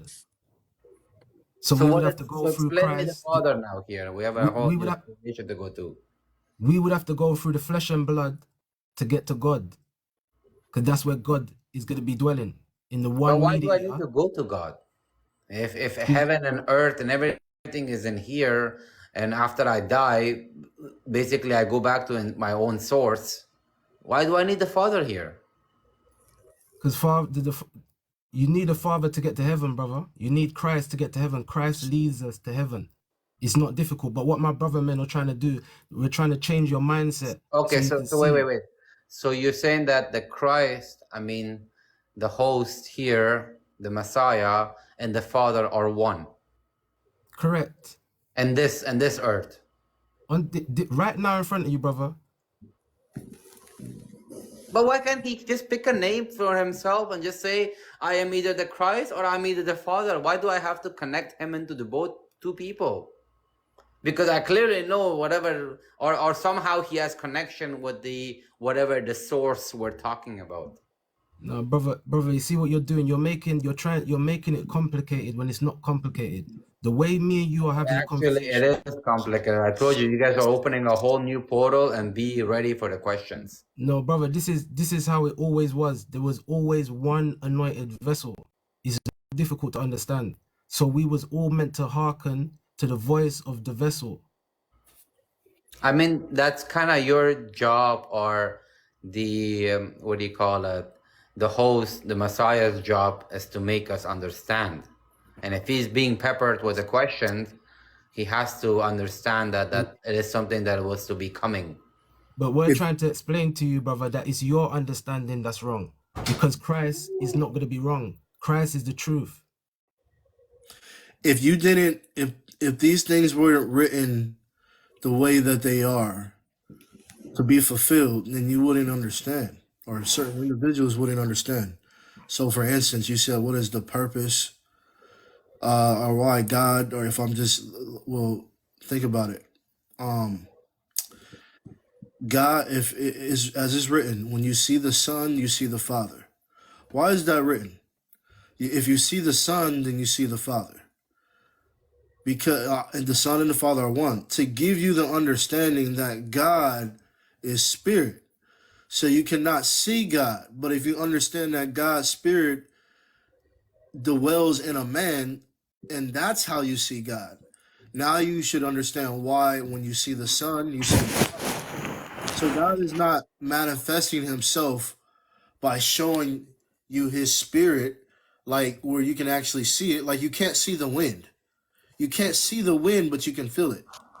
So it's the same thing. God is there, but his spirit is dwelling in a man. So that becomes the image of God. You see what I'm saying? That is the image. So to show you that God is real, he chooses a man to show you his image, to speak through. You see what I'm saying? Just like the wind, you wouldn't see the wind or you wouldn't know it was there if it didn't choose something to move. So just like the wind chooses something to move, like a leaf, or it chooses trees or something blowing in the wind, it chooses something to move to show you that the wind is there even though you can't see it. So this is the same thing with with God. To show you that God is real, to show you that who he is, he chooses a man to show you that he's there, that he's real, to speak through. So, brother, hopefully, you understand what we're saying. Nobody's ever going to see God the way that they imagine. That's not what's going to happen. That's not what's happening. Heaven is not a place in the sky. It's right here in the earth. The Bible is not written about mystical creatures in the sky. The Bible is actually written about us as the angels. We are the people that are living in heaven. Now, because you got those that went against God in heaven, those are the fallen angels, meaning they fell from the truth. So we're in heaven, but a lot of us, because of angels have fell from grace and fell from the truth, they've corrupted the whole world to fall. So that's why there needs to be a new heaven and a new earth, which is the new mind. So if you understand the parable and the concept of what's happening, we are the Bible. The Bible is us. It's really speaking about us. So we're in the story because we are the story. So, and these things are written in stories to show us who we are, to show us where we are, to show us where all those things. I mean, it's amazing. It still blows my mind as I'm talking about it, but hopefully you understand. Hopefully you understand that we're the angels that either are with God or that are against God in this place in heaven. And those that are against God are being cast out of heaven. Their knowledge and their deception is all being cast down when Christ is in the earth, conquering the devil and killing all deception, meaning killing all lies. So he's here to kill the devil, which is kill all deception so that we can live in a new mind, which is heaven.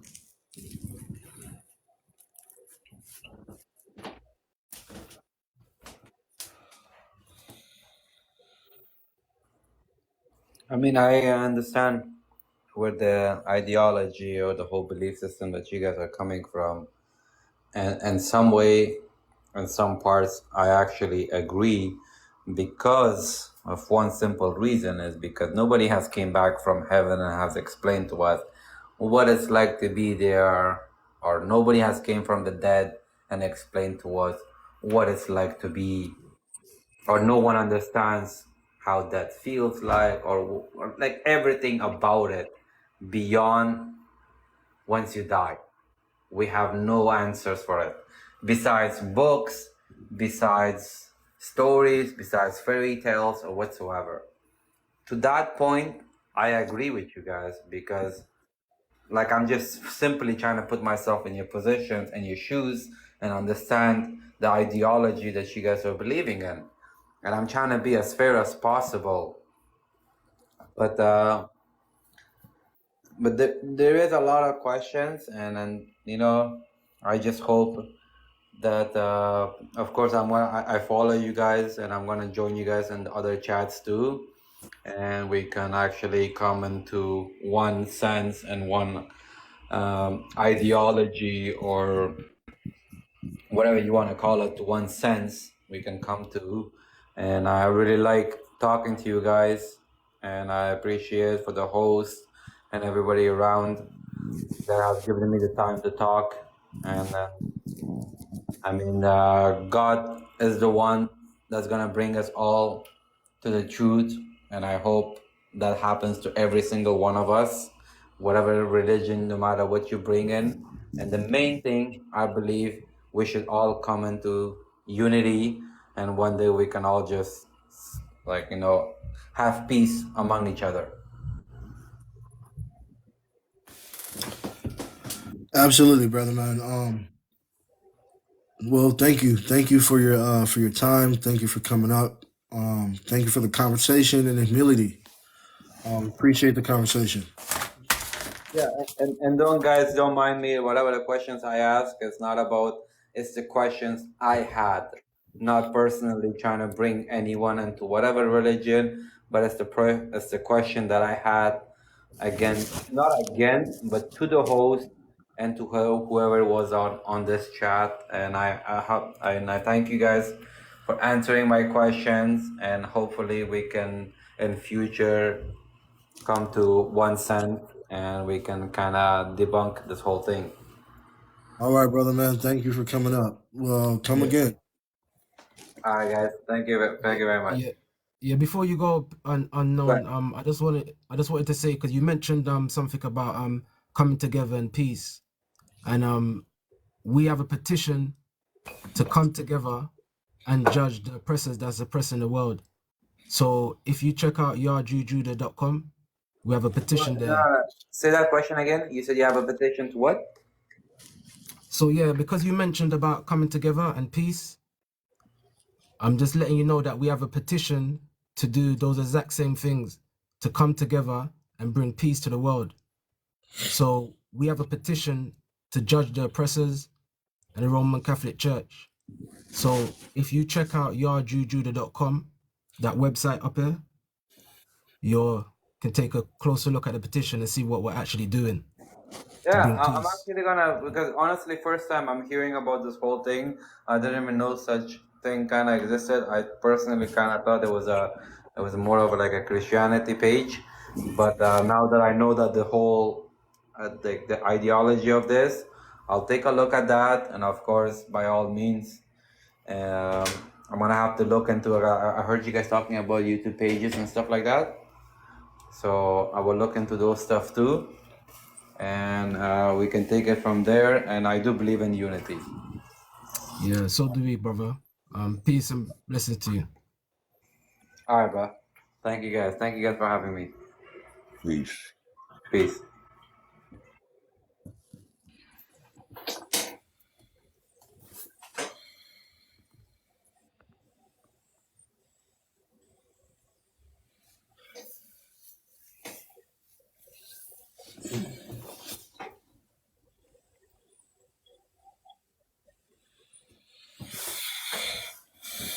All right, Jerome. I think it may be on you, brother, man. If you if you want to keep it open or not. I'm gonna put it straight back to you, brother. You decide, man. All right, man. Brother Ruben. Yes, sir. You have anything that you wanted to say, man, or anything you wanted to add, or? No, not at the moment, man. Okay, for sure, brother, man. So I think I think the first our first call will be for you this Monday coming up. So I just want to make sure we got you in the like I said, your number was added, but I don't know if you can see the chats coming in yet. I should be able to. Okay. Because I'm on there. I got the app. Okay. I checked it out. All right, man. What time is that WhatsApp's happening? 5 p.m. Pacific Standard Time, 7 p.m. Central Time, and 8 p.m. Eastern Standard Time. On Mondays. Every Monday. Cool. All right, brother. All right. Well, King, are you there, King?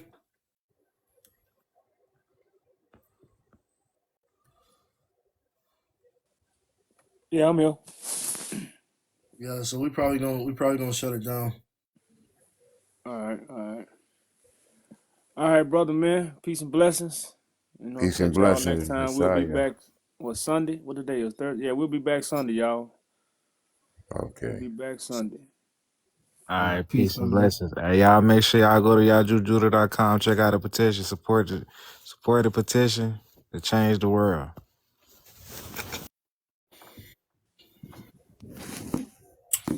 Peace. Peace. Peace.